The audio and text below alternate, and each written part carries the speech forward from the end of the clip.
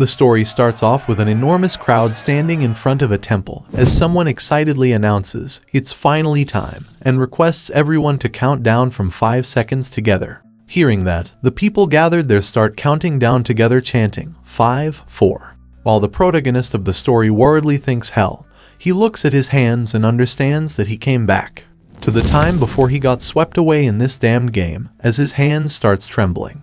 The protagonist frustratedly thinks he was on the 20th round, and if he could, he would stop time, while the other people there continue counting down chanting 3, 2.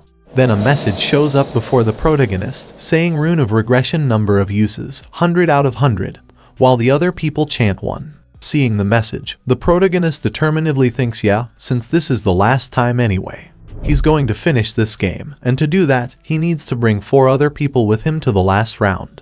So he removes his hood and looks around for companions, thinking he wonders who will be good. Several minutes before, another guy was standing there, hearing others shout and excitedly say they're going to be adults soon. A person asks his friend, then if it isn't right that they don't need their fakies anymore, and his friend tells him of course. Seeing them so excited, another friend wonders what he should do after he graduates, if he should be a deliveryman. He asks Youngmin what he's going to do, while the other friends he was listening to are goofing around, and Youngmin surprisedly asks if he's asking him. Then he asks his friend with a smile if he didn't tell him that he's going to become a gangster. His friends call him a crazy bastard and tell him that if he makes a mistake, he'll really die, so if it wasn't just a joke. But Youngmin says hell, they only live once, he just wants to live a hell-up life, so what? Hearing that, his friends nervously laugh and tell him he's crazy, while they have him as a helling retard, and believe that they should cut him off after they graduate. Then a friend asks Youngmin anyways, what'll happen to his personal shuttle when he graduates? Youngmin thinks about the protagonist and asks if he's talking about that poor and gloomy bastard. He says he can't let go of that bastard even after he graduates, and his friends say wow, that's so sad, he probably thought everything would end when he graduated, but Youngmin is the devil. Youngmin asks with a devilish grin on his face, who said it was the end, as he should play with him as long as he can. But then, one of his friends looks to the side saying wait, and asks if that isn't his shuttle over there. Hearing that, Youngmin also looks in that direction and finds the protagonist standing there, while it is announced that it's finally time. Looking at the protagonist closely, Youngmin surprisedly wonders what that was, as he's different from usual. After that, it is excitedly announced that it's the new year. But Youngmin tries to go up to the protagonist irritatedly asking if he's insane, as he keeps glaring at him. However, his friends stop him, telling him to let it go, it's the first day of the new year, and it isn't his only chance. Youngmin listens to his friends and stops heading toward the protagonist, frustratedly calling him a bastard, and saying he'll let him go that day. Then he and his friends circle together, as they gladly say they are finally adults, wish each other a happy new year, and Youngmin tells them yeah, he hopes they know what comes. But then all of a sudden, everyone hears someone saying, humans are interesting, to celebrate the new year when they don't know what situation they are in. Hearing that, everyone confusedly looks around and Youngmin asks a friend what he just said, to which his friend tells him he didn't say anything. Then he looks toward the temple and asks what that sound was. As above the temple, an angelic being descends from the sky, amusedly telling all the people there that seeing them all fall for it when they don't know anything. To them, they seem like monkeys in a cage. Looking at her, the people surprisedly ask if that's an angel, if that's a New Year's event from the broadcasting station, but some say if they tell them it's real, they'll believe it, and she's so pretty. All the protagonist thinks she appeared, and he still hates it even though he has gone through this 99 times. Then the angel chuckles and calls them trash like humans, telling them that it seems like they're all love-struck by her appearance. But it'll be best if they don't think about useless things, since she has no intention of being around them, addressing them as trash, which confuses the people even more. At that, the angel delightedly says, seeing as how they're all stunned, it seems like they can hear her voice well. But then, a person furiously calls her and asks who she is, if she's cosplaying as an angel, and what the hell she's saying. He adds that for a flying tissue, she's being a dog. At that, the protagonist disappointedly thinks what a shame, and the angel remains silent for a moment. Then she infuriatedly says how annoying, and immediately, she makes the man's head explode using her magic, causing blood to spew all over the place. As the blood falls on another man who was standing right beside him, the man screams out loud in horror, while everyone there seems shocked. Seeing all that happened before his eyes, Youngmin terrifiedly says hell and questions what that is. Then the angel furiously asks them, for a lowly human, how dare they speak informally to her mighty self. She tells them that they humans don't have any right to ask her questions, so to not arrogantly act up, if they don't want their heads to explode like the human, which puts everyone in disarray. The angel asks the people if they don't understand what's going on, however, what they inferior humans would know. She'll explain every single thing, so she tells everyone to listen well. Hearing that, the protagonist releases a sigh and wonders if he needs to listen to the explanation again. After that, the angel tells them with a smile, all right, they will be playing a game from then on. For 20 rounds, on the first of every month, their souls will be transported to a new dimension to participate in a game. That's one of the things they humans need to do to complete the given quests, which worries the people. The angel continues that, if they complete those quests, they'll receive rewards and return back to the real world. Hearing all that, the people discuss among themselves asking what she's talking about, so if she's saying that if they complete the quest, if she'll spare them. At that moment, the angel tells them they can say and think, so she's saying that if they complete the quest, if she'll spare them. However, even if they complete the quest, not everyone will survive, since she's going to spare half of the participants in order of completion, which horrifies the people there, as this is impossible, and they ask how. But the angel tells the people they don't need to worry so much, since she won't take all of them. Hearing that, some people confusedly ask what she's saying, and some others frustratedly tell them to be quiet, while the protagonist seems annoyed by all of them. The angel says that only humans around the world aged between 15 and 29 will participate, and the protagonist thinks he didn't know he would repeatedly do this game 100 times as soon as he turned 20. Hearing the angel say that, one of Youngman's friends worriedly says hell, but an older person standing beside him excitedly starts saying he's saved.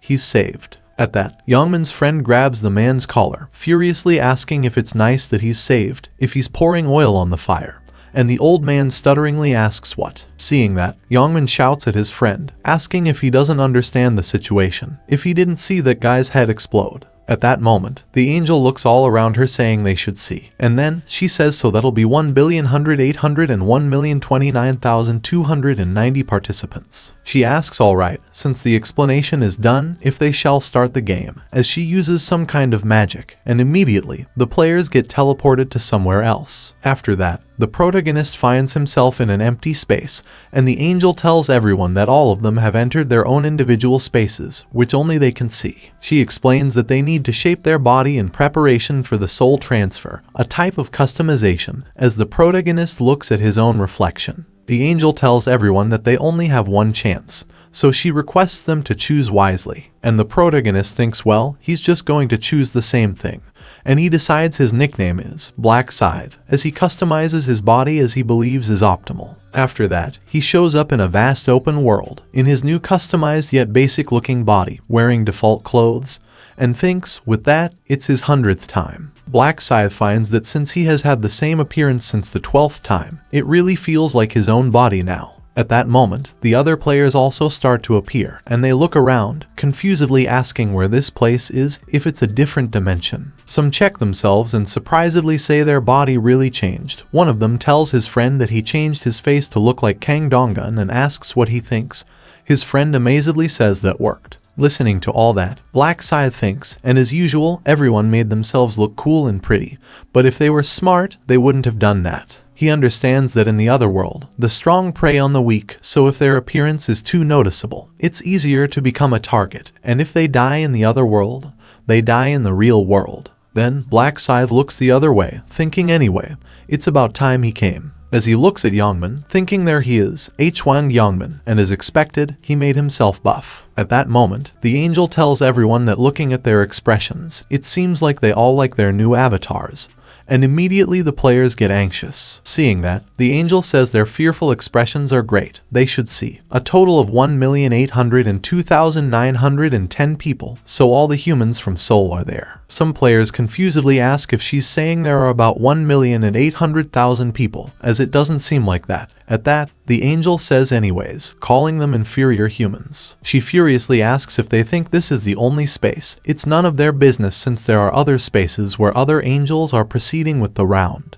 Then the angel tells everyone, so, with the impending official start, she'll begin with a simple explanation. First, to say status window in their head, everyone does that. Immediately, a status window pops up in front of everyone, showing their individual stats. And Black Scythe, whose real name is Ryu Min, looking at his status window, thinks this is making him sigh. The angel asks alright, if they all see their status windows, if they've played a game before, they'll know how trash they are right now. So she excitedly tells everyone to become stronger, as if they survive till the end and clear the 20 rounds. They'll of course be free from the survival game, and they'll be granted a wish. Hearing that, the players surprisedly ask a wish, if really, as they find it amazing. Then, the angel tells everyone with a smile that since they'll get it if they're first, she has prepared a gift. At that moment, a new option pops up in everyone's status window. Ryu Min gets startled by that and finds that it's the inventory. He presses the inventory option and gets confused to find an item titled Random Rune inside. Then, the angel explains to them, as they can see, the random rune can only be used once. They can only use it when they are level 1, and it is the only item given to them in the beginning. She tells them if they hold it and say use in their head, they'll be able to use the item. Ryu Min along with the other players does that, and immediately the rune breaks and another item materializes on their hands. The angel says judging from their expression, they are not pleased, but no matter what they get, they must accept the outcome, since that's their luck. Then she asks the players, since they've finished with the runes, if they shall get into the real thing. As she snaps her fingers and immediately the quest for round 1 pops up in front of all the players, to kill 100 goblins each, with counters for participants and those who cleared. After that, a goblin materializes at a bit of distance from the players, which surprises the players, as some ask if that's a goblin and excitedly say it really feels like they're in a game. Some even question if they got into a virtual reality game, and if they got kidnapped without knowing to test it out. At that moment, the angel tells everyone that it's too early to get excited. All the goblins have yet to be summoned, as countless other goblins show up in mere seconds. Seeing that, the players frightenedly ask, wait, are all of those goblins, and what's with those numbers? The angel says with a smile, 10,000 humans versus 50,000 goblins, a fight to the death. After that, the goblin at the front let out a loud screech and started rushing toward the players fast, holding its weapon in hand. Seeing that, the players start to step back, worriedly saying it's coming this way, so they tell it to go away, and scream. However, Black Scythe steps forward among them with a determined look in his eyes, which surprises the other players. They confusedly ask what's with him, if he's walking toward the monsters, and try to stop him, telling him it's dangerous to get too close. But then, Black Scythe lunges at the goblin coming at him, and kicks it straight in the face with a large amount of force. Black Scythe understands that when they're a part of a group, the first impression is extremely important, as all the other players stand there stunned. He thinks he must imprint the image of his power on their minds, as the goblin getting kicked by him falls dead to the ground and drops its blade. Then Black Scythe picks it up, thinking to avoid being swarmed by pesky flies. He needs to show how strong he is right there and now. And most importantly, he got to become the object of her attention, as he looks at the angel and finds her intrigued seeing him fight. After that, Black Scythe readies the blade in his hand as other goblins starts rushing toward him, and thinks that calls for a bit of a performance. Immediately, he dashes past the goblins and fatally wounds them on his way, using his blade in the blink of an eye. At that, the other players astonishedly say dope, and wonder who on earth he is, as he looks like a special agent or something. They find his nickname, Black Scythe, awesome too. After that, the players turn toward the goblins progressing toward them and question if the goblins aren't the weakest mobs in the game. Some say they can probably eliminate them too, even if they're not like that Black Scythe guy. And a guy gets himself ready to fight saying once they engage in combat, he bets they won't be a big deal. But then, before he could even finish his sentence, a goblin lunges at him and pushes him to the ground, which shocks the other players standing there. The goblin thrusts his blade into the guy's chest, sending him toward his demise, while the other players can't do anything about it. Then they start running away from there as fast as they can, screaming and calling for help. They scream, saying they're swarming in again. Hearing that, Black Scythe looks back and finds the players running and getting cut down by the goblins one after another. He understands that at this point, no one would mistake this for a game anymore. Right now, there's only one thought on people's minds: survival, as most players can't find themselves to do anything to stop the goblins and save themselves, let alone others. Black Scythe knows that their instinct to survive will dominate them, and they'll be running with no sense of direction. As he continues killing the goblins coming at him, he thinks that he made the same mistake the first time. Only after dying twice did he realize that there was no escape from this dimension. As a girl tries to escape from the battle area by running as much as she can, but suddenly she gets pushed back by a barrier and can't go further. She frustratedly asks what this is now. Other players also notice that and get even more terrified. Black Scythe thinks besides, there's no way that modern people, who've never hunted even a small animal, could kill a goblin, as a player managed to pin down a goblin but struggles to end its life. However, Black Scythe knows that in order to survive in this game, they have to overcome that limitation,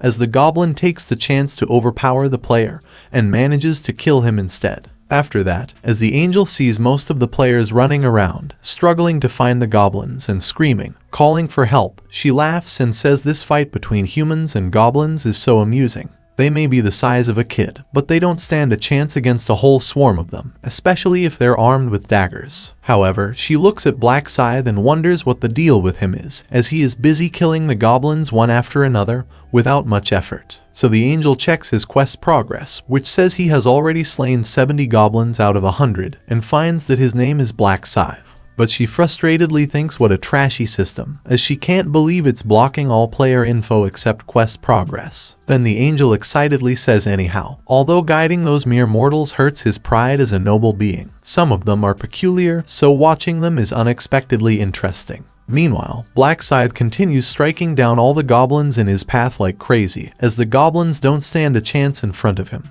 The system continues notifying him that he has slain a goblin, experience plus 4%.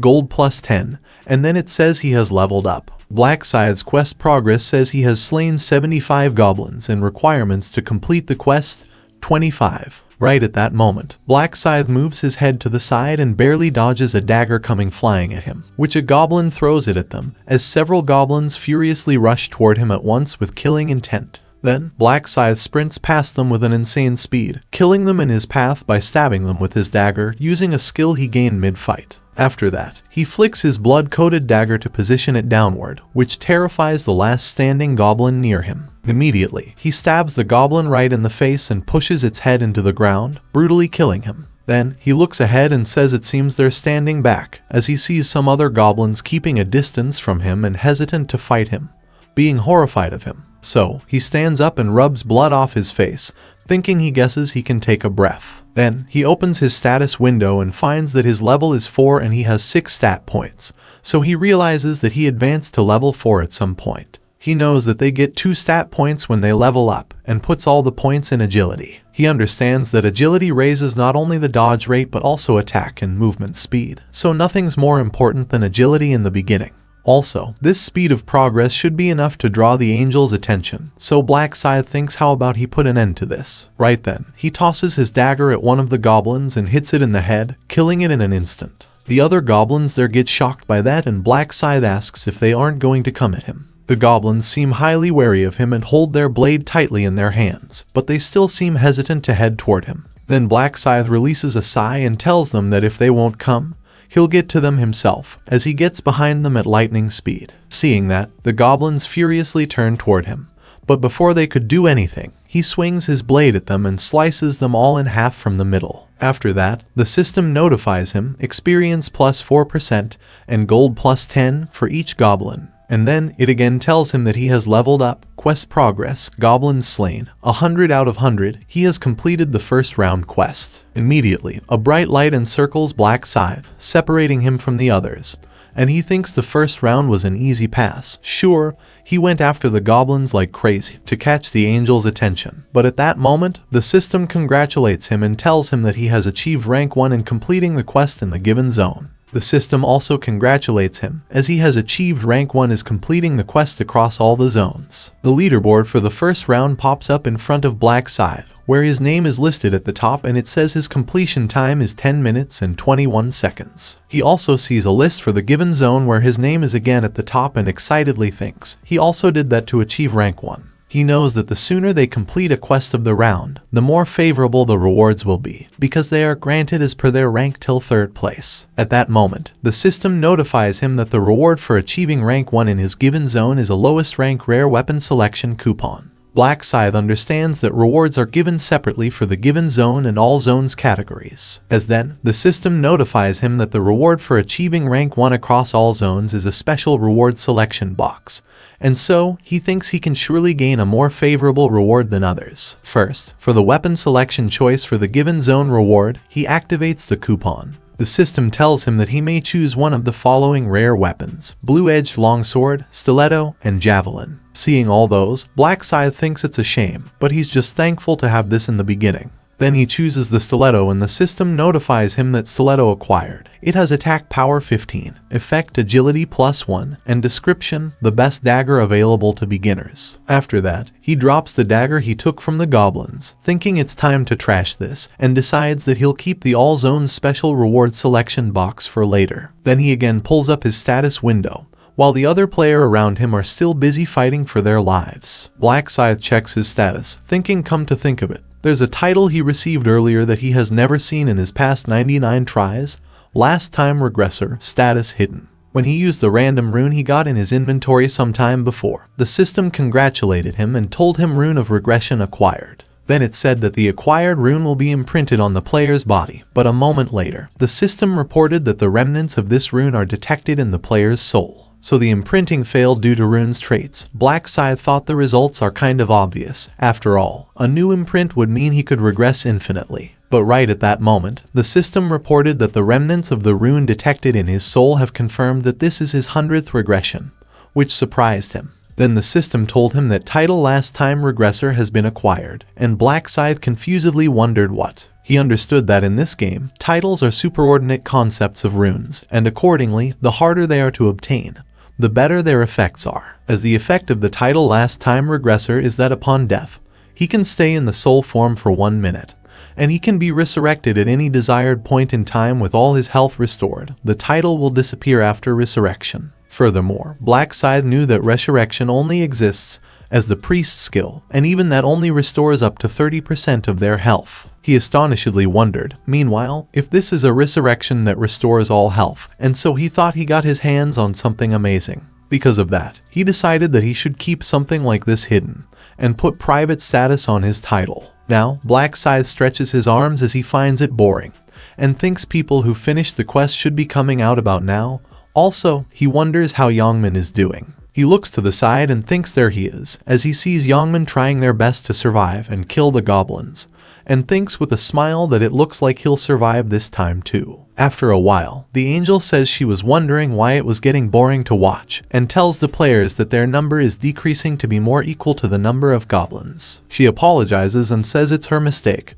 Then she asks if she should make it more fun, as she expands her wings and activates some kind of magic. Hearing that, a totally horrified player stutteringly asks if she said more fun. At that moment, the dead body of the guy in her arms starts disappearing, which startles her. The other players also get surprised, as all the dead bodies in the battle area, both humans and goblins, start disappearing, and they worriedly ask what is happening. After that, thousands more goblins materialize at a distance in front of the remaining players, and they immediately start rushing toward them, aiming their weapons at them with killing intent, which shocks the players even more. While looking at their despair, the angel tells them with a devilish look on her face that she gave them a free 50,000 refill. That should be enough. As the newly summoned goblins get close to the remaining players, finding no other choice, the players get back to fighting with everything they have, shouting "kill them." Some manage to take down the goblins coming at them, but others are not so capable or lucky as they get killed instead. However, they all give it their all, trying their best to survive as long as possible.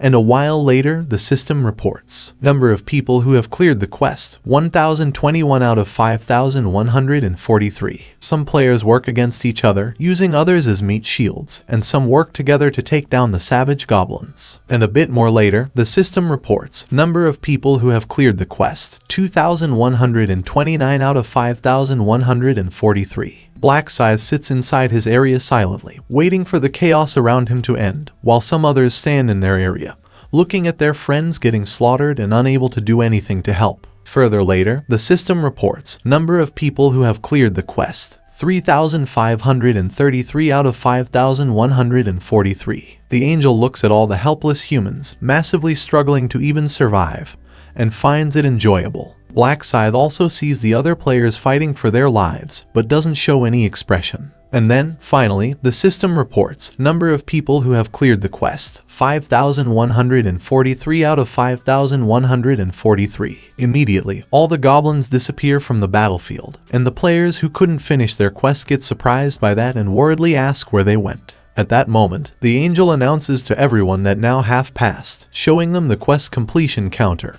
and that means the quest is complete. She says she's sorry, but the rest will have to die. Those are the rules of this game, which shocks the remaining players who failed. Then their bodies start disappearing as well, and they terrifiedly ask what if they die. One player even begs the angel to wait as he just needs one more, but the angel doesn't heed, while the players who pass look at them in horror as they realize how cruel their situation is and that it could have been them. Seeing that, the angel asks what's with their faces, as if they shouldn't be happy to be alive.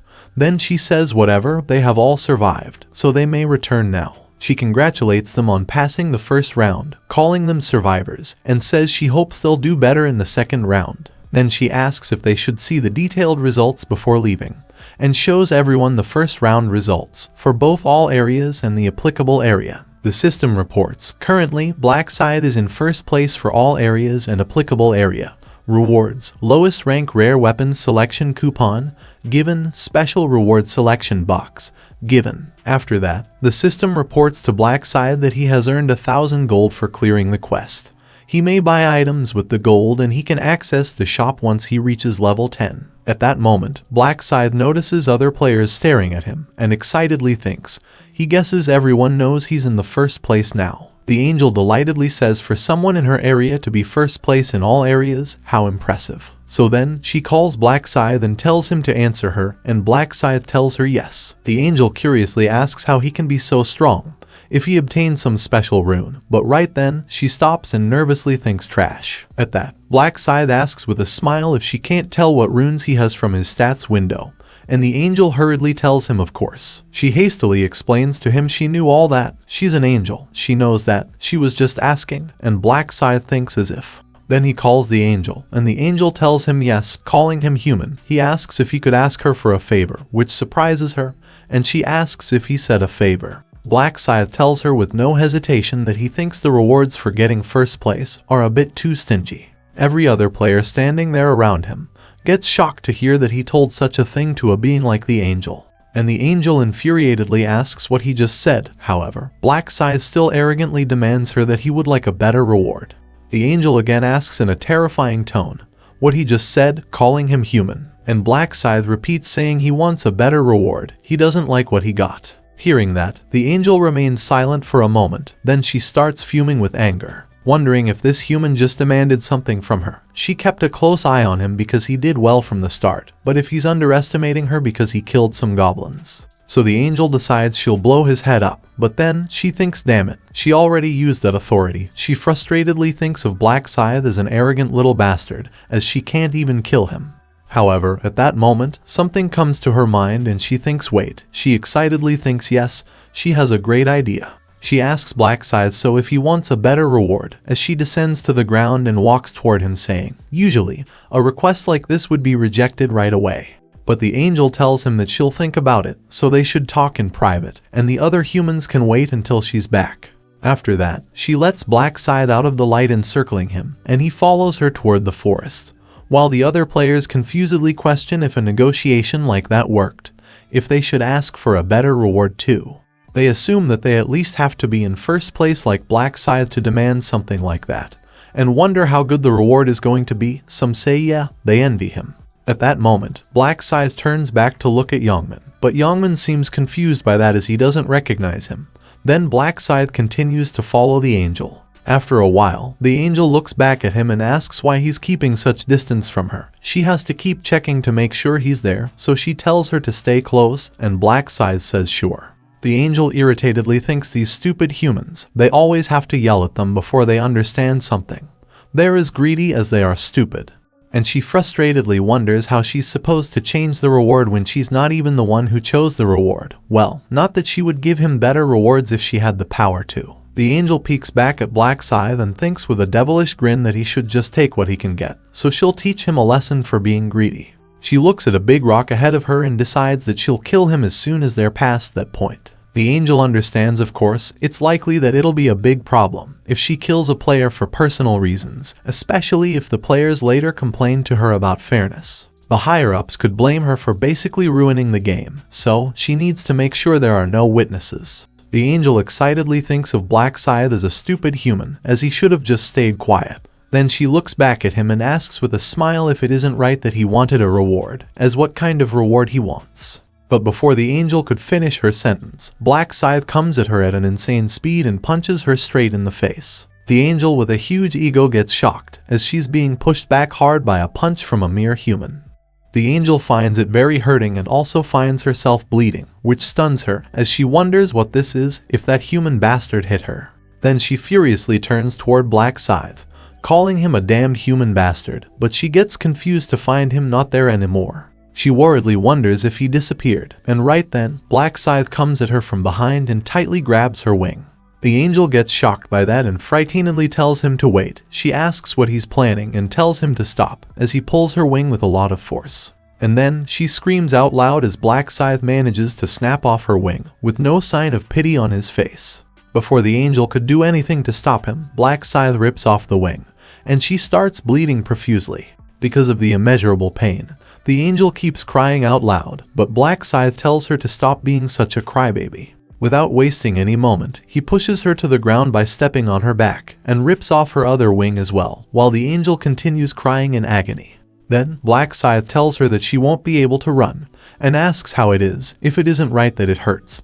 And the angel frustratedly tells him obviously, it does. But Black Scythe tells her that in 5 minutes, it would have been she who would have asked that obvious question, making trashy laughing sounds like keh. At that, the angel furiously asks if he has gone insane, as what he's talking about. He asks in a serious tone if she didn't try to kill him with a dagger hidden in her wing, by showing it to her, but the angel doesn't find anything to say to that. Then, Black Scythe tosses her wing aside saying he knew it, and the angel stutteringly asks what, if he means kill. She tries to explain that she had no plans of doing anything to him, but Black Scythe tells her that there's no point in her trying to lie, as he can tell just from looking at her face, calling her burial. The angel gets shocked to hear that, as she worriedly asks how, a mere human knowing her name. But Black Scythe tells her there's no point in her knowing, as he takes out the dagger he got as the given zone reward. Seeing that, Burial frightenedly asks what he's doing, what's with the weapon all of a sudden, and Black Scythe asks if she can't tell. Burial frustratedly asks if he has gone insane because he wants his head to explode, as with the snap of a finger, he will. But then, Black Scythe tells her with a smile that she doesn't have the ability to kill anymore, and Burial gets even more frustrated to hear him say that. After that, she infuriatedly asks if he thinks he'll get away with this, as her comrades definitely won't sit still. But Black Scythe says comrades, his back. He explains that angels are all egoists who doesn't care for other people's business, so whether she dies or not. He doubts they'd care, to which Burial stutteringly says what nonsense. Then Black Scythe says enough of that, he'll send her off now. At that, Burial hurriedly tells him to wait, as he won't benefit at all from this. But he tells her he will, though she wouldn't know. Burial adds that he'll regret killing her, he won't be able to return home. But Black Scythe says it's a system where he's automatically returned once the settlement is over. Burial frustratedly asks how he even knows that. Then, she says oh right, and desperately tells him she'll give him all the information he wants, to give her just one chance. However, Black Scythe tells her he doesn't need it. He explains that if he needed information, he would have tortured her to find out everything he wanted, the ecosystem of her kind, her purpose, and the fact that she's nothing more than a chess piece playing the role of a guide. Burial horrifiedly asks what, when. Right then, before she could even react to it, he rushes up to her and stabs her straight through the chest, killing her in an instant. After that, as Burial lies dead on the ground, the system notifies Black Scythe that an angel has been defeated. It's been confirmed that he's the first player to have defeated an angel, and the title the First Angel Slayer has been awarded. Also, he has been rewarded Angel's Blood and Rune of Slaughter for the first angel kill, as they show up in his hands. And Black Scythe thinks this time he's the first, as expected. After that, the Rune of Slaughter breaks and the system reports that the acquired rune has been automatically imprinted on the player's body. He understands that the current rewards are given to the player who kills an angel first, while he sees that the effect of the title, the First Angel Slayer, is when facing against sacred beings. All stats are doubled. He remembers that he first learned about the reward while taking revenge on an angel on his 13th attempt, and thinks maybe it's because it's a reward that only one player can obtain. After that, the effect of the Rune of Slaughter shows up before Black Scythe. Every time a target is killed, all stats rise by 1%, max 100%. He realizes that each reward is comparable to a unique item, and if the angels found out that he'd already acquired a rune, they'd be shocked. And the reason for why he killed an angel, as he looks closely at the other reward, Angel's Blood, which can transfer his class to the angel's natural enemy, a Reaper. He understands that all players can obtain a class starting at level 10. There are a total of 30 different classes, and changing classes is simple. They have to obtain a class change item. It's usually acquired naturally through hunting or fulfilling simple conditions, but there are exceptions. And that's when changing to a unique class, which is only given to one player who obtains it under special circumstances. Black Scythe knows that, of course, unique classes are on a completely different level than regular classes. Bonus stats, advancement runes, skill compositions, etc. It's faultlessly good. But he thinks that being said, he came back without even clearing the first round, so he decides, then, he'll use the reward for being first place in all regions. So he opens it and the system tells him that he may select a special reward from the following: 3 times experience buff for round 2, 2,000 gold, and information on round 2. Black Scythe understands that the important thing now is to quickly reach level 10 and change classes. So he selects the first option and the system reports that he has selected 3 times experience buff, and from the start of round 2 the buff will be applied automatically. Then, Black Scythe understands that this attempt is the final one, so he has nowhere to turn to now, and he has to become stronger by any means necessary, as he sees Burial's corpse disappear before his eyes. After that, the system reports to everyone, round 1 end, all regions survivors, over 900 million, and current region ESK 455, survivors about 5,000. The soul will soon be transferred to the original body. February 1st round 2 is starting. They'll see them in the next round. And congratulations on surviving. And then, Youngmin hurriedly gets up and gasps as he finds himself back in his original body. He finds himself back at the place he was before getting teleported to the other dimension, and hears a loud ringing sound as the sun starts to rise. So he questions if this is the New Year bell. Then, Youngmin looks around and wonders what happened there, if everyone collapsed like him, as everyone looks as confused as him. They question if they fainted just now, as they just had the most realistic dream, and Youngmin also thinks he had a weird dream. He looks at his phone and finds that it's 5:20 in the morning, so he gets surprised to find that the same amount of time passed there as it did in his dream. Then Youngmin finds his friends getting up as well, finding their heads hurting and saying their limbs are all sore. Youngmin asks if they're up. One of his friends gets surprised to hear him say that and asks if he fainted by any chance, to which Youngmin tells him yeah, and not only him, but everyone there. The friend asks what if they all fell asleep at once, and another friend questions what's going on, as he was going to say he had a weird dream. The other friend agrees and asks Youngmin if he had as well. Youngmin says yeah, but he doesn't think it was a dream, as he finds the other people also talking about the same experience, asking if they're finally back from that hell. Then Youngmin's friends worriedly ask if that was all real life, the goblins in round 1 and all that. Then if they'll be sent back on the 1st of next month, while Youngmin notices a friend who still hasn't woken up. He kicks his body and asks the others, but why this guy isn't getting up? A friend says he wonders, and the other friend tells the guy, Kim Tishik, to get up. But Tishik doesn't respond at all, so the friend keeps telling him to wake up while shaking his body. Then he pulls his body to make him face up and checks his braking. Immediately, he says no way and starts trembling. He says damn, he's not breathing. He can't feel his pulse either. Hearing that, Youngmin nervously questions, so if Tishik died? His friends get terrified hearing that and one asks no way, if he died because he didn't survive in the game. The other friend also finds it hard to believe, and looks back asking, then, everyone who's not waking up there, if they're corpses. They all seem shocked as they say it's impossible, only half survived, and question, then if the next round will be like this, while Youngmin tremblingly thinks that this is insane. He wonders if that doesn't mean that whether they were born with a golden spoon in their mouth or not, everyone must live equally. Now there's no need to cry out that life is unfair. So Youngmin tells his friends to calm down, as they just need to survive now, and asks why they're so worried. A friend devastatedly says it's so unfair to die without having the chance to properly play around. But Min says it's not just them. Others have also been wrapped in this situation. So he asks what there is to feel so unfair about. Hearing that, his friends think of him as a crazy bastard. One of them irritatedly says he was basically just a thug his entire life until just then, so he obviously won't feel like anything was a loss even if he dies right now, but he still has a ton of things he wants to do. But then, he notices Min looking back and forth, so he asks what he's looking for.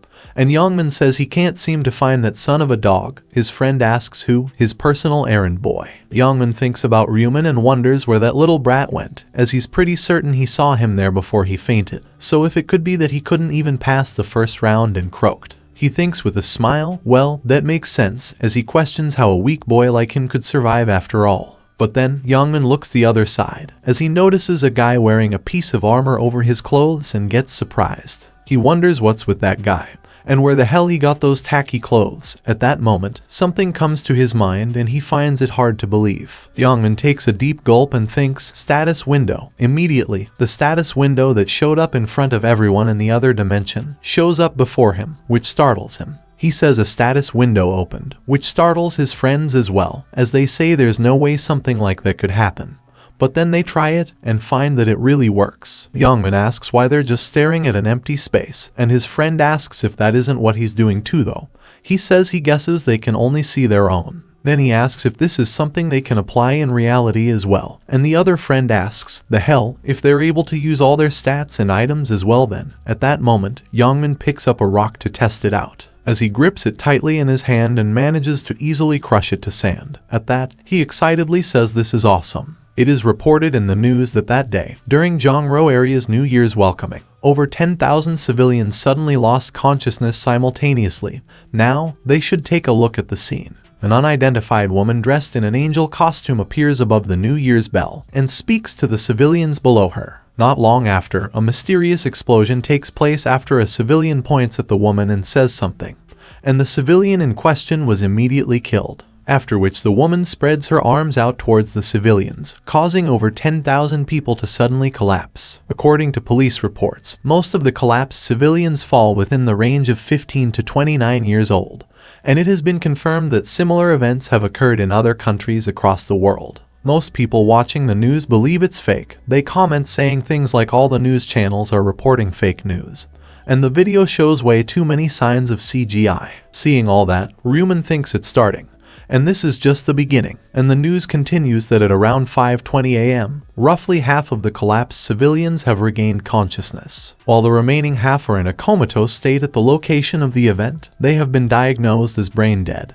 Even a celebrity was discovered dead at the said square. The news channels state that it's the first time that over 11% of the country's population has died in a crisis. However, Ryu Min understands that while the articles about death are flowing out non-stop, the real problem lies somewhere else. It's the fact that the abilities of players have been transferred over into reality, as it is reported that the survivors are currently being called players, and the cause behind all this is still under investigation. Ryu Min knows that there's yet to be a person with high stats, so there isn't much of an effect right now, but as the levels of players increase, they will become transcendent entities. No matter what modern weapons others use, or even if they use the might of an entire military, these players won't be suppressed. Uncontrollable human weapons will be born. Then, Ryu Min starts walking, thinking he has no plans on just watching as the world faces chaotic events. As if he just leaves everything as it is, the earth may fall into ruin even before the 20th round. So he understands that there's only one solution. He needs to control all players using overwhelming power. Ryu Min thinks he's sure he'll have to use different methods from his previous attempts, of course, as he recalls the system telling him at one point, in order to open the boss room, he needs at least 5 players. He thinks he has a couple of people with potential in mind, and he has thought of methods on how to recruit them already. But Ryu Min believes it's not time to act yet, as right now, there's something even more important that he has to do. After that, he heads straight back to his home, which is in an apartment building, and he enters his apartment, which is on the bottom floor. Ryu Min looks to the side and finds an empty ramen cup beside the kitchen sink, so he thinks that brat. He ate cup ramen for dinner again. Then he goes inside a room and looks at a kid sleeping, thinking with a smile that he's able to sleep well even when his older brother hasn't come home yet. He's his younger brother who's turning into a third-year middle schooler, Ryu 1. He understands that their family was a typical one, However, after his parents passed away in a traffic accident, many things changed overnight. And one of the most dramatic changes that happened was him becoming one's only guardian. At that moment, Ryu Min notices bandage on his hand loosening up, so he puts it back on properly. Then he turns on the lights in that room, and immediately Ryu starts to open his eyes. He tells him that it's time to wake up, and Ryu hurriedly gets up, getting surprised to see him there. Then Ryu Min tells him that it's morning, and Ryu rubs his eyes as he checks his phone and asks what. It's only 6 a.m. Then Ryu Min pulls his blanket off of him, which startles him. He tells him that they don't have time to keep sleeping. Ryu confusedly asks what happened, and Ryu Min tells him that he'll explain, so to put his clothes on first, as they're going out. Ryu yawns as he still feels sleepy, and asks where they're even going, as if he's suggesting they go watch the sunrise. He'd rather sleep more. Then Ryu Min tells him in a serious tone to listen to him. Now's not the time to relax and sleep, as the world is in chaos. Ryu nervously tells him he said he was going to watch the New Year's welcoming ceremony, so he asks if something happened. And Ryu Min tells him to come on out first. He'll tell him as they walk. After that, Ryu gets dressed and heads outside with Ryu Min, and as they're walking down the street, he seems worried about his brother. He thinks that for him to have such a serious look on his face, he wonders what happened. At that moment, Ryu Min asks if it isn't right that he has no idea what's going on in the world right then. Ryu asks why he's saying that, as he's scaring him if something happened while he was asleep, and Ryu Min tells him to check the current top search. He checks his phone and confusedly asks what this even means. An angel appeared and kidnapped civilians to another world. Ryu Min says to be more accurate, only their souls were taken away. Ryu finds it hard to believe and tries to ask if even he was taken. Ryu Min tells him that's right, and it was only after he was able to hunt 100 goblins that he could survive and return. He gets shocked to hear that and hurriedly asks if that's true, if he's hurt anywhere then. Ryu Min tells him not to worry about him, but Ryu frustratedly asks how he could not worry about him, as he seems really concerned. He sadly understands, so this is family. The only one he has now is him, as he calls the day their parents died. And of course, he knows that in order to fill in the void that his mom and dad have left behind, he had to become the most mentally strong individual ever. But Ryu also understands that having a strong mind and killing 100 monsters are completely separate things, as his brother must have a weak side too. At that moment, Ryu Min tells him with a smile that he knows what he's thinking, which surprises Ryu. He explains that back there, they had a system called stats, like the one in games, so his actual physical ability didn't matter, to which Ryu says so it was something like that, but he still doesn't seem convinced. Ryu Min adds, and when he sees him later on, he probably won't think that at all. Ryu confusedly asks what that even means, and Ryu Min tells him if he wants to know, to just follow him. However, he remains standing there, frustratedly telling him that he doesn't want to, until he tells him where they are going. He won't take another step, so he requests him to tell him first. Hearing that, Ryu Min turns toward his brother, and his eyes fall on the wound on his hand, which makes him a bit sad. Then he says Bang Taeju, which surprises him. Ryu Min tells him that they're going to Bang Taeju's hideout, the hideout of his class's head delinquent. He adds that Bang Taeju is harassing him, which startles Ryu, and he stutteringly asks how he knew. Also, he asks if he knew everything, and Ryu asks then if he thought he wouldn't. But Ryu worriedly thinks he didn't want to make it apparent to his brother, who's having a hard time. While Ryu looks at him and sadly thinks he is sorry, as if he's being honest, he actually didn't know. He first learned of the truth a few hours after returning from his first round. Ryu was lying on the bed and didn't say anything. At one point, Ryu headed out, telling him that he'll go out for a bit, so Ryu remembers that his brother, who went out somewhere that day. Sometime later, his phone started ringing, and he picked it up, saying so noisy. Then he said hello, and the person on the other side asked if this is student Ryu's guardian. He told him that he'll need to come to a specific hospital right now, which worried him, and he hurriedly rushed out to that hospital. That day, Ryu came back blind after being beaten up by Bang Taeju, and Ryu believes it's because of the foolish and weak him. He wasn't able to protect his brother. For that, he keeps on thinking he is sorry to Ryu and decides that no one will bully him anymore, no one. Meanwhile, inside an abandoned warehouse, someone kicks a guy, badly hurting him, and a few others seem hurt as well. The bully furiously asks do these dogs want to die, as if he didn't tell them to all bring 2,001 each. The boy who got hit grovels on the floor in pain, And at that, the guy who's beating them frustratedly asks if he's not answering, if he's ignoring him now. Then he furiously starts trashing the guy again. And seeing that, his lackeys say, as expected of Bang Tae-ju, he's ruthless even to his minions. One of them nervously says that even the sunbees from other schools don't mess with him. And another guy says, no matter what happens, he shouldn't get on his bad side. At that moment, Tae-ju walks toward them, irritatedly saying hell, he was going to buy a motorbike that day from the money he was going to get. They're all so useless. Then, he asks his lackeys if they know anywhere to get money, and they stutteringly ask if he's asking for somewhere to get money. Tae-ju tells them yeah, to just think something up right then, and the lackeys hurriedly get to thinking of a way. Suddenly, one remembers something and tells Tae-ju that there's that dog, his shuttle, which confuses Tae-ju. Then the guy says that tall guy, curly hair, and asks why he didn't call him. Hearing that, Tae-ju excitedly asks if he's talking about Ryu Min. That bastard, he was planning on calling him that day anyway, as he's going to beat him up to celebrate New Year. At that, one of his lackeys says then he can just rob him blind, and another guy says yeah, that should work. But then, Tae-ju tells them that guy's practically homeless, which surprises the others, and they ask what. Bang Tae-ju giggles and explains that he can't bring any money even though he beat the trash out of him. His house also looks worn down and shit. His lackeys seem disappointed by that, as one asks if really, and Tae-ju continues that bastard doesn't even have parents. He lives just with his brother. Right at that moment, they all hear some noise and confusedly question what it is, as the warehouse's door is getting opened. Then, Ryu Min enters the warehouse along with his brother Ryu Min, which amuses Bang Tae-ju and his lackeys as they ask if it isn't Ryu Min.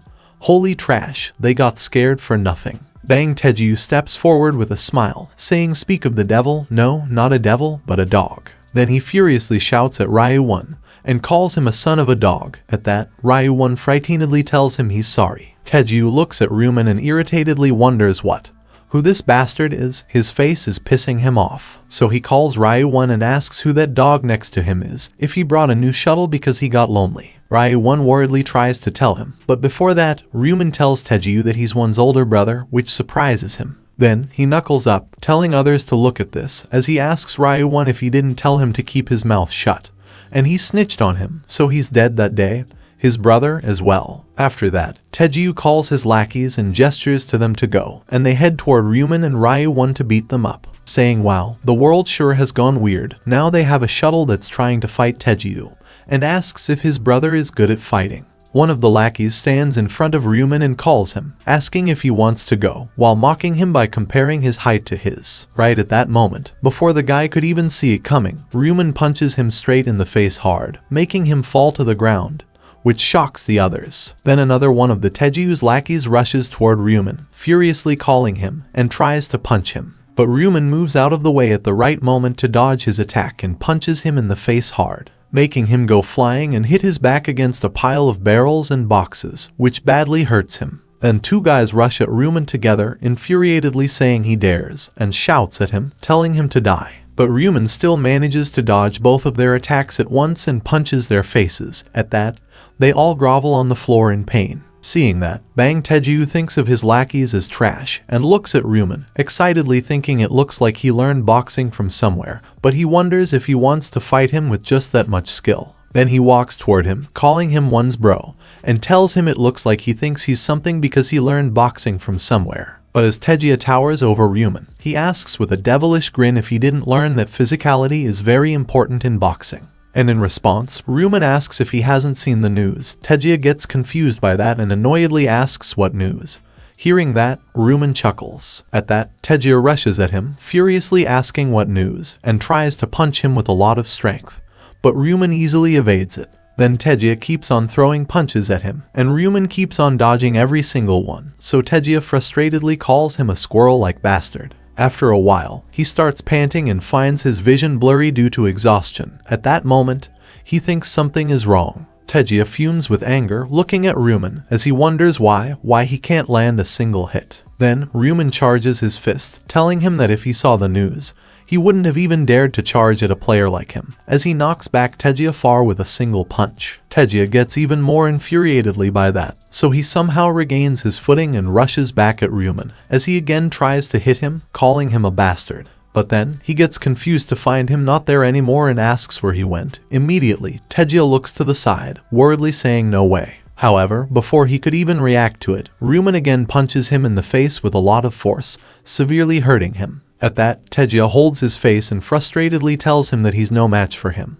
But then, he finds that one of his teeth broke, so he screams in rage and shouts at Ryu Min, telling him that he'll kill him, as he again tries to hit him with everything he has. However, Ryu Min still manages to dodge his attack by stepping aside, grabs his wrist, and lands consecutive blows on his face, which hurts him even more. Seeing that, the other guys who used to get bullied by Taeja stand there shocked, while Taeja frustratedly wonders if this bastard is just targeting his face on purpose. After that, he thinks of Ryu Min as a sly bastard, and thinks if only he hit him once, just once. As he tries one last time, with every bit of his energy left, to try and hit him, he begs for it. But still, Ryu Min quickly steps to the side and kicks him in the neck, making him fly away far and hit his back against the wall with a massive amount of force. After that, Ryu Min walks toward Bang Taeju and calls his name, as he trembles due to immense pain and finds it hard to speak. Then, Ryu Min asks him with a scary look in his eyes if it hurts, while he remembers the time Ryu Min got brutally injured. He thinks that despite all of his regressions, he can never forget what he felt that day. So he decides that he doesn't want to repeat that hell, and keeps moving toward Taeja, as Taeja stutteringly tells him not to get any closer. He begs him to stop, while he still feels pain in his neck and finds it hurting to speak. After that, Ryu Min sits on his knees before him and grabs his hand, which terrifies Taeja. And then, Ryu Min tells him with a crazy look on his face that's why he shouldn't have messed with his little bro. At that moment, a crackling sound can be heard, which shocks Taeja, and immediately after that, he screams out loud as he can, as he finds the hand broken. Without sparing even a moment for him, Ryu Min grabs his other hand. At that, Taeja horrifiedly tells him no. However, Ryu Min snaps that hand in an instant as well, and Taeja keeps on screaming, while his lackeys hurriedly escape from there, saying they should get out of there. Even Ryu Min finds it painful to watch as Taeja continues screaming his lungs out due to the immeasurable pain. Then, Ryu Min asks if he messes with him again, if it isn't right that he knows what'll happen. Taeja cries and tells him he knows. He knows he won't touch him. Ryu Min tells him with a smile, that's right, but he'll have to do this properly, since he might have a change of heart, as he again grabs his hand, and Taeja starts saying no. Then he screams out even louder, as Ryu Min tortures him and breaks him some more. After a while, as Ryu Min walks out of the warehouse along with Ryu Min nervously calls him and asks how he did that, if he learned martial arts somewhere. Ryu Min asks if he didn't watch properly, as players can use their abilities in real life as well. Ryu Min confusedly asks how. Then Ryu Min materializes the dagger he received from the other dimension in his hand, telling Ryu Min like this, which shocks him. He seems astonished to see a knife from thin air, and Ryu Min asks him if it isn't cool, as they can even summon earned weapons like this. Then, he asks back when he was moving really fast, if it was the same kind of thing, as he dodged all of Taeja's punches. Ryu Min tells him that's right, his dexterity stat is 11. Ryu Min surprisedly asks if he means the stats from games. Ryu Min says yeah, a normal human has 3 points, and a professional athlete has 10. After that, Ryu Min asks what happens if his level increases, and Ryu Min gets back to walking, asking how he would know, as he hasn't reached that point yet. But he thinks that's a lie, of course, because he doesn't plan to reveal that he's a regressor. As when he revealed everything for the first time in his 11th regression, there was an instance where one was kidnapped by a player. Ryu Min sadly realizes that though he got his revenge, he doesn't want him to experience that humiliation because of him. He understands that he has to be prepared if he wants to protect him in the upcoming fights between players. So first, he asks if he wants to get breakfast at the convenience store, as if it isn't right that he's hungry, to which Ryu Min nods at him, saying yeah. After that, Ryu Min takes him to a convenience store close by, but inside, Ryu Min asks him why he's going there, as the instant noodles are the other way, and Ryu Min tells him yeah, 1 sec, as he inserts his card in the ATM there and thinks this is everything he has saved for up until then. 133,201, and he withdraws 100,001. Ryu Min gets startled to see that, as he asks if he withdrew that much money, and Ryu Min says with a smile that he needs it for something. Then he stands in front of a shelf with high-quality food and asks if they should choose from there that day. Seeing that, Ryu Min surprisedly asks from there. He nervously tells his brother that everything there is expensive, it's all over 5,001. but Ryu Min tells him it's fine, and to eat all he wants that day. As he asks if he's going to fill himself with only ramen when it's the new year, Ryu Min says that's true, but asks if there'll be enough to get by if they eat like this. Ryu Min tells him they will.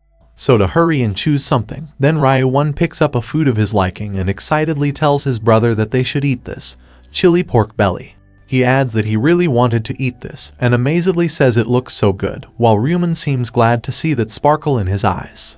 Then he goes up to one and tells him that they should go to a restaurant sometime and order it, Hanu beef, and asks if he got it. However, Ryu Min happily asks what he means, as this is more than enough for him, showing him the pack of chili pork belly. At that moment, Ryu Min thinks that he should just wait a few days, as he'll feed him so much meat that he'll get tired of it. After a while, the two brothers sit to eat with some rice, and as Ryu Min takes his first bite, he finds the taste astounding and says it's so good. Seeing that, Ryu Min asks with a smile if really, and tells him to eat a lot. Ryu Min really thanks him for that, but then, seeing him get up from his chair, he asks where he's going, and Ryu Min tells him to hang on. Moments later, Ryu Min returns with a pen and a bunch of papers, which startles Ryu Min. As he finds it hard to believe that he took out so much money for, he asks if he's going to spend it all on the lottery. Ryu Min tells him yep. At that moment, Ryu Min worriedly asks, wait, how many sheets this is? And Ryu Min tells him 20 as he starts to fill them up. Ryu Min gets shocked to hear that and frustratedly asks why he would spend 100,000 on lottery tickets, as he doesn't even know if he'll get anything. However, Ryu Min seems relaxed, as he tells him to just wait and see. Then Ryu Min looks closely, and worriedly asks what he's doing. He confusedly asks why he's only picking the same numbers over and over again. At that, Ryu Min asks if he asks why, and tells him with a smile that these are the winning numbers. The next day, at their home, as Ryu Min is watching the results for the lottery tickets on his phone, the announcer says, the 1049th Nato, they shall begin that day's lots. Ryu Min seems extremely nervous, as he worriedly says they're so screwed, they just wasted 100,000 won. At that moment, the announcer says, the lots are rolling, while one says they should have just bought better food with that much money instead, and Ryu Min tells him not to bite his nails. Then, the announcer starts giving the results, saying that day's first lucky number is 3, the second lucky number is 18. The third lucky number is 9, the fourth lucky number is 38, the fifth lucky number is, while Ryu Min's worry starts to fade, and his face looks stunned. Moments later, the announcer of the show says they'll be announcing the number for the 1049th Nato once again, 3, 18, 38, 21, 1, and the bonus number is 5. Ryu Min matches the number with the numbers Ryu Min selected on the lottery tickets, and excitedly says this is insane. They got first place. Then he starts crying tears of joy and asks his brother if he could pinch his cheeks, but Ryu Min nervously tells him to pinch them himself. Ryu Min finds it hard to believe, so he asks if it isn't right that this isn't a dream. Ryu Min asks if he would prefer it to be a dream, and Ryu Min shakes his head, telling him no, never. Then Ryu Min tells him not to worry, it's not a dream. Then Ryu Min gets on his feet because of excitement and exclaims out loud with joy, saying they got first place. At that, Ryu Min shushes him and tells him to keep his voice down, as their neighbors could hear, and Ryu Min immediately shuts his mouth. Ryu Min nods his head, saying, of course, while he thinks well, he was also like that the first time. He even screamed after all. He watched the result along with one and excitedly said they got the first place, as one astonishedly asked if it isn't right that this isn't a dream. But Ryu Min understands that after repeating this process dozens of times, it's practically become an annual event he's obliged to do. He recalls that he has to quickly gather wealth after each regression. Because there are already 900 million dead, the economy becomes shaky. And the item trade between players, which will become much more active in the future, is done through cash. Then Ryu Min says he can't believe all 100 of these are first place, and asks how much they'll give them. Then Ryu Min says no clue, while he thinks with a smile that it's probably a jackpot big enough to shake the world. The next morning, Ryu Min goes to the non-high-up bank to collect the money, and thinks that since he has collected the first prize dozens of times, he's unable to get nervous at all. He goes up to the front desk and tells the man sitting there that he came there to collect the Nato first place prize. The man at that desk asks if that's so, and congratulates him, but he wonders if he got the first place prize, as he still looks like a student though. Then he asks Ryu Min if he could please tell him where he purchased his ticket, and Ryu Min replies, QS24, Yonhui branch. Immediately, the man gets shocked to hear that.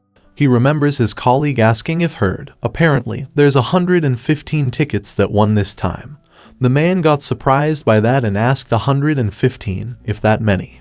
His colleague said yeah, and asked if it isn't crazy, but he told him the crazier thing is that 100 of those came from one place. The man got astonished to hear that and told him not to tell him that one person bought all of those tickets. His colleague told him, regardless, if anyone tells him they bought their ticket from the Yonhui branch, to call the president of the bank immediately, as they'd be a VVIP guest. Seeing the man at the front desk lost in thought, Ryu Min tries to grab his attention by saying excuse me, which startles him. Then the man apologizes to him and asks if he could please wait there for a moment, and Ryu Min says sure. A few moments later, the older man comes there and nervously smiles at Ryu Min, thanking him for waiting. He shakes his hand, introducing himself as Gwon Junho, president of Non-Hyup Bank, and Ryu Min also tells him his name. The president says so he's the one who won the Nato first place prize, and sincerely congratulates him, addressing him as sir, and Ryu Min thanks him for that. Then the president asks why they don't go somewhere quieter and requests him to follow him. He takes him to the lottery ticket business team and tells him in there. After that, as he enters the office along with Ryu Min, the attendant there bows and welcomes the president. While looking at Ryu Min, she nervously wonders who's next to the president, if it's the president's son. The president tells her that he's a VVIP who came to collect the prize and asks her to make sure that he's comfortable. The attendant gets shocked to hear that and wonders then if this is the person who won the 100 tickets. While the president tells Ryu Min to feel free to go about his business, Ryu Min says yes and thanks him. At that moment, the attendant thinks that she has to stay calm. Then she welcomes Ryu Min with a smile and requests him to take a seat there, and he does that. Then, the attendant asks if he would like something to drink, as they have coffee, juice, green tea. But Ryu Min tells her he's fine. More importantly, he'd like to receive his reward right away.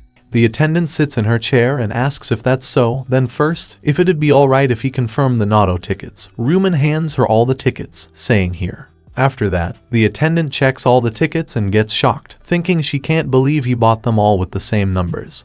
So she wonders if he can see the future, or what.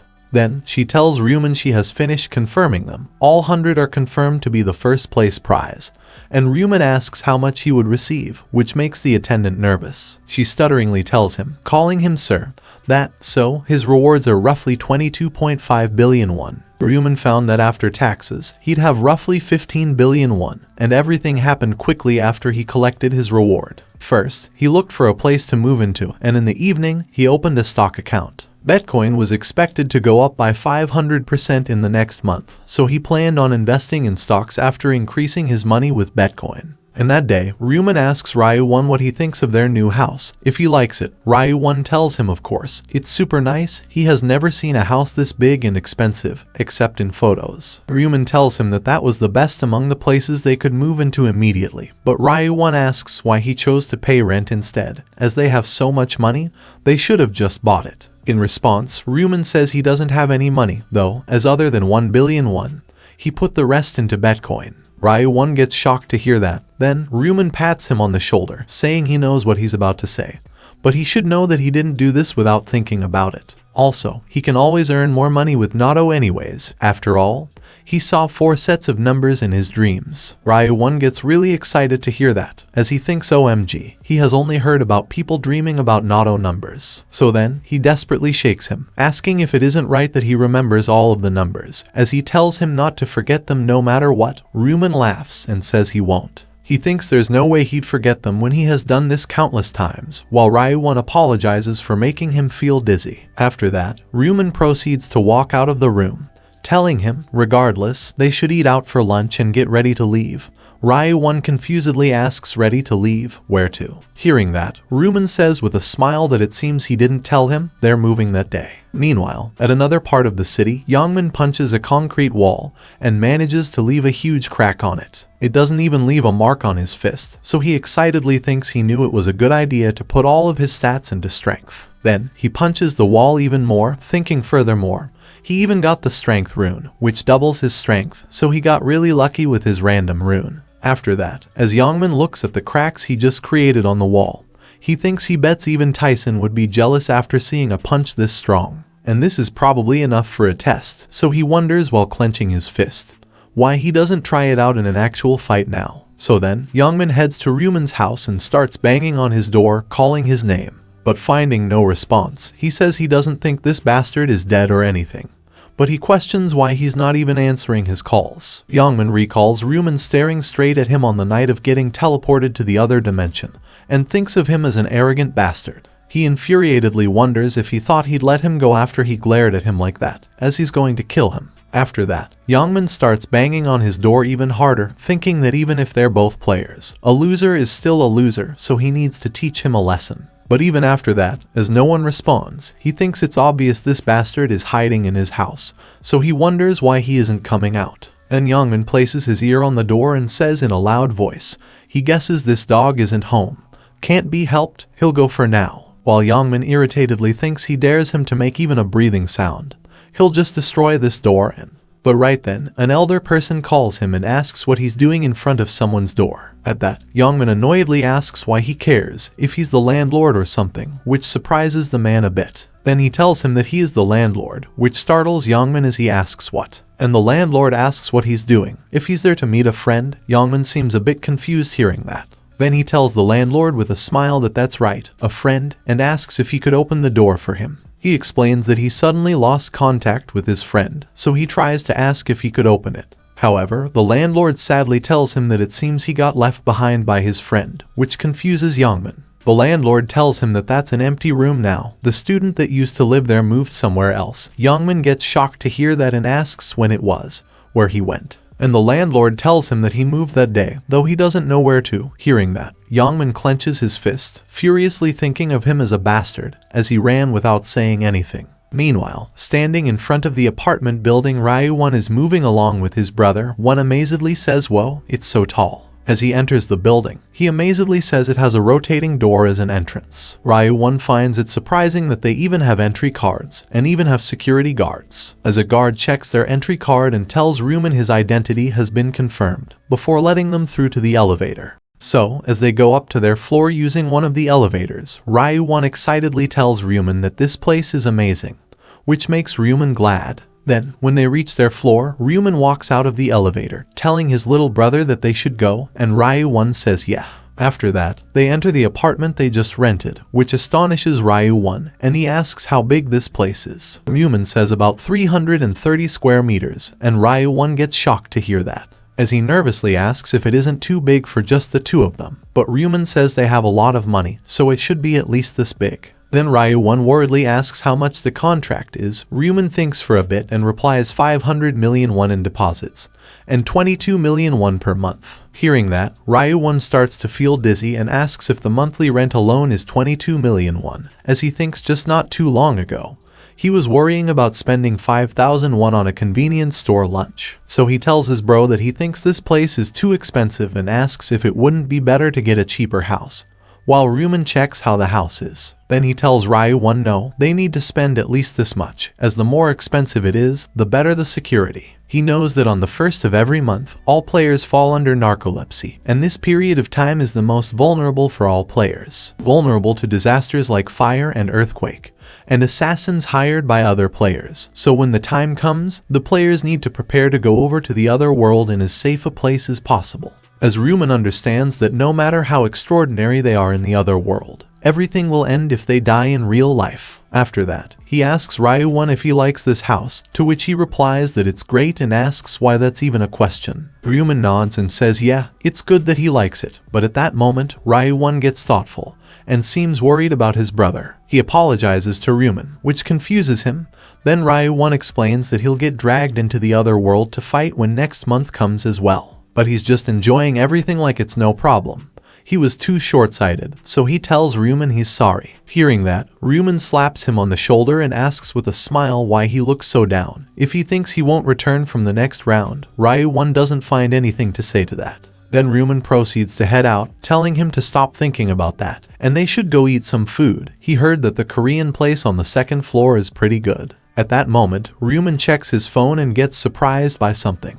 He thinks he's noticed that he has moved. He'll just ignore him, as it's not like he'll meet him in real life ever again. But maybe in the other world, he plans on something, as he keeps the phone back in his pocket while Ryu Min keeps calling him. The day after moving in, as Ryu Min walks out of his room after getting up from bed, he gets surprised to find Ryu Min dressed up and asks if he's going somewhere. Hearing that, Ryu Min asks if he's awake. He tells him yeah, he ordered some Rick cakes so he's going to grab them, which confuses Ryu Min as he doesn't think this has ever happened before. He understands, of course, regressing to the past doesn't guarantee that everything will go the same way, but he wonders if this isn't the first time he's gone out to buy rice cakes. So Ryu Min asks why he bought them. Ryu Min explains to him that he'll need to hand them out to the neighbors since they moved it, and asks if that isn't good manners. Ryu Min says well, it's not a bad idea to be a good neighbor and tells him good thinking, while he thinks it's as expected of his brother, and Ryu Min excitedly asks if it isn't right. Then he proceeds to walk out, telling him he'll go and hand them out so he can rest there. But Ryu Min tells him no, they should go and greet them together, he'll go change, so to wait for him. After a while, they go up to one of their neighbors and press the doorbell. Moments later, a person from inside asks who it is. Then, Ryu Min greets them and tells them while holding rice cakes in hand that they just moved in next door, and they're there to say hello. After that, a middle-aged woman opens the door and greets them with a smile. Then she asks, seeing how the two look alike, if they're siblings. Ryu Min says yes, they are. Then he tells the woman that they bought some rice cakes for her, and they taste best when they're still warm.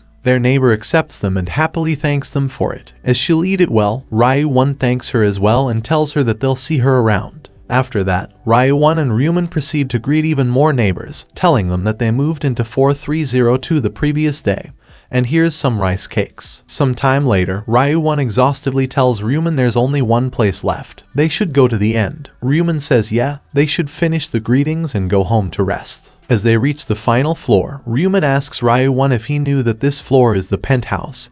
They use both floors 44 and 45. Which amazes Ryu Min, and he asks if that means their marriage. Ryu Min looks around, saying he doesn't know the details, but he questions if it wouldn't be someone from a rich family or a celebrity, while Ryu Min rings the doorbell. However, no one responds, so Ryu Min says maybe they're not in, so he tries ringing again. Still, no one responds, so Ryu Min tells Ryu Min that it looks like they're not there, and tries to say they should just go. But then, he looks toward the elevator and gets surprised to find someone walking toward them. Ryu Min stutteringly asks if that isn't actress Ryu Min, while a girl stands in front of them, also looking surprised. Looking at her, Ryu Min's face turns red as he amazedly says she's so pretty, she's like an angel. However, right then, a man in a black suit stands in front of the girl and asks the brothers who they are, if they're perhaps her fans. In response, Ryu Min says pardon, and tells him that they just moved in on the floor below, which surprises the man, and he then notices the rice cakes in his hand. So he asks if they're just there to introduce themselves. Ryu Min says with a smile yes,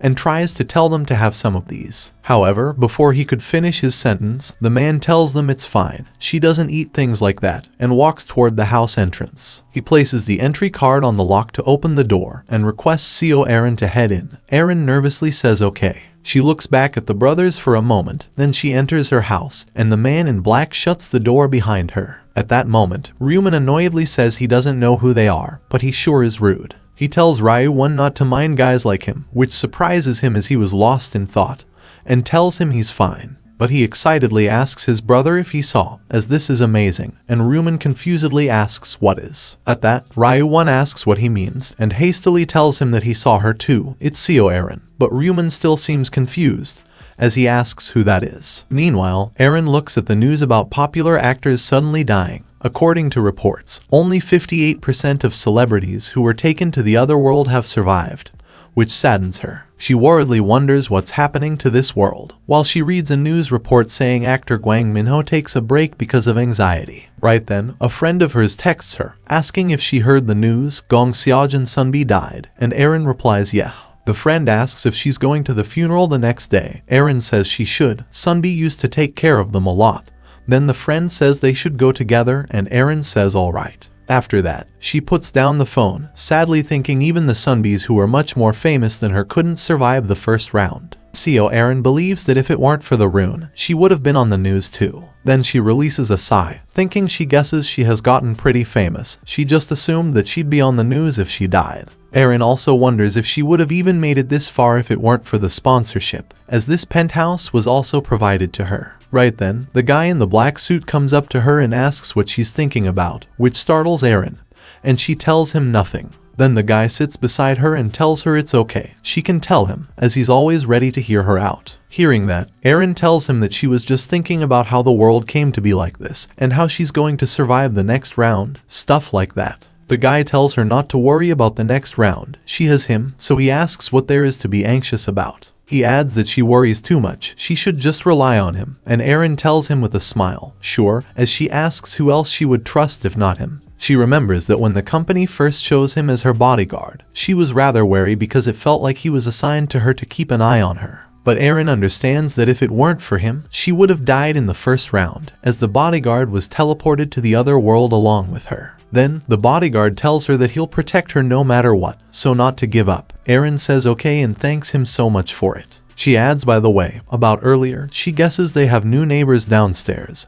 and that rice cake looked yummy. At that, her bodyguard tells her she'll gain weight if she eats stuff like that. But Aaron tells him that they were just being nice to them, and he probably hurt their feelings. However, her bodyguard tells her it's fine, as they weren't just being nice. He's sure they were doing that to get something back from them, as they would have bothered them non-stop if they had taken that rice cake. Still, Aaron recalls Ryu Min and Ryu Min's faces, thinking they didn't seem like bad people. Then, she tells her bodyguard that their neighbor looked older than 15, so she asks if it isn't right that he must have killed 100 goblins and survived too. Her bodyguard says well, he'd assume so. Aaron says that's amazing, as she finds it hard to believe that someone who's gone through such a cruel experience can look so calm. But her bodyguard tells her that she did it too, and it's not that hard to kill 100 goblins. The ones who couldn't were just idiots. At that, Aaron thinks well, he was skilled even by the standards of the other world. However, not as much as that guy, Black Scythe, as she almost felt bad for the goblins while watching him. Aaron realizes that he must also have a job in the real world, and wonders what he does, as she could survive the second round if she's with him. She understands that she was lucky to stay alive after this round, but she worriedly wonders if she'll be able to survive the next one too. Sometime later, on January 31st, Tuesday, at 11 a.m., while Ryu Min is busy cleaning their apartment, Ryu Min returns to the apartment and tells him he's home, and Ryu Min gladly welcomes him back. Then he asks if he got the money, and Ryu Min tells him yeah, it wasn't much though, about 15 billion. Hearing that, Ryu Min says he has to be kidding. He asks if the bank didn't say anything, as that's his 4th time, and Ryu Min tells him about it. When he went to collect the Nato reward, the president got shocked to see him and asked if he's there again. He nervously asked what his secret is, and Ryu Min told him he thought he told him the previous week,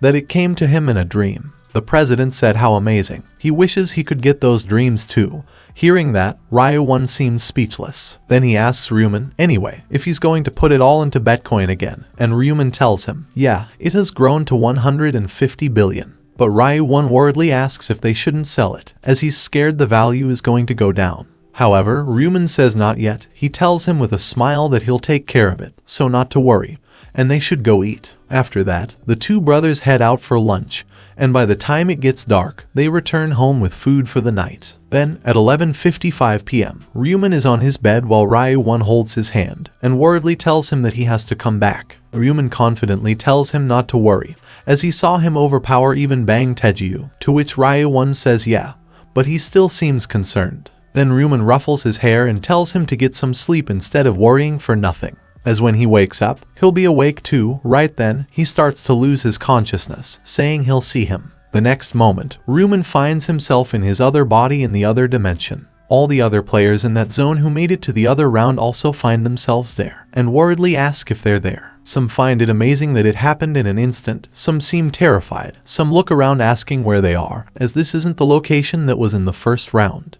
But then, most of the players look at Ryu Min, surprisedly saying that person.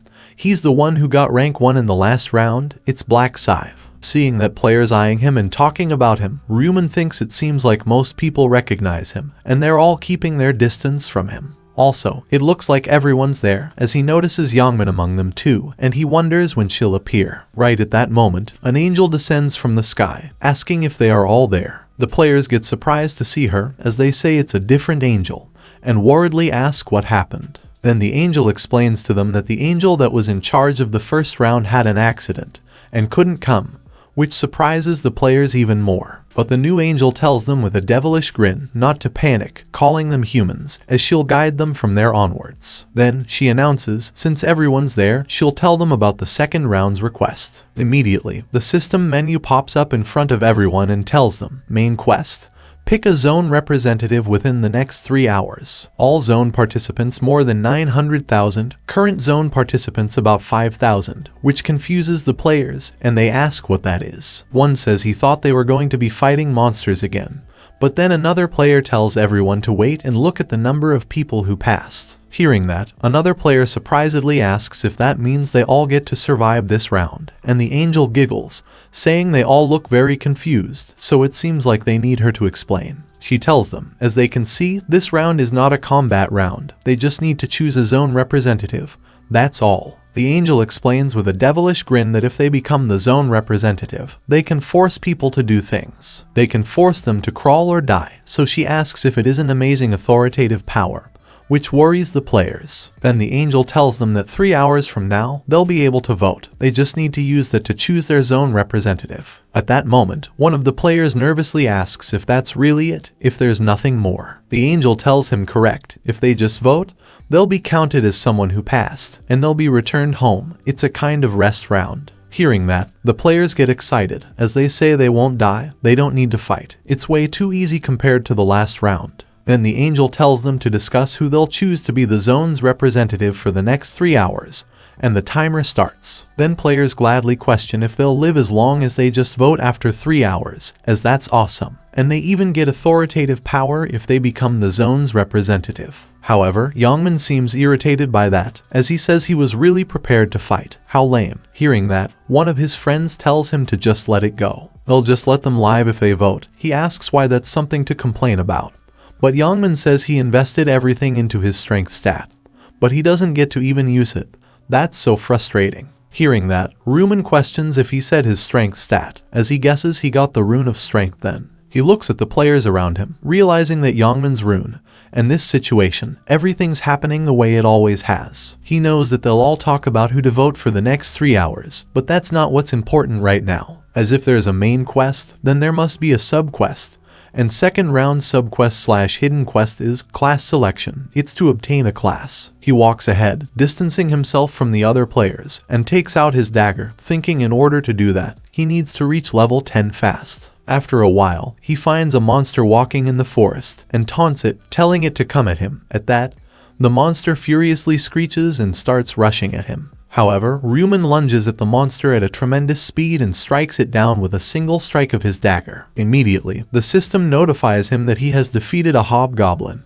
Current kill count 1 out of 100, experience plus 9%, gold plus 15. The system also notifies him that all stats will be increased by 1% due to the effects of Rune of Slaughter, so he thinks it was a good idea to come deep into the forest to hunt. And where there's one goblin, there's always more, as he readies his dagger to slaughter even more monsters. At that moment, more goblins walk through the deep bushes in the forest and head toward him, while Ryu Min smiles, facing their direction, as he waits for them to progress toward their death. After that, Ryu Min manages to kill the goblins that were coming at him at once, without even breaking a sweat. As he ends the final goblin's life, the system notifies him that he has defeated a hobgoblin. Current kill count 5 out of 100. The system also notifies that all stats will be increased by 50% due to the effects of Rune of Slaughter, and he has leveled up. At that moment, Ryu Min notices the timer saying, time remaining until vote, 2 hours and 29 minutes, and wipes blood off his face, questioning if it has been half an hour. Then he opens the stat window by calling it, and seeing it, he finds that he already reached level 9. He again puts the points into agility, thinking it makes sense to put it into strength if they're Ryu Min and have the rune of strength. But that's not the best idea in all cases. He believes that they'll just end up dead if they aren't fast enough to dodge a critical attack, even if they're really strong. Ryu Min understands that there are 4 components to stats: strength, intelligence, agility, and luck. Strength affects physical damage, stamina, and defense power. Intelligence affects magical damage, mentality, and calculation speed. Agility affects attack speed, movement speed, and improves dodging. And luck affects the chance of critical damage, item drops, and extra gold rewards. He knows that all of them are important. Basically, the Grim Reaper class uses both physical and magical damages, so it's best to raise all stats equally. But right then, he hears a rustling sound in the bushes behind him, so he surprisedly thinks, "Would you look at that, there's someone following him." Ryu Min quickly turns back, thinking he wasn't able to pay attention because he was busy fighting.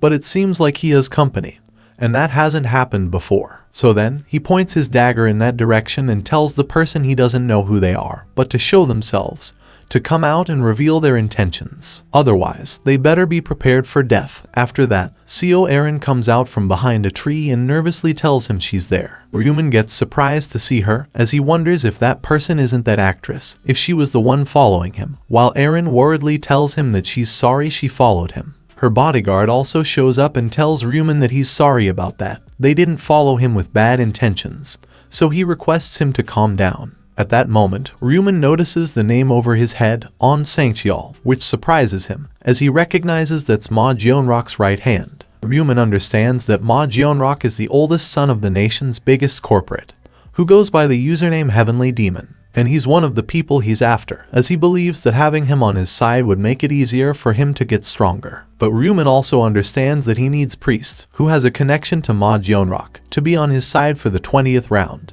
Then, he thinks he didn't expect to meet his right hand so early on, but he wonders why he's around with Seo Erin. At that moment, Ryu Min wonders if it could be the man that was with her the previous day. And now that he thinks about it, he heard that Ma Jeonrok's company sponsored celebrities. However, either way, Ryu Min asks the two how long they have been following him, thinking he doesn't like that the future has been changed. Erin nervously tells him, from the beginning, they started following him after they saw him enter the forest, so she apologizes if that upset him. Then Ryu Min asks why they followed him, and Erin worriedly tells him that not for any bad reason. She wanted to offer him something, which surprises Ryu Min. Erin tells him yes, he got first in the first round, so she thought maybe they could be in a team together. At that, Ryu Min smiles, asking if she's saying a team, as if that word isn't only applicable if she's of use to him. Hearing that, Erin stutteringly tells him that's true, and Ryu Min tells them he doesn't need them. He's doing fine on his own, so to stop wasting their time with this nonsense and go back. After that, he turns around and leaves on his own, saying he doesn't have any desire to form a team. Hearing all that, Sangcheol irritatedly says what the hell, it seems he's seriously arrogant. But right then, Erin falls to the ground, looking really exhausted, which worries Sangcheol. Erin looks in Ryu Min's direction, saying she guesses he's not first for no reason.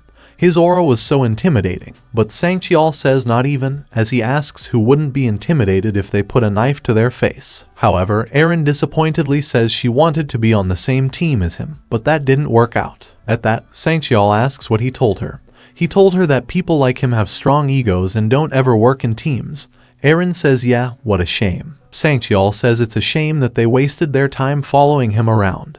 But looking at the dead goblins, Erin says she didn't expect there to be monsters in this forest. So she asks if they should hunt the monsters in the remaining time too. Sangcheol says well, that's not a bad idea. Then Erin says they should go, as they get on with it. Meanwhile, at another part of the forest, a goblin confusedly looks around, as he senses something is wrong around it. Suddenly, Ryu Min lunges at it from behind, thinking he's already busy enough, but they want him to be in their team, as if. What's most important right now is to level, as he ruthlessly kills the goblin in an instant, and the system notifies him that he has defeated a hobgoblin. The system also reports current kill count 60 out of 100, and all stats will be increased by 60% due to the effects of Rune of Slaughter. Right then, more beasts, resembling wolves, come out of the bushes and head toward him, holding large battle axes and hammers in hand.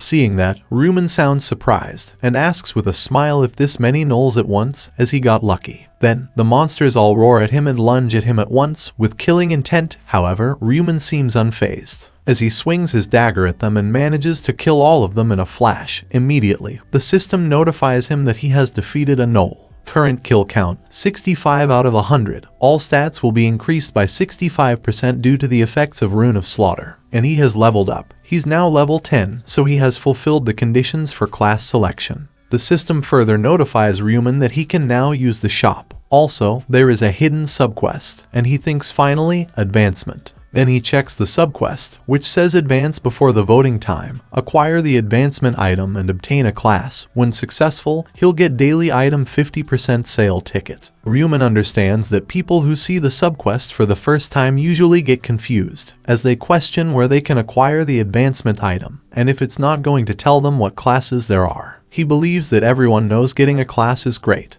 but the problem is that no one knows how to obtain this advancement item, as those can usually only be obtained after meeting special conditions. Warriors need to raise their strength to at least 10 and kill 30 monsters within the same hour to obtain their advancement time. Berserkers need to hunt for a period of time while bleeding. Assassins need to successfully backstab monsters multiple times. Ryu Min thinks meeting. One needs to accomplish actions related to their class to obtain their advancement item. At first, he also repeatedly tracked down monsters and ran away from them in the forest. This got him the Hunter class, but he finds that after learning of the Reaper class, he just stuck with it, as he takes out the advancement item he got from killing the first angel and uses it. Immediately, it starts shining brightly, and the system prompts him, saying he has used an advancement item. His class cannot be changed, so to select with caution. The system asks if he will advance to the class Reaper, giving him two options, yes or no, and Ryu Min immediately chooses yes, thinking he doesn't even need to think about this. Then, the advancement item breaks,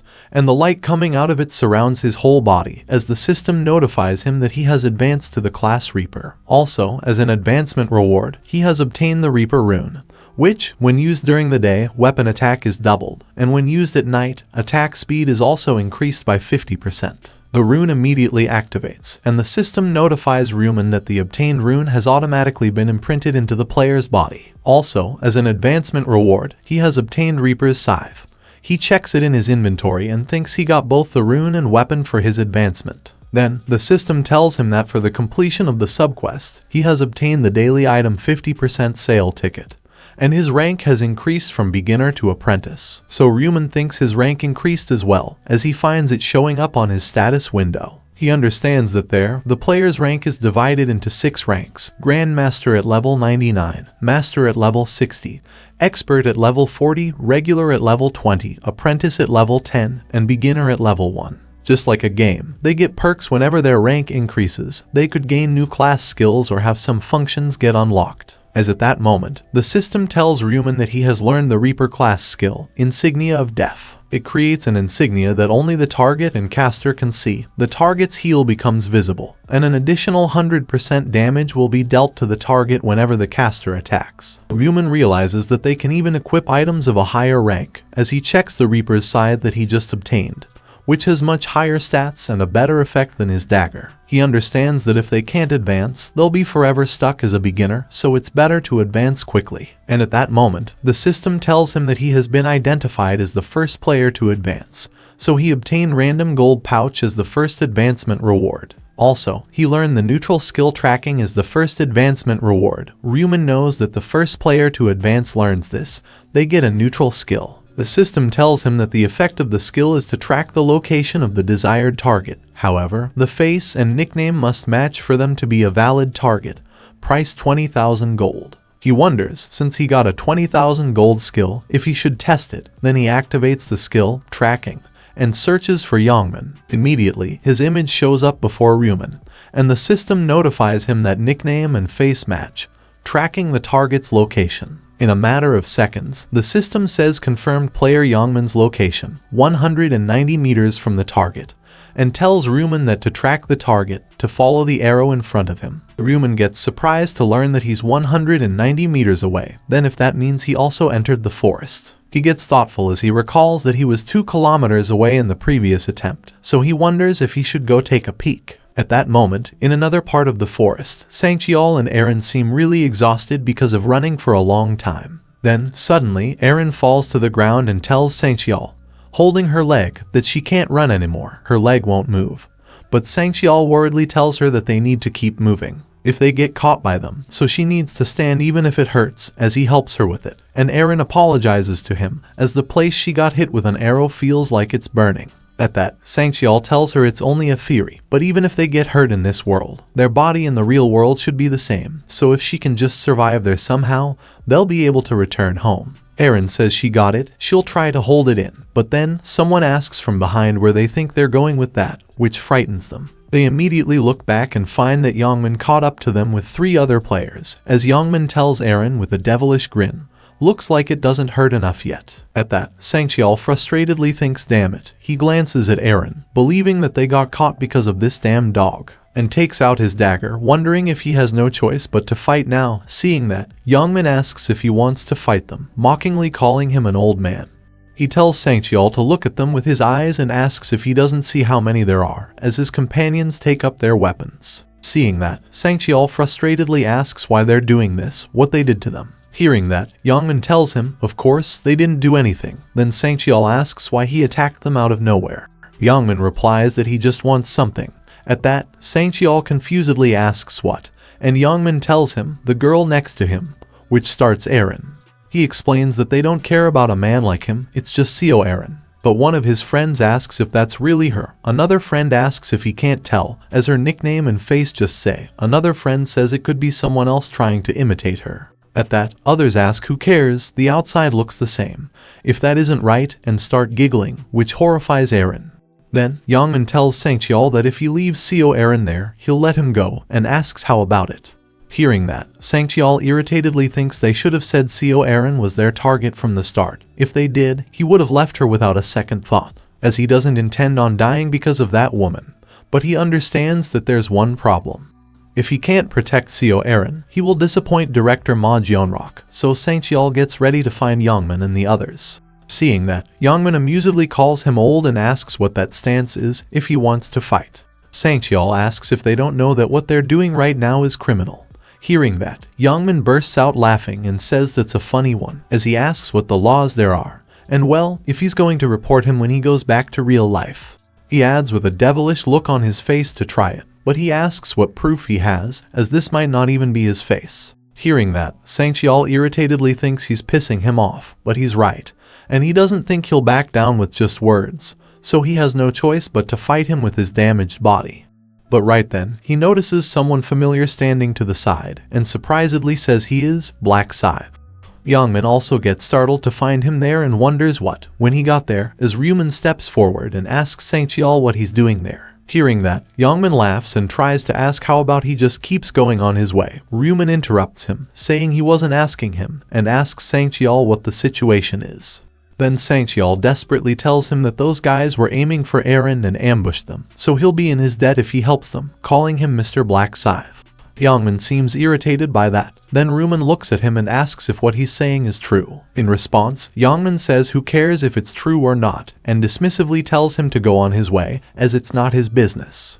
However, Ryu Min walks in front of Sang-cheol and Aaron to face Ryu Min, asking in a serious tone what he means, as these are people he knows. Ryu Min asks what he's trying to do, as he and his friends seem worried seeing a really high amount of energy surging around Ryu Min's body. While Ryu Min takes out his Reaper's scythe to take them all on his own, saying he can't just let a wounded person be. Ryu Min seems frustrated by that, while Aaron seems glad to find Black Scythe willing to protect her, and Sang-cheol thanks him. Ryu Min thinks well, it's not like it doesn't benefit him, as if he helps, it'll give Jeonrok a good impression of him. And if a conglomerate like him owes him, then the reward will have a snowball effect, and he'll be repaid with a much greater favor. He understands there's also the fact that he just doesn't like these bastards, as he looks straight at Ryu Min and his friends with a serious look in his eyes, which startles them. Ryu Min worriedly asks what he's doing. He'll kill him if he takes another step closer. His friends also tell Ryu Min to stay away.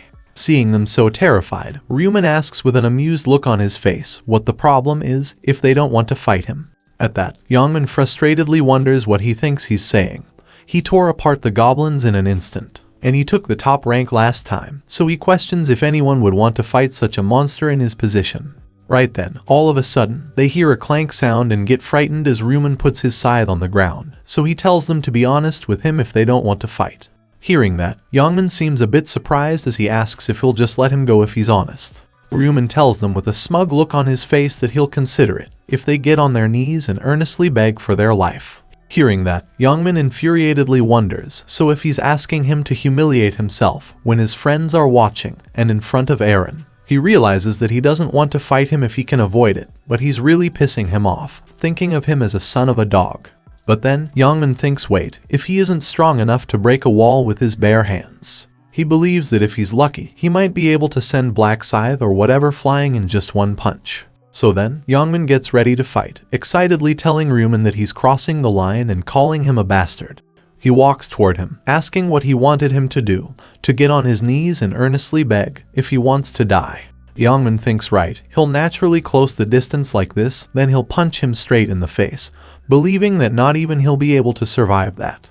As he questions if it isn't right that there's no way a human could endure something that could break a brick wall. But at that moment, Ryu Min puts away his scythe, and seeing that, Min confusedly asks what he's doing if he tossed aside his weapon. Ryu Min asks if it isn't a bit unfair if he comes at him bare-handed, and he's the only one with a weapon, as winning that easily would be boring.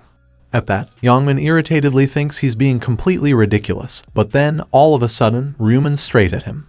However, Min proceeds to punch him, putting a lot of strength in his fist, thinking of his as a stupid, as if he put away his weapon and exposed his head. So, he thinks that he should die as his fist is about to hit him, but at the last moment, Ryu Min moves out of the way at a blinding speed, managing to dodge the punch and kicks Min in the chest with a lot of force, which sends him flying and shocks his friends. As Min falls to the ground, he finds it very hurting and hard to get back up, so he frustratedly calls Ryu Min a bastard.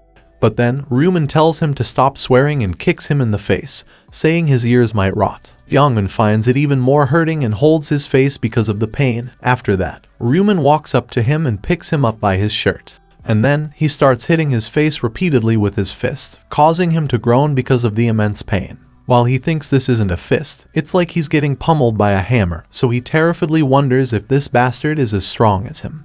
Min understands that he shouldn't have a physical strength rune like his, so he wonders how he is so strong. Right then, Ryu Min hits his face so hard that his head hits the ground hard, and he starts to lose consciousness. Seeing that, Min's friends worriedly call him and tell one of them to shoot that bastard, as the guy aims his bow and arrow at Ryu Min and shoots. Immediately, Eren calls Black Scythe and worriedly tells him to dodge, and Ryu Min quickly evades the arrow. At that, the player tries to shoot another arrow at him, stutteringly telling him to die. However, Ryu Min rushes at him a lightning speed, making it impossible to hit him. And as he gets close to him, he tells him he supposes he got lucky while hunting monsters and received a bow, which terrifies the player. Then Ryu Min tells him it's unfortunate that he met him, as he brings out his scythe and swings at him in an instant. And the next moment, the player gets shocked to find the hand he was using to hold his bow up in the air in front of them. Then he gets to the ground and cries out loud because of the immeasurable pain, calling out for his arm. Seeing that, Min's other two friends frustratedly call him a bastard and ask if he thinks he can mess with them and walk away, as one of them starts rushing at him, aiming his dagger at him, furiously telling him he's dead, calling him a son of a dog. However, Ryu Min smiles at him, asking if he thinks so, as he puts the insignia of death on the guy. Then, he puts down his scythe, stretches it back to charge a great amount of energy, and swings it at the guy. It sends out an insanely powerful crimson slash toward him, which slices off his legs in the blink of an eye. Then he falls to the ground, crying out as loud as he can, because of the unimaginable pain, while the last friend seems shocked to see him lose both his legs.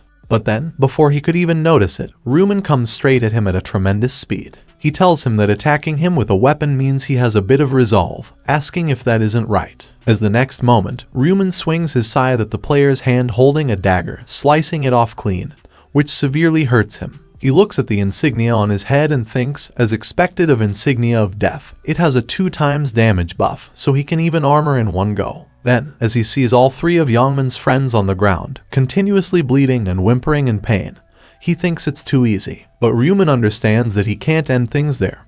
He still has to instill fear, so that they can't come crawling after him ever again, as he clenches his scythe, which terrifies the players. After a while, Min's friends keep on whimpering in pain, as they're hurt in several places, and they continuously beg Ryu Min to stop, desperately saying they feel like they're dying. In response, Ryu Min yells at them, telling them to stop whining, as they won't die with just that inflicted on them, and shakes the blood off of his scythe, which again frightens them. Ryu Min understands that these guys are finished. Next is, he looks to the side as he notices Min hiding behind a tree. So he tells him he should know that it won't matter even if he tries to hide, which startles Min. After that, Ryu Min shouts at him that there are no exceptions, as he swings his scythe at him, and cuts off his arm in an instant. The next moment, Ryu Min cries out loud in pain as blood starts gushing out from there, but Ryu Min tells him to stop being such a crybaby. He believes that much isn't even that pain, compared to the pain they gave him, as he recalls all the times they bullied him without any reason. Then Ryu Min tries to run away, but Ryu Min again swings his scythe at him and cuts off his other arm, causing cry out even louder, while Eren and Sangcheol stand there stunned, seeing Ryu Min torture Ryu Min and the others so brutally. Sangcheol finds it hard to believe that he'd be able to mercilessly take 2 arms off an opponent who's already lost the will to fight. Though he thinks it may seem harsh to some people, to him, he likes that type of cool, while Ryu Min keeps on hurting Ryu Min. So Sangcheol gets nervous, realizing that black scythe person indeed rivals even the president. At that moment, Ryu Min walks up to him and Eren and asks if they're alright, which startles Sangcheol a bit. Then he says yes, thanks to him. Pointing at Ryu Min and his friends, Ryu Min tells them that they won't have to worry about them attacking them. As they can see, they won't even be able to move, so it'll be best to vote. Hearing that, both Eren and Sangcheol gratefully bow before him and thank him very much for helping them. However, Eren asks if they won't die at this rate, as she seems a bit worried about them. But Ryu Min asks, so what if they die, as they're not even at the level of animals, which surprises Eren a bit. Then she remains quiet, while Ryu Min looks at her and thinks she's way too soft. He wonders why she even cares about those bastards' lives, as if she's some kind of saint. He thinks maybe she's trying to maintain her image since she's a celebrity. At that moment, Sangcheol nervously calls him Black Scythe and asks if he may ask him something. He hopes he doesn't mind, to which Ryu Min asks what it is. Sangcheol looks at Ryu Min and his friends, and asks why he spared them, as it shouldn't be a problem in this world. Even if he kills them. Hearing that, Ryu Min gets even more horrified. Ryu Min asks Sangcheol with a smile if he's asking the reason why he didn't kill them, thinking that he really is acting like the right arm of Ma Jeonrok. Then he tells him it's simple, he gains no benefit from killing them, which confuses Sangcheol. As he tells him still though, leaving behind something that could cause trouble in the future. Hearing that, Ryu Min looks at the terrified faces of Ryu Min's friends, asking if he said trouble. As if these guys can really cause trouble in the future. Also, nothing good comes out of a decreasing population. Ryu Min explains since the number of finished participants will also decrease because of that. And Sangcheol understands. He thinks it's as he says, if the number of participants decreases, the number of places for those who have finished the round will also decrease. Sangcheol finds it surprising that he has even thought about those kinds of things. His understanding of the game is different from the others, and thinks it's really impressive. So then, he releases a sigh and tells Ryu Min that he understands. They won't pay attention to those trashes then. After that, Ryu Min says well then, he'll go now and starts walking away, but Sangcheol hurriedly tells him to wait. If he reads out his account number, he can send out compensation in the real world, but Ryu Min continues walking, telling him to forget about it. After that, as Sangcheol watches him walking off into the distance, he finds it hard to believe that he'd help and not expect any sort of compensation. He decides to report this to the president right away when he gets back, but then, he hears Ryu Min wailing in pain and looks at him. Sangcheol thinks that though he does want to kill him, he'll just have to hold himself back since, as Black Scythe said, it won't benefit them. So then, he spits on Ryu Min's face and tells Eren they should go. Eren says she got it, as they both leave that place and head toward the voting area. Meanwhile, at the voting area, one player requests others for their vote, saying if they vote for him as the region representative, he knows they'll do well. Right then, someone else shouts no, rather than someone like him. He's confident that he'll do better. At that, the previous player grabs him by his shirt and furiously asks what, if someone like him, calling him a fat bastard. At that, the other player furiously asks what he just called him. One of the players watching requests them to not fight, as even if they all team up, they're still lacking in strength. So he asks what good fighting will do. At that, another player says he's right. People who get agitated easily have no right in becoming the representative, so she'll become the representative instead. At that, yet another player tells everyone to hold it. He proudly says his father is a member of the Congress, so he asks if someone like him shouldn't be the representative. Hearing that, other players infuriatedly ask what, if his father's a member of the Congress, as how they can believe it. Right then, someone shouts everyone to grab their attention. A guy with nickname Mint Chocolate Boy tells everyone that there's only 2 hours left until voting ends, so they shouldn't be wasting their time like this. They need to hurry up and vote. Then the players ask how they'll decide who to vote on, if he has a suggestion, to which Mint Chocolate Boy says yes, he has a good solution. Hearing that, the players surprisedly ask if really, what's that, and start discussing among themselves. At that, some tell everyone to be quiet, while Mint Chocolate Boy smiles, excitedly thinking, these people, they're following his words intently. As expected, people are falling for it again for his persuasion rune. He recalls that when he got the persuasion rune as his random rune fragment, he was disappointed. He frustratedly wondered what the hell this is, as the system said that it increases his chance of persuading the target if they are capable of conversation, and it doesn't affect targets of higher level than the caster. Mint Chocolate Boy questioned if it's a persuasion rune, as there's no way this would work on monsters incapable of conversation, while the goblins were approaching them. But soon enough, he found out the way to properly use this, as he noticed some players managing to grab hold of the goblins, saying nice, caught out, to make sure to put their weight onto it so it can't move, and something came to his mind. Right then, he called everyone and told them, while showing a woman, that woman over there is in a very dangerous situation, so to leave those goblins behind, as they must help her right away. Immediately, the players let go of the goblins they caught and started rushing toward the woman to help her, asking what, and saying alright, they should go, they should help her out first. Mint Chocolate Boy recalls that he repeatedly used this method to steal goblins that were a hit from death to easily kill 100 of them. So he excitedly believes that if things go well this time too, he can become the region representative easily. After that, he tells everyone that they should first decide on the candidates. They should narrow down their options to roughly 5 people and vote between them. Some players agree with that and say that's not a bad idea. It makes sense. They would never accomplish anything if they just keep asking each other to vote for themselves. Then Mint Chocolate Boy tells everyone that they should narrow down their options first and asks if there's anyone who they'd like to recommend. He requests them to raise their hand and state who. Immediately, the son of the member of the Congress raises his hand. But Mint Chocolate Boy says obviously they aren't allowed to recommend themselves. If they did that, then they'd just be repeating the same thing as earlier, which irritates the player. Hearing that, some other players say he is right, and they guess there's no choice, while Mint Chocolate Boy amusedly thinks it's so easy persuading these losers. But then, the other players there confusedly wonder who they can even recommend. It's not like they know anyone there, and they don't want to see anyone other than them become a representative either. While Mint Chocolate Boy thinks as expected, it's quiet, and at this rate, the recommendations will narrow down to those who stood out. After that, one of the players raises his hand and says he'd like to recommend Mint Chocolate Boy as a representative, and Mint Chocolate Boy thinks bingo. The player explains by asking, after all, if it isn't best if the representative is someone who's logical and has leadership skills, while Chocolate Boy acts surprised, asking if he's recommending him. The player says yeah, as he asks if he isn't controlling right now well, and asks the player beside him if he doesn't agree. At that, Chocolate Boy laughs, thinking he added one more idiot to the list. He gladly thanks the player for thinking of him so favorably, and tries to ask if there's any other recommendation. Right then, another player says he'd like to recommend Black Scythe. Chocolate Boy thinks it makes sense. There's no way the person who ranked first in the previous round wouldn't be recommended. Then, another player says they'd like to recommend the second place Life is a Documentary, and another player says they'll recommend the person who ranked third, Black Dragon in his right hand. Mint Chocolate Boy looks around, telling everyone that with this, they have ground candidates.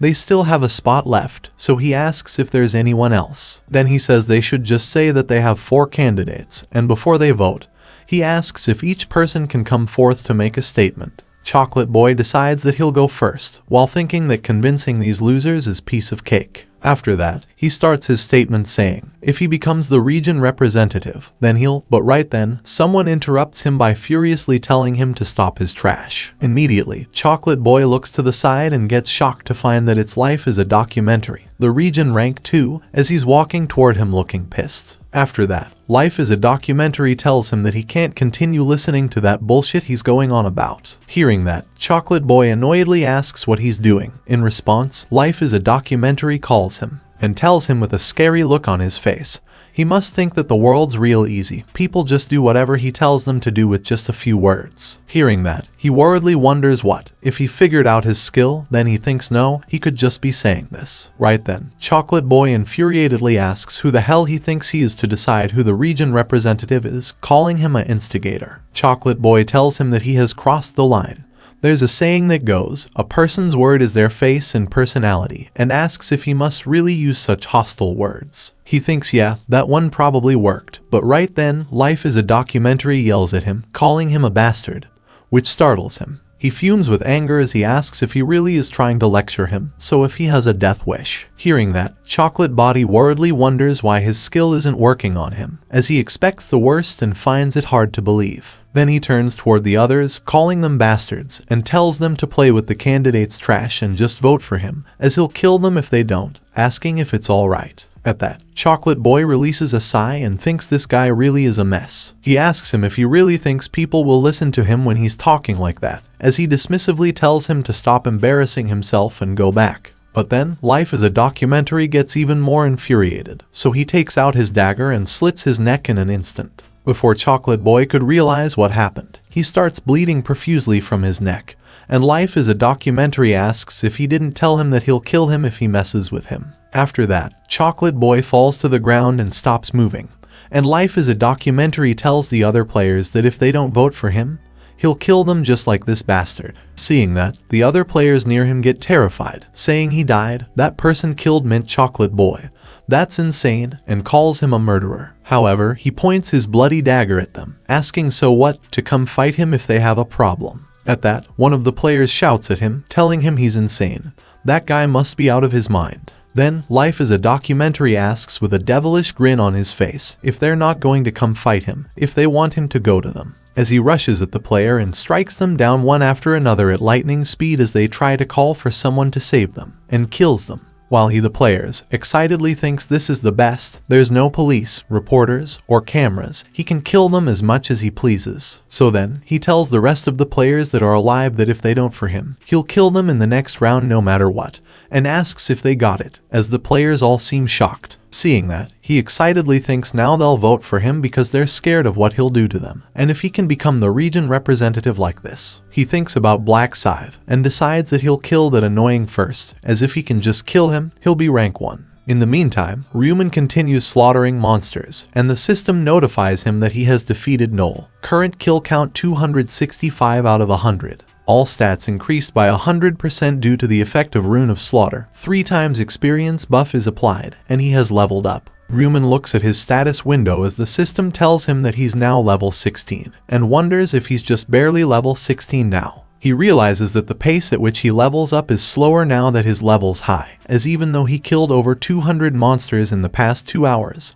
he barely managed to level up 6 times. He guesses the upside was that hunting was easy. It's obvious though, since he has both the Reaper rune, which doubles weapon attack, and Rune of Slaughter, which doubles stats. Then Ryu Min lets go of his weapon, thinking he guesses it's time. It's about time to go now. As at that moment, the counter for the time until voting ends and the system notifies that voting time has arrived. While teleportation circles show up around Ryu Min, and then, the system says, summoning the players in the region to the starting point. After that, all the players in the region who are out of the starting point return there in an instant. However, as they look around them, they seem shocked to find a bunch of players dead and worriedly ask what that is. Seeing the player corpses, they wonder what in the world happened there, while Life is a Documentary stands in the middle of the corpses. So Aaron finds it hard to believe but questions if that guy killed them all, while Ryu Min calmly thinks it looks like Cho Jung-sik gained superiority this time. He knows that he is the boss of the Jung-sik gang, and the second most talented fighter in his district. Too bad his personality is complete trash. Ryu Min understands that it's always better to remove a ticking time bomb before it can go off, but now's not the time. Right then, he calls Ryu Min and asks where he has been, as he has been waiting a long time for him. Ryu Min asks what he wants, and Jung-sik replies nothing much,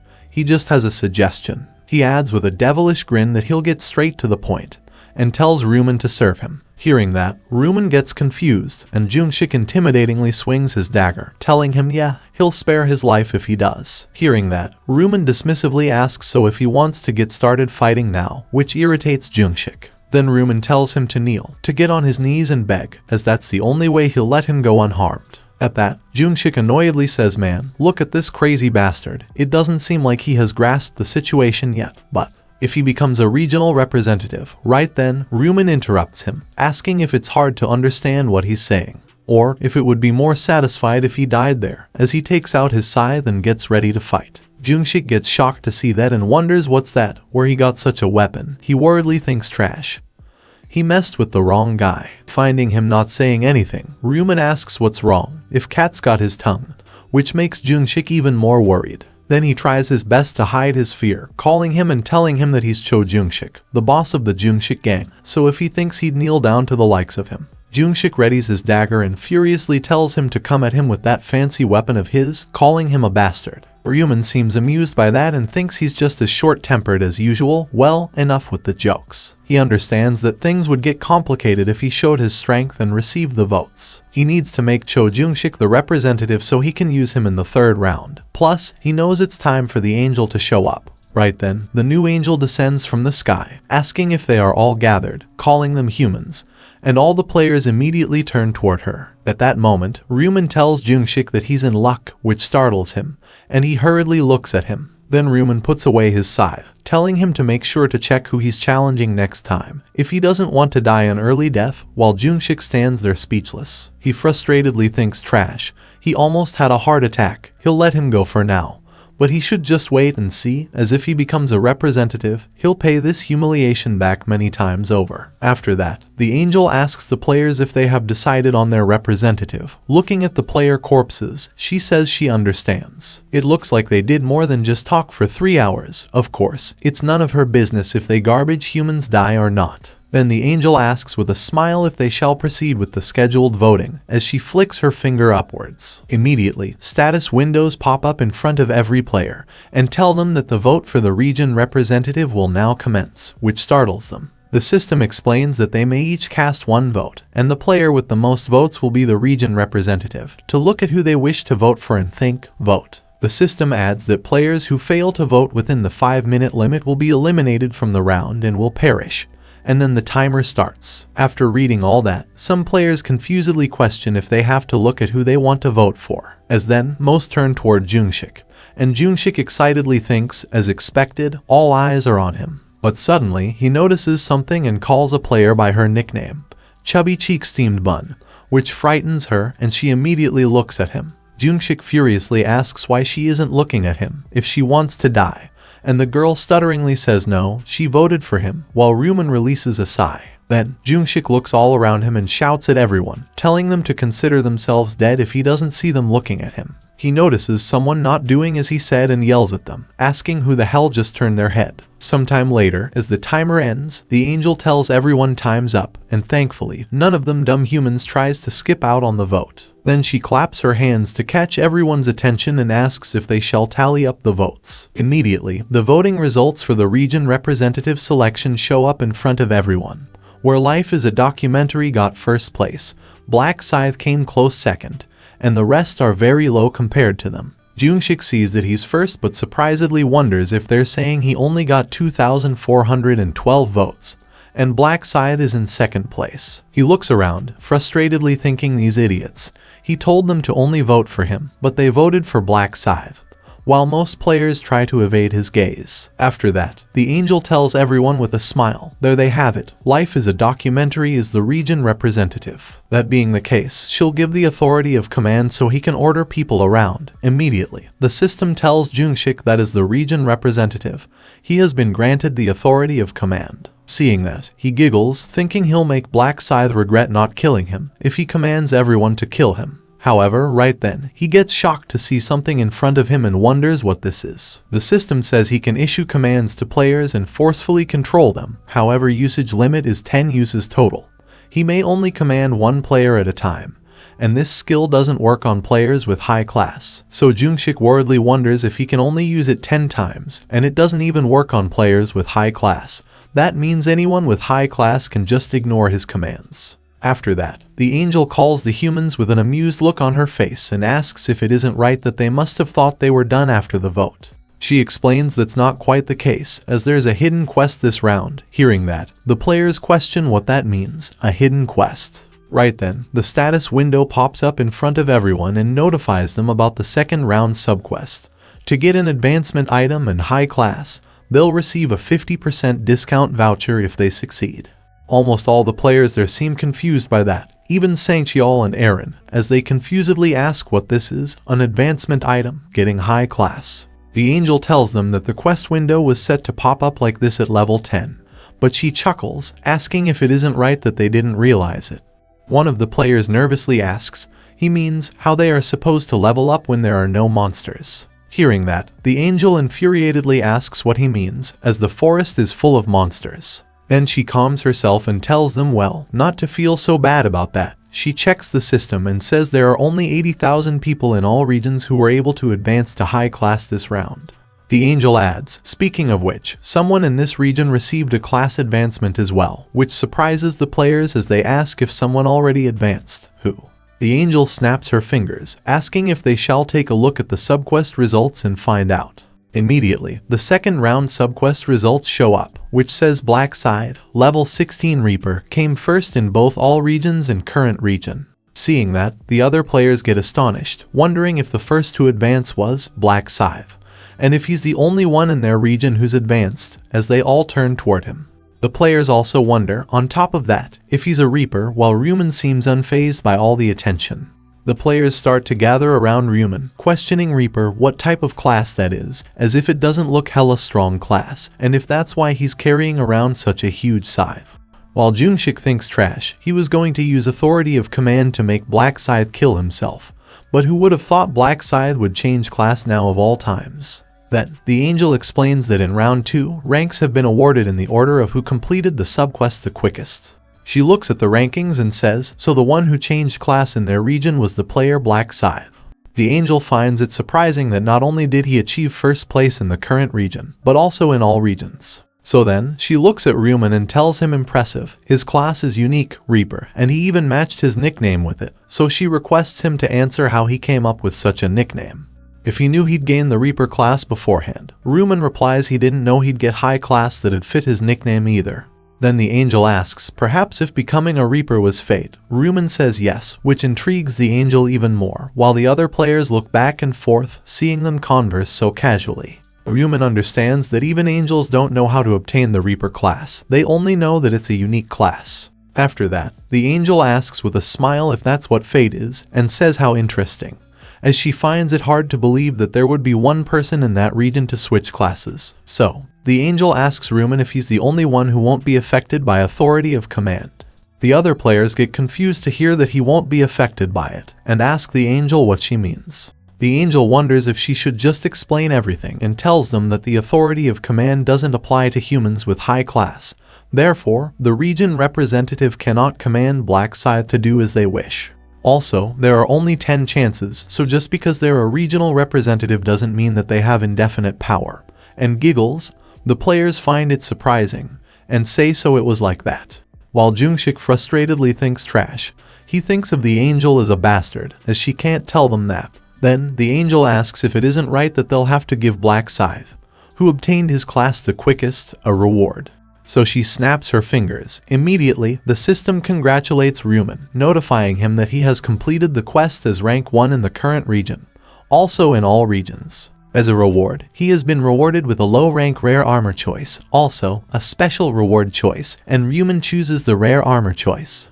Then the system requests him to select one of the following rare armor pieces: Medieval Knight's Metal Armor, Expert Hunter's Armor, Well-Ventilated Mage's Robe.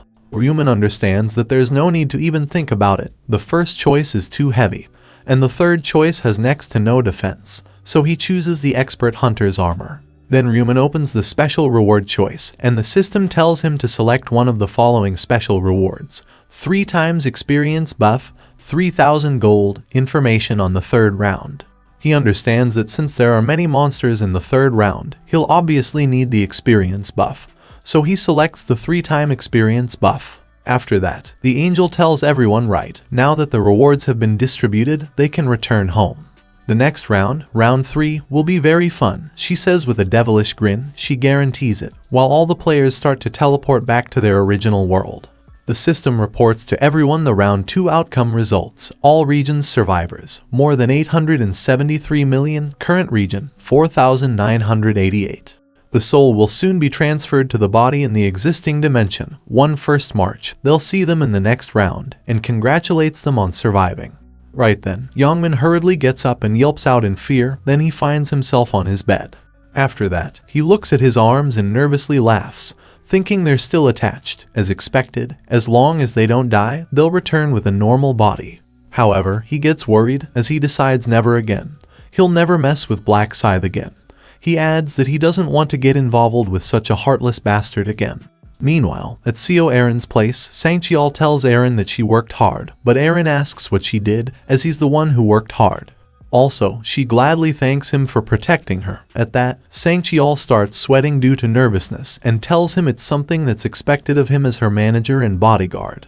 Aaron adds, saying and she wants to tell Black Scythe thank you again, so she worriedly asks if there's a way.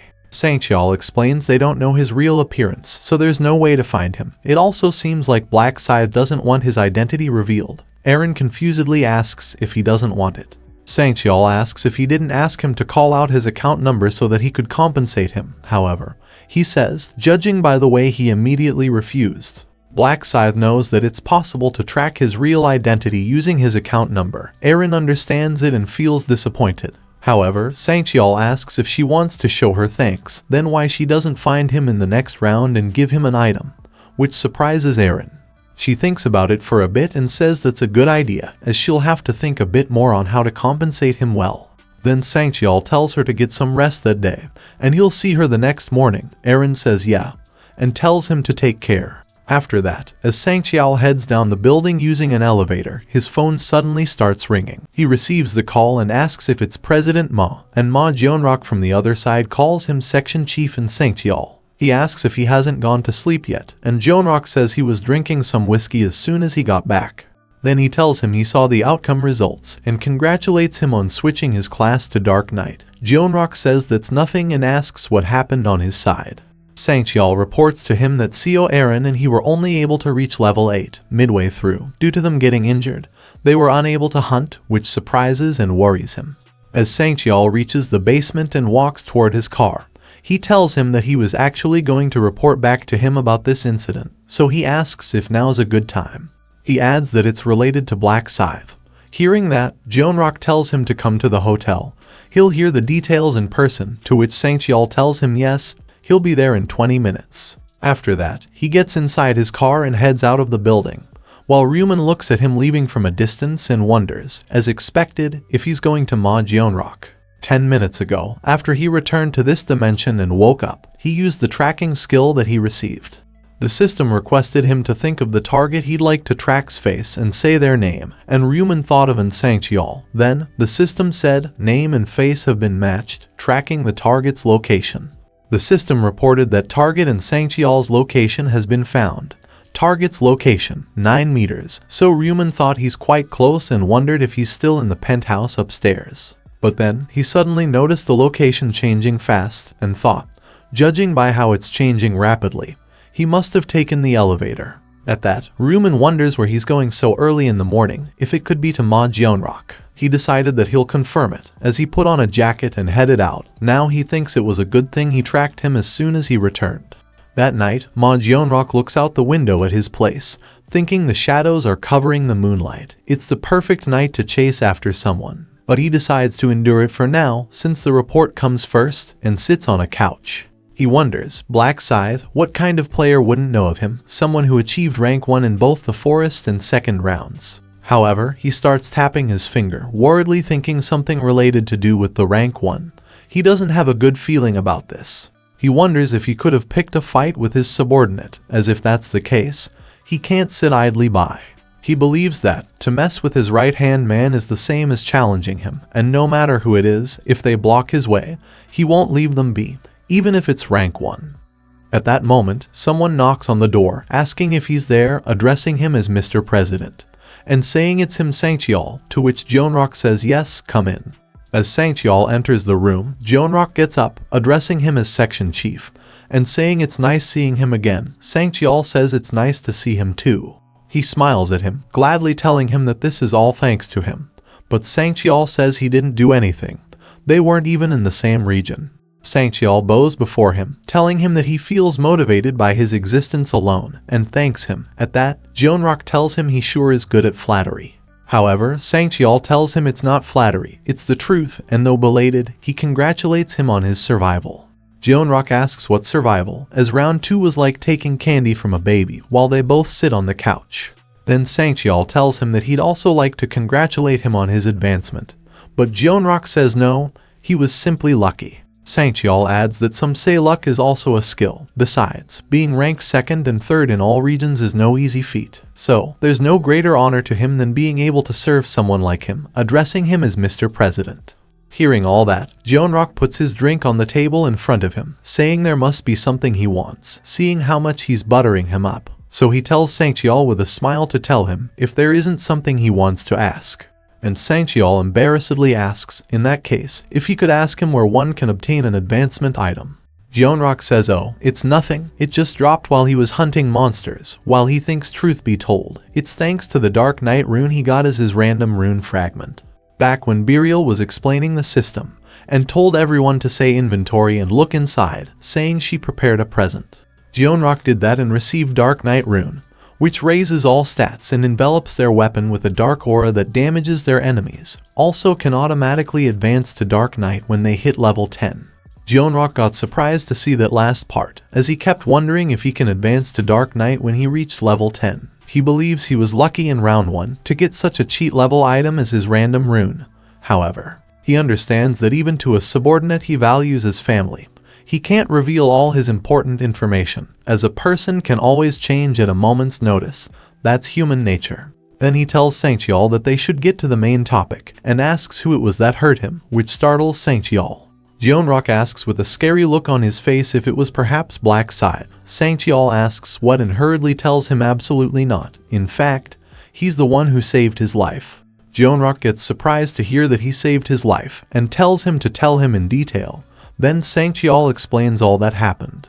After that, Jeonrock asks so if he almost died because of some thugs that were after actress Seo. Sangcheol says yes, if Black Side hadn't shown up, they could have both lost their lives.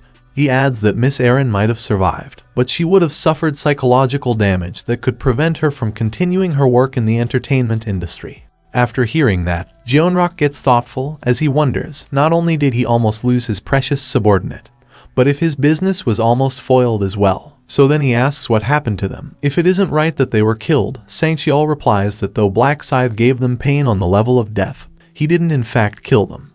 Jeonrock asks why that is, to which Sangcheol tells him he said there's no benefit from killing them, as decreasing the total population also decreases the surviving population. Jeonrock agrees, saying he's not wrong, but who knows what they'll try in the future. But he also thinks thanks to Black Scythe, his subordinate and possession remained intact, so it seems he owes him a debt. So then, Jeonrock says he should compensate him. At that, Sangcheol tells him he did bring up compensation, but he said it was not necessary, and immediately left. He gets surprised to hear that he denied compensation, and wonders if he's afraid of having his identity exposed, thinking of him as a very careful man. So he requests Sangcheol that if he meets him in the next round, to give him his regards, as he's sincerely grateful to him for saving the two of them. Sangcheol tells him he'll make sure to relay it to him.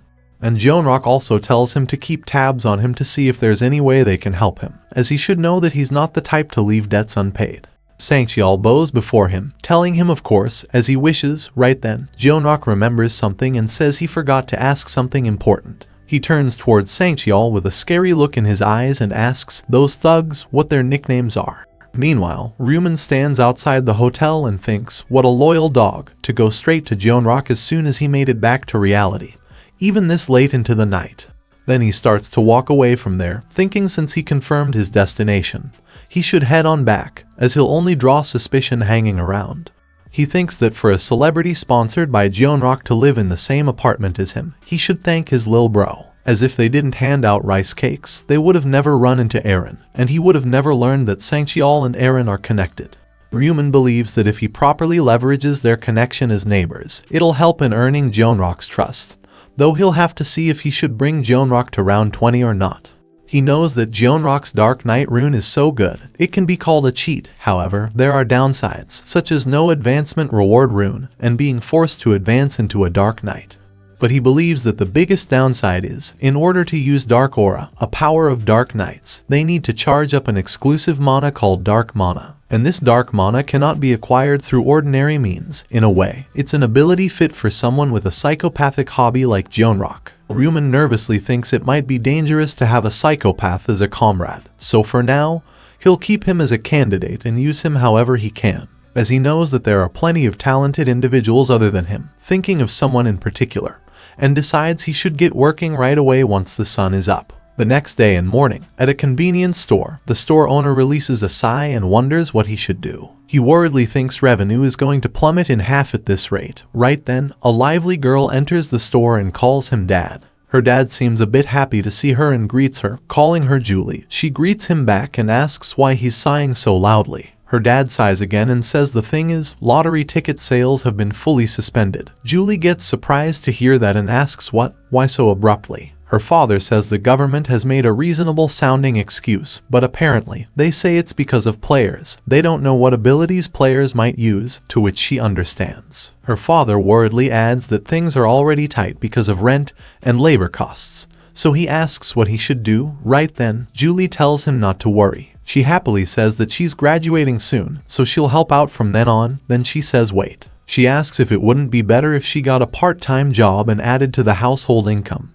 Hearing that, her dad tells her that he'll worry about money, she has to focus on her studies, adding that she has good grades and asks if she isn't going to college, as her dream is to become a doctor. Hearing that, Julie tells him that she gave up on that dream, as she asks what school matters in such a situation, which saddens her father. He says that's right, money isn't what's important right now, as if things go poorly, she could die in the next round. He covers his face, regretfully saying his mind is all over the place lately, and tells her he's really sorry, which saddens her as well. Then she holds his hand and tells him that he doesn't have to apologize, as this isn't his fault.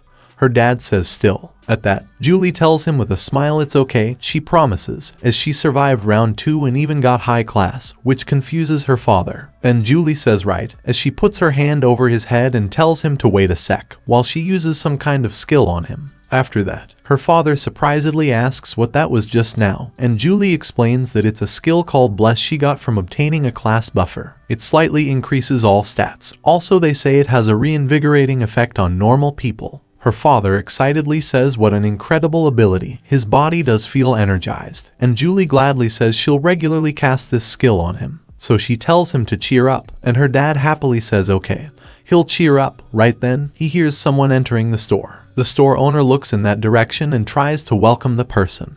But then, he gets surprised to see Ryu Min entering the convenience store as he recognizes him. Noticing that, Julie whispers to her father, asking if he knows him, and her father nervously tells her he's that winner, the first place winner who guesses the same number on 100 tickets. At that moment, Ryu Min walks up to him, greeting him and asking if he remembers him by any chance.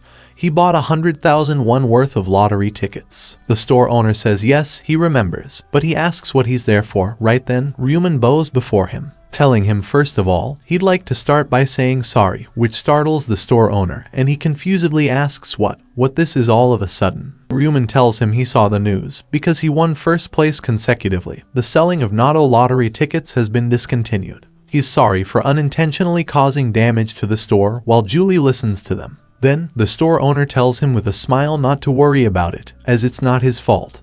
And it's not like they'll starve to death because they can't sell Natto lottery tickets anymore. Ryu Min says still, it doesn't sit right with him since it feels like he has been affected because of him. That's why he brings out an envelope and hands it to him, telling him he'd like to give him compensation, even if it's just a small amount. The store owner asks what this is, and Ryu Min replies it's 10 million won, which shocks both the store owner and Julie. The store owner hastily tells him there's no need to do this, and requests him to take it back. But Ryu Min requests him to take it, since it's true that he did cause him trouble. After that, he proceeds to walk out of the store, saying he'll be going now. Then, the store owner tries to stop him, but Ryu Min doesn't stop and leaves. The store owner worriedly looks at the envelope, questioning how he can accept this much money. Right then, Julie calls him and tells him she'll run and return it, so her father hurriedly hands the envelope to her, telling her to return it back to him, and Julie puts it in her bag. After that, she hurriedly runs out to catch up to Ryu Min, telling him to excuse her and requesting him to wait for a second. Hearing that, Ryu Min stops and turns around. Then Julie seems a bit exhausted as she calls him Ryu Min and asks if that's him, and Ryu Min confusedly asks who she is. Julie surprisedly asks if he doesn't know her, as she tells him with a smile that she's Min Julie.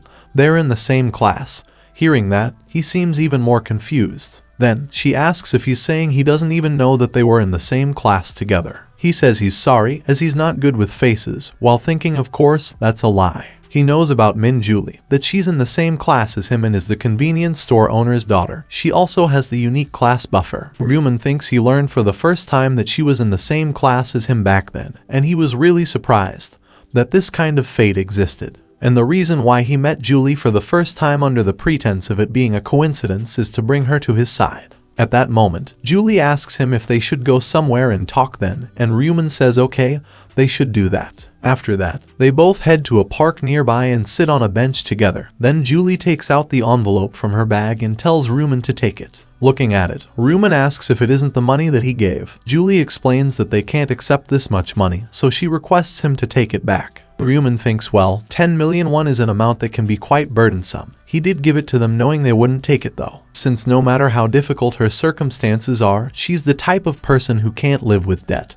Then Julie tells him to hurry up and take it back, as her arm hurts. But Ryu Min tells her he's not going to. Julie gets surprised to hear that. Then Ryu Min explains as he has told the owner earlier. He felt sorry for causing damage and it's the least he can do for his conscience. But Julie says that amount is too large. However, Ryu Min says no matter how large the amount is, he'd really like it if they would take it. Otherwise, he'd feel bad and keep thinking about it. Still, Julie worriedly tells him this is too much, it's burdensome, and Ryu Min thinks that's why he's giving it to her. He tells Julie to tell this to the owner as well. It's not that much money to him, so he requests her to take it without feeling burdened. Julie nervously asks if he was always this stubborn, and Ryu Min laughs. After that, he gets up, asking if it isn't right that they're done talking now, as he'll be going. But right then, Julie tells him to wait. She explains that 10 million won really is too much, so she'll just accept 1 million, and asks if that's fine. Ryu Min asks if she's allowed to decide on that, as she should ask the owner of the convenience store. Julie says but still, her dad will definitely feel uncomfortable with this amount of money. Ryu Min sounds surprised by that, as he asks if the convenience store owner is her dad, and Julie says yeah. Then Ryu Min says he goes there often. That's fascinating. At that, Julie nervously says it's fascinating for her as well. The first place Nato winner is a friend from her class, and Ryu Min thinks about it, a friend. But Julie asks if he really didn't know she was in his class, as she knew as soon as he walked into the convenience store. Ryu Min apologizes as he really isn't good with faces. Also, he asks with a smile if this isn't the first time they've talked like this, and Julie says that's true. Then she bashfully says this must be the first time he has heard her name. And Ryu Min says yeah, sorry. Hearing that, Julie evades his gaze due to blushing, while Ryu Min thinks, though he does feel bad for pretending he doesn't know her. He has to do this so that she takes an interest in him. Then, Julie tells him she told him this earlier as well.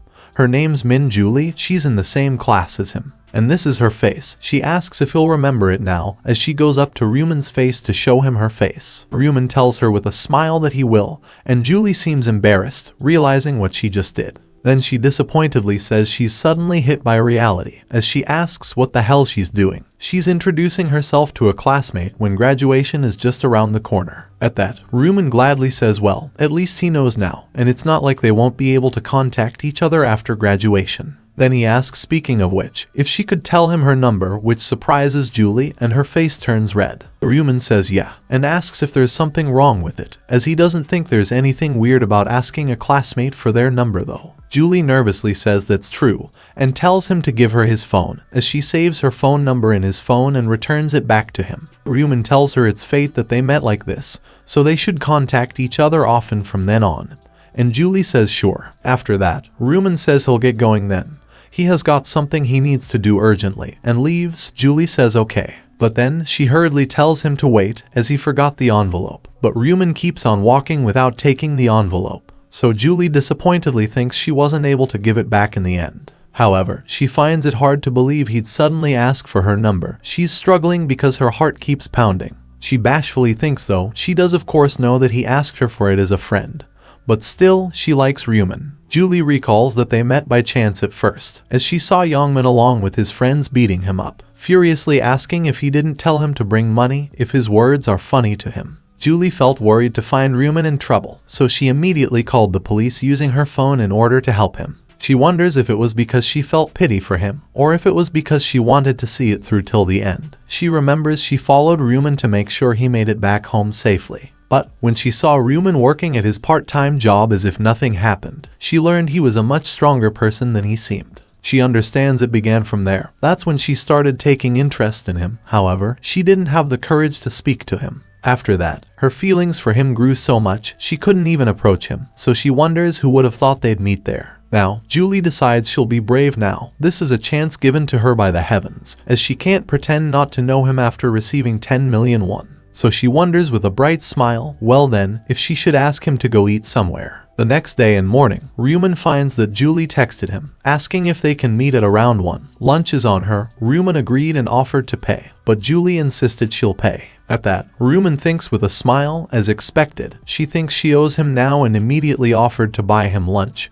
He believes that's a good sign, as it'll be easy to make her his ally if he naturally becomes friends with her. So he decides to save Julie and take her to the 20th round. After that, as he gets ready and proceeds to head out, Ryu Min notices him and asks where he's going. Ryu Min replies to meet a friend. He gets surprised to hear that and hopes it's not a girl. At that, Ryu Min asks why, if he can't meet girls. He says with a smile he's going to eat out, so he tells his brother not to skip lunch, asking if he got it, and Ryu Min says okay. However, he seems skeptical about it, and then he gets shocked to realize something and says no way, as he questions if he's going on a date. Some time later, at a fairly expensive restaurant, as Ryu Min is with Julie for lunch, he asks her if she likes steak. Julie gets startled by that and asks what, then she nervously says yeah, she does love steak, so Ryu Min tells her to eat lots. While she finds it hard to believe that she'd be eating alone with Ryu Min, and excitedly thinks what a great day. After that, as the two of them continue eating steak, they both remain silent, and only the music in the background can be heard. A while later, Julie worriedly thinks the atmosphere is getting awkward. She has to say something. She tells herself to come on, be brave. So then, she asks Ryu Min how he won the Natto lottery. He said he won 4 times in a row. Ryu Min asks if she's asking that, as he saw the results in a dream. He was lucky, which amazes Julie, and she asks so how much he earned because of that dream. Ryu Min says well, he guesses he won't have to worry about money for the rest of his life, though he now needs to worry about his life. Julie remembers the situation they're in and says that's right, she was curious about that, and asks Ryu Min how the first round was, if it wasn't difficult killing goblins. Ryu Min says yeah, it took him ages. Then Julie asks which region he was in. Ryu Min acts trying to think about and says he doesn't remember the rest, that well, the final number was 5. Hearing that, Julie says hers ends in 7. That's a shame, as they won't be able to meet there. However, Ryu Min thinks there's no need to be disappointed, as they're sure to meet. The regions integrate with each other after the survivors decrease in number. Then Julie asks what his level is. Ryu Min asks if she wants to know his level and says 10. Julie says she's 10 as well. Then she asks if he has class yet, to which Ryu Min replies not yet and asks about her. Julie excitedly says she was lucky enough to get a class change item, and her class is called Buffer. Ryu Min acts surprised to hear that. He asks if that means she gives buff like in a game, while he thinks, thankfully, she's a buffer this time as well. Then Julie asks if he wants to see, as it's a buff called Bless that increases every stat. Ryu Min surprisedly asks if really and tells her to let him see. At that moment, Julie puts her hand toward his head and uses the skill on him. Immediately, the system reports to Ryu Min that Bless has raised all of his stats by 50%. Duration 3 hours. Seeing that, Ryu Min thinks as he would expect from a unique class, the effects are quite good. He says whoa, that's amazing, while he understands that the skill's effectiveness will double when she reaches max level, so it'll increase to 100% by then. Ryu Min thinks, well, that's for when she reaches max level. Still, it's a relief that she buffed him. He wanted to meet her for this in the first place. He recalls that the reward for the first class change subquest was a random gold pouch, as its name suggests. It's a pouch that gives a random amount of gold, and it's affected by that luck stat. Therefore, Ryu Min understands that he'll receive more gold with a higher luck stat, as he tells Julie this is really good, and thanks her. Julie tells him with a smile to just say the word if he ever wants a buff, as casting takes no effort on her part, to which Ryu Min says he got it. Then he asks if she didn't say she had something she wanted to tell him. Julie remembers about it and says right, she was supposed to bring that up first. She thanks him so much for this 10 million won.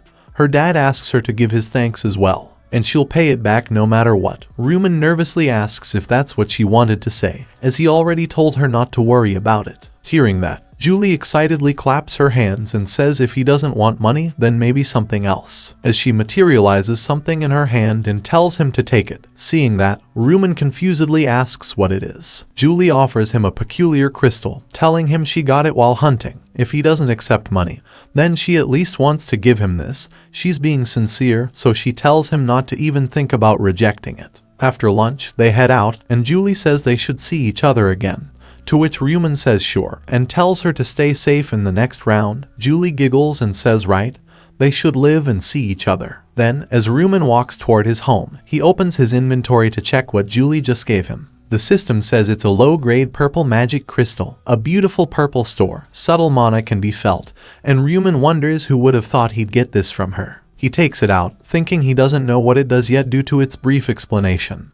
But once he reaches level 20, he'll know just how rare of an item it is. He knows that the combination function unlocks when a player reaches level 20. Using it, they can combine a weapon with a magic crystal, and additional options can be assigned as well. He understands that there are 7 colors of magic crystals: red, orange, yellow, green, blue, deep blue, and purple. Red is damage, orange is for strength, yellow increases luck, green increases dexterity, blue increases intelligence, dark blue reduces damage taken, and finally, this purple magic crystal is the rarest of them all. Ryu Min understands that it has the lowest probability of appearing and increases all stats, so he thinks he's lucky to have gotten this for nothing.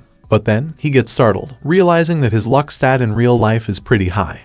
He decides he'll use the magic crystal when he's level 20, and wonders if he should open the gold pouch before his buff expires. But before that, he thinks he needs to start boosting his stats with his Rune of Slaughter, as he brings out a pack filled with 100 mealworms. He understands that the Rune of Slaughter increases his stats by 1% every time he kills a target, and that counts for insects as well. It only needs to be a living being. He thinks there aren't any insects in the other world, so he has no choice but to kill monsters. Luckily, that's not the case in the real world, as he drops the pack of mealworms on the ground and crushes them beneath his feet, telling them sorry. Immediately, the system reports to him his kill count as it continuously increases, and says all stats increase proportionately due to the effect of Rune of Slaughter. Within a few seconds, Ryu Min's kill count reaches 100, and all his stats increase by 1% as well, so then he opens his status window to check his stats. He finds that his 15 points in luck rose to 45, so he believes he'll have some good results to look forward to at this rate. Then he opens his inventory and brings out the random gold pouch, which gives a random amount of gold between 1 and 9,999. Ryu Min realizes that his luck is the highest it's going to get now, so he thinks use, as he activates the random gold pouch. He wonders how much he will get, as they could have the same stat and get a different amount of gold every time. He recalls that depending on how lucky he was in the past, it ranged from 3,000 to 6,000. At that moment, the random gold pouch finishes generating the gold coins, and Ryu Min seems surprised looking at it. The system reports to him that he used random gold pouch. He got 9,999 gold, which shocks him. Ryu Min excitedly thinks he got the max amount. It was worth receiving the blessing. Then he finds that his total gold is 16,249, and that should be more than enough to get an epic item. Ryu Min knows that the item he needs comes out in 2 weeks, so he thinks he should store it well for now. After that, he returns back to his home and tells Ryu Min he's back, and Ryu Min seems surprised to see him. He hurriedly goes up to him and asks how his date was. Ryu Min seems confused to hear him suddenly say that. Seeing that reaction on his face, Ryu Min asks if he wasn't out on a date with a fling. Ryu Min sits on a couch, embarrassedly telling him to stop talking nonsense, and asks what he ate for lunch. Ryu Min proudly says he ordered black bean noodles. Ryu Min tells him he should order something nicer. At that, Ryu Min asks what's wrong with black bean noodles, if he knows how much he wanted to eat it. Ryu Min thinks true. It was only a month ago that they were barely scraping by on that topic. He remembers his Bitcoin investment has gone up to 150 million. He believes, just like in previous attempts, it will likely sharply crash in 2 weeks, so he decides to dump it then. But before that, Ryu Min looks at a car advertisement on television and thinks he should get himself a driver's license. The next day, he sits for the driver's license written exam and releases a sigh, wondering how many times he has taken this test now.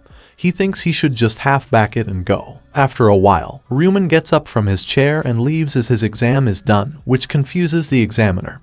He wonders what his deal is. Then he walks up to his desk and gets shocked to find that he has got a 95 in that short of a time. After that, Ryu Min thinks this is an obvious result, but it only took him 4 days to get his license, as his driving experience is longer than anyone's. But then, he nervously thinks wait a sec, and wonders how many years it has actually been, what his age is. After getting his license, he immediately bought a supercar, a Lamborghini Aventador. He didn't have trouble picking since it's been his ride in previous attempts as well. Ryu Min asks the dealership how long it takes for direct import, and the salesperson tells him that if he puts in the order that day, he should receive it within a month, to which Ryu Min says it sounds good, he'll sign right now.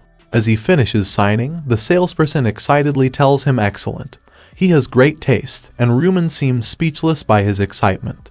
Then, 2 weeks later, it was finally time. Ryu Min checks his phone and excitedly thinks it's time to part ways with Bitcoin. Seeing him snickering by himself in a corner, Ryu Min nervously asks if something happened, as to why he's smiling like that. And Ryu Min replies he just sold all his Bitcoin. Hearing that, Ryu Min surprisedly asks if really, how big it got, and Ryu Min replies 300 million won, which shocks Ryu Min. He says that his entire lottery winnings were only 60 million won, and asks if that became 300 million won. Ryu Min melodically says he's telling him. Ryu Min seems amazed and finds it hard to believe that he wanted to stop him when he was investing in Bitcoin. But he hit this big. Ryu Min tells him he didn't think it'd get this big either, while he thinks 280 million was the max in his previous attempt. So Ryu Min asks if he's pulling out now, and Ryu Min says, of course. At that, Ryu Min gladly laughs and says good thinking, as he proceeds to have coffee. Right then, Ryu Min says it's time to start investing in stocks, which shocks Ryu Min, and he immediately spits out his coffee. He worriedly calls his brother and asks what he's planning when he knows jack squat about stocks, but Ryu Min tells him with a smile not to worry. As he saw it in another dream, Ryu Min seems astonished by that as he asks if he had another premonition dream, this time on what stocks to buy. Ryu Min gladly tells him yep, it said if he buys them now, it'll hit big. Hearing that, Ryu Min releases a sigh and tells him, then, well, to do what he wants. Seeing his reaction, Ryu Min thinks he doesn't blame one for being nervous, but he knows the future. He knows that the company he'll be investing in is a company that's 85th on Kostak, worth approximately 900 million won. Heavenly Demon Consulting Corporation. Heavenly Demon Consulting Corporation is a company under Jeonrock's ownership, though it hasn't risen to major prominence yet. He understands that it'll formulate a special system after round 4 and experience skyrocketing growth. So there's no reason not to invest, knowing it'll hit big, and if he can grab a big chunk of shares and gain operational control, he'll be able to greatly benefit by exerting influence as a major shareholder. First, he decides that he'll invest 280 million won and obtain 31% ownership, and does that using his phone. Then he's about to think what to do next, but at that moment, he hears Ryu Min murmuring beside him, begging for something, and looks at him. Then Ryu Min nervously laughs as he finds his brother praying to let his dream be right again. After that, Ryu Min looks back at his phone as it says purchase order has been put through, and thinks, anyway, that takes care of this, now he just has to buy the items. At midnight, the same day, in his bed, Ryu Min opens his shop menu, and it shows a bunch of different items. He thinks that he saved up gold for that day. They can buy items and common skills as long as they have gold, so it doesn't get more convenient than this. As he enters the equipment menu, knowing that though they are all normal rank, it's not like there's no way to buy rare or epic items. Then Ryu Min looks at the today's items section, understanding that it's a function where they can buy a random item that changes daily. Normally, it's hard to get what they want, since they don't know what item will be available, but it's not a problem for him since he knows what will come out when. He knows that that day is the day when an epic item he needs drops, as he presses on the today's item option. Then the system shows him that day's item, skeletal necklace, rank epic, +3 intelligence, +1% attack speed per enemy killed, max 25%, price 4,600 gold. Ryu Min excitedly thinks it's there, the skeletal necklace, an item that raises intelligence and attack speed, and it's quite cheap for its effects. He believes that since the item he wanted is there, it's the time to use that thing, as he opens his inventory, and looks at the today's item 50% discount voucher he got for completing the advancement quest. Ryu Min thinks if he purchases this necklace after using the 50% discount voucher, the price decreases to 2,300 gold, and he buys it. Then, he notices that he has quite a lot of gold left. He was originally going to get a set of normal equipment with the remaining gold, but he understands that if he saves up 6,000 more gold, he could buy another common skill, and a common skill beats normal equipment. So Ryu Min decides with a wide grin on his face that he should quickly earn 6,000 more gold, and fortunately, Round 3 has a lot of monsters. And so time passed. After a couple of days, it's March 1st, the day inevitably came. As soon as the players get transported to another world, they worriedly say trash. They got dragged over to the other world again. Looking around, they asks if it's not a forest this time. Where they are, they find that the buildings are destroyed, but it looks like a village. At that, one player says village is back, it's just a ruin at this point. Then, some players look to the side and tell others to look over there, as the village is surrounded by fortress walls. Others get surprised to see that and say it really is. The players gathered at the center of the village find a huge, peculiar purple crystal placed there, and confusedly question what this crystal thing is, just what they'll be doing for the third round. Meanwhile, Ryu Min looks around, thinking it's an unfamiliar place, and everyone looks anxious. He looks at Cho Jung-shik and wonders if it isn't right that the only one who's relatively normal is Cho Jung-shik. At the same time, Jung-shik hears other players discuss among themselves, asking if he isn't their region representative. They say that's right, life is a documentary. They said he was some gang boss. The players also say that he even waved a sword around and threatened them into voting for him. Black Size should have been the representative, not that murderer. Right then, one player hurriedly whispers to him, telling him that Jung-shik is going to hear him. He already has the authority of command. But the friend asks who cares. He can only use it 10 times, so there's nothing to fear. Right then, Jung-shik furiously shouts at them, calling them bastards, and tells them to shut their mouths. However, the players don't stop, as they ask what he's swearing for, as he's acting like people don't swear because they're unable to or something. Hearing that, Jung-shik again shouts at them, asking which of them bastards is running their mouths, but the players look in another direction as if nothing happened.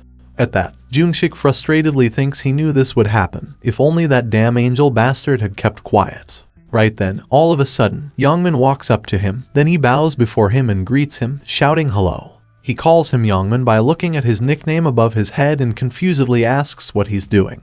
Then Youngmin calls him life is a documentary and addresses him as Hyungnam. Then he calls him the boss of the Jung-shik gang, Cho Jung-shik Sunbi, and tells him he came to greet him. Jung-shik gets surprised to hear him as he asks if he's family, and Youngmin tells him not yet. He's a young man in his 20s who hopes to become a gangster. Jung-shik gets even more surprised by that and asks what, as he wonders if he hopes to become a gangster. What sort of insane bastard this is. Youngmin excitedly tells him that he's his role model. The Jung-shik gang is the one he really wanted to join. At that, Jung-shik tries to ask why he wants to do that, but before he could finish his sentence, Youngmin gets on his knees before him and tells him that he will serve him as his Hyungnam for the rest of his life, so he begs him to take him in. Seeing that, Jung-shik thinks with a devilish grin on his face that he has seen many lunatics in his life, but this is his first time seeing this kind of lunatic. He likes his spirit. So then, he calls him and tells him to get up, and Youngmin gets back on his feet, telling him yes sir. Pointing at the others, Jung-shik asks Youngmin if he has something wrong with his eyes, if he doesn't know that his reputation was ruined, and if he's still saying he'll serve him. In response, Youngmin proudly says he doesn't care about that at all. He respects him, as long as he takes him in. He doesn't care what those people think of him. Hearing that, Jung-shik thinks for a bit, then he excitedly tells him he likes his answer, so fine, he'll take responsibility and raise him. At that, Youngmin hurriedly bows before him and thanks him, saying it's an honor, while the other players around them seem confused by all that. They question if he just teamed up with Life as a documentary, if he's insane. Some say they should know what they say. Birds of a feather flock together. Meanwhile, Ryu Min gladly thinks Youngmin teamed up with Cho Jung-shik this time as well. This is good. Right then, the angel from the last round appears above them, floating in the sky, and asks if all of them humans have gathered.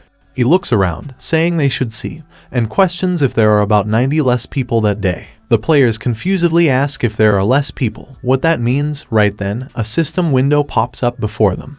It tells them, third round, main quest, protect the relic for 3 hours, all region participants about 856 million, current region, 4,900. The players get surprised by that and worriedly question if they really have less people, how this happened. The angel amusedly says there's no way they fresh humans would suddenly drop dead, so it looks like they fought each other in the real world. She would worry herself sick with how much they fight each other. But then, a player shouts wait and tells everyone to look at the number of participants that can finish this round. Everyone notices that, and gets shocked to see that, as they ask if it's 1,225 people. What if it's being reduced to almost a fourth? One player tells the angel this is strange and asks if it isn't an error. However, the angel starts laughing like a maniac, questioning if he's saying it's an error. She asks the players what they want from them. As it's not an error, it looks like they are flustered because less people are able to finish, but if they all forgot something. The angel reminds them that only half may survive each round, but everyone survived the last round. So she asks with a smug look on her face if it doesn't make sense that only a fourth should survive this round. The players seem horrified by that and find nothing to say. Then the angel continues that there's nothing unfair about it, as she asks if it isn't right that all they have to do is work hard and be in the top 25%. The angel says right then, she'll explain the third round now. Monsters from her army will appear from the castle gates every 30 minutes and target the relic in the center of the village. There'll be a total of 4 waves, and everyone there has to work together to protect the relic. The angel adds that they'll receive additional rewards if they protect the relic for 3 hours, but if they're unable to protect it, they'll receive a massive penalty. Finally, she says that regardless of whether they succeed in protecting it, they'll be rewarded by the number of monsters they defeated. The angel continues that many more monsters than usual could appear due to the nature of the round, but they'll be at 1/3 strength. So she asks if that shouldn't make things easier. She says of course, that means gold and experience will be reduced by the same amount. Hearing all that, Jungshik excitedly wonders so if all he has to do is kill lots of monsters, as he thinks this round will be easy since he has the authority of command. But then, the angel says she almost forgot something. She asks if it isn't right that the representative chosen last round was Life is a Documentary, which makes Jungshik nervous. The angel says he can use the authority of command from this round onward. But she bets everyone there is curious about what'll happen if the representative dies, which frightens Jungshik. She explains with a devilish grin on her face that if the representative dies from a monster or natural causes, their seat becomes empty. However, what if they get killed by another player? In that case, the killer is immediately made the region representative, and they receive 10 full uses of authority of command. Immediately after hearing that, most of the players near Jungshik look at him with a scary look on their faces. After that, the angel says okay then, monsters will appear in 10 minutes, so she tells the player to work together for 3 hours and survive. Though she's not sure if they'll be able to, then she disappears from the sky, and Jungshik furiously shouts hell. After that, he looks back and finds quite a few players, taking their weapons and looking at him, hoping to take him down. So Jungshik turns toward them while taking out his dagger, furiously telling them to come at him, calling them bastards, as he'll take all of them on, starting with whoever goes at him first. However, the players say he's acting like he's strong when he can only command 10 times. She definitely said whoever kills this bastard would become representative, and it'd be better if they became representative. Right then, Ryu Min walks through the crowd and heads toward Jungshik, which startles him, as he asks what he's doing, calling him Black Scythe. After Ryu Min gets close to him, he tells him not to be afraid, as he just wants to talk, which confuses Jungshik. He tries to hide his fear, asking if he's saying he's afraid, as what he's talking about.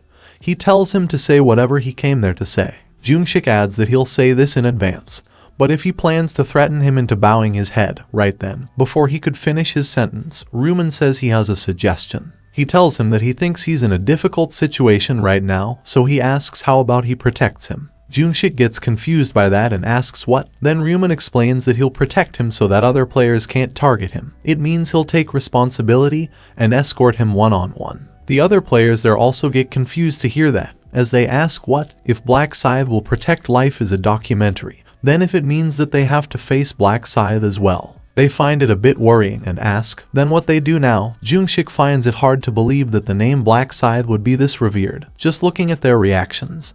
He thinks the offer is really tempting, but he believes that there will always be a price to pay, so he asks Ryu Min what he wants in return. Ryu Min replies nothing much, he'll follow all his commands. That's the condition. Hearing that, Jungshik asks what, and worriedly wonders if he's telling him to become his subordinate. He asks Ryu Min what the reason is that he's making this offer. Ryu Min says he can't tell him, Then Jungshik asks by commands what types of commands he means. Ryu Min says he can't tell him that either. He just has to follow his orders unconditionally. At that, Jungshik frustratedly wonders if he's telling him to follow him endlessly. Hell, if he thinks he'd listen to him. But then, he thinks hang on, and wonders what if he says no immediately. He thinks no way. He hopes he wouldn't violently attack in broad daylight. Still, he doubts it, and seems really nervous. At that moment, Ryu Min tells him to choose, as other people are awaiting his response. Then Jungshik finally decides. He tells Ryu Min that he will reject his offer. Ryu Min thinks as expected. He knew this would happen, as there's no way this bastard would let go of his pride that easily. Some players around them amusedly ask if Jungshik rejected it, as if he'd accepted, if he wouldn't have been able to hunt safely. They guess his pride was hurt when he was told to follow orders. They also say that it looks like his pride is more important than his life, or maybe he thinks nothing of them. At the time, Ryu Min thinks this is progressing exactly as it did in his previous life. Then what he must do now is draw the line completely. As he tells Jungshik, fine, if he rejects then there's nothing he can do, since he rejected. He won't pay any more attention to it. Ryu Min walks away from there, saying whether he dies or not, that's none of his business, while the other players there ask if they heard that Black Scythe wouldn't care. So if then they can target that gangster bastard as they please, while Jungshik frustratedly wonders if he should have just accepted the offer. Right then, the system announces that Wave 1 will begin shortly, to be prepared for the appearance and disappearance of monsters and protect the relic. And the players stutteringly say it started. The system adds that in 30 minutes, regardless of how many monsters are taken care of, Wave 2 will begin, and the timer begins. Immediately, some players shout to protect the relic. As the players start to get into positions to stop the incoming wave of monsters, Jungshik worriedly thinks he can't fight together with those targeting him, since it's a personal mission anyway.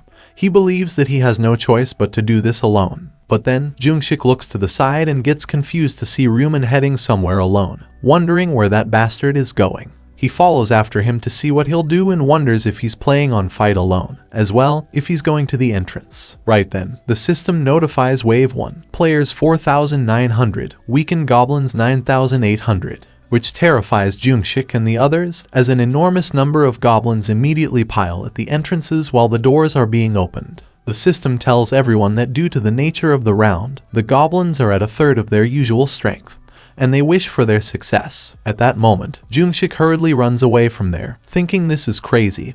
He'll hide for now and observe the situation. But he wonders why Black Scythe isn't moving, if he's really going to fight goblins alone at the entrance. As Jungshik reaches a rooftop, he thinks even if the entrance is narrow, it's wide enough for at least 10 people to go through, so he wonders if Ryu Min is confident enough to take on 10 alone. Then, he sees goblins entering the city and rushing toward Ryu Min at once, so he thinks of Ryu Min as a crazy bastard, bluffing because his level's a bit high. He believes there's no point in him even watching, as he'll fight for a bit and then run away.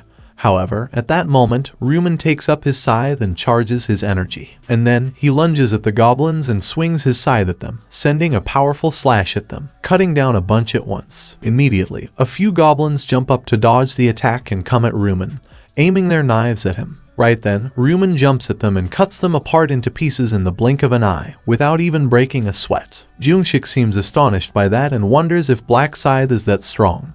When they reach level 16, if they gain that much strength, he frustratedly thinks this isn't the time for him to be doing this. He has to hurry and raise his level to become stronger. Jungshik looks around, understanding that about now, the fight between players and goblins will be fierce. As he finds players fighting the goblins and defending the crystal, shouting at others to block the west entrance has been breached, not to let them get close to the relic and die. So then, Jungshik quickly runs down to the building to immediately join in the action, thinking he too needs to get down now and kill goblins. He looks at a goblin and shouts at it to come there, calling it experience, which startles the goblin. Before it could realize what's happening, Jungshik rushes up to it and strikes it down using a single strike of his knife. Then, he quickly turns around and thrusts his dagger behind him, as he stabs a goblin right in the face as it comes running at him from behind and kills it. Jungshik excitedly giggles and thinks thanks to the rune of detection, he knows their movement path in advance, so this will be easy. But then, out of nowhere, something comes straight at him at high speed and scrapes past his ear, causing it to bleed badly. Jungshik hurriedly looks back and forth to see where it came from and where it went, and gets surprised to find that it's an arrow, as he thinks he hasn't seen a goblin that fires arrows. He furiously wonders then which bastard it is, and even if he doesn't know which bastard it is, to just wait until they get caught, as he'll rip off flesh and bones. Right at that moment, another player suddenly comes at him from the side and impales the side of his stomach using his spear, excitedly saying he got him, which badly hurts him. But then, Jungshik grabs hold of the spear and tries to pull it out, furiously calling the player a bastard. After that, right as Jungshik manages to pull out the spear, he gets close to the player and stabs him in the chest using his dagger, causing him to scream in terror. Then, Jungshik repeatedly stabs the player, furiously telling him to die, calling him a son of a dog. However, a moment later, another arrow flies right past his face, barely missing him, which startles him. He immediately turns in the direction the arrow came from and finds the player that shot it, so he frustratedly thinks that bastard, while the player gets scared. Then, Jungshik prepares to throw the spear in his hand at him, and the player hurriedly tries to shoot him again by readying his bow and arrow. But before he could shoot, Jungshik throws the spear at him with a lot of force, which hits him right in the face and brutally kills him. After that, Jungshik frustratedly holds his wound, finding it hard to believe that he'd have to be more worried about players than monsters, and thinks if only he wasn't the region representative. He believes this trashy region representative, if it were up to him, he'd want to hand it over to someone as well, so he wonders if he should have accepted Black Side's help. Then, Jungshik looks around, thinking no, a man has his pride, he'll never be his underling. There must be a solution, a way to hunt safely without having to be wary of players. Right at the moment, he notices someone and wonders, that bastard, if he isn't the current region rank 3, Black Dragon in my right arm. Jungshik excitedly thinks right. He was there, then he walks up to him and calls him, and Black Dragon in my right arm looks at him, irritatedly asking what that is. But before he could realize what's happening, Jungshik uses his authority of command on him and tells him to protect him from then on. In the meantime, the system reports to Ryu Min that the effect of Skeletal Necklace increases his attack speed by 25%, as he keeps on slaughtering monsters. The system notifies him that he has defeated Goblin.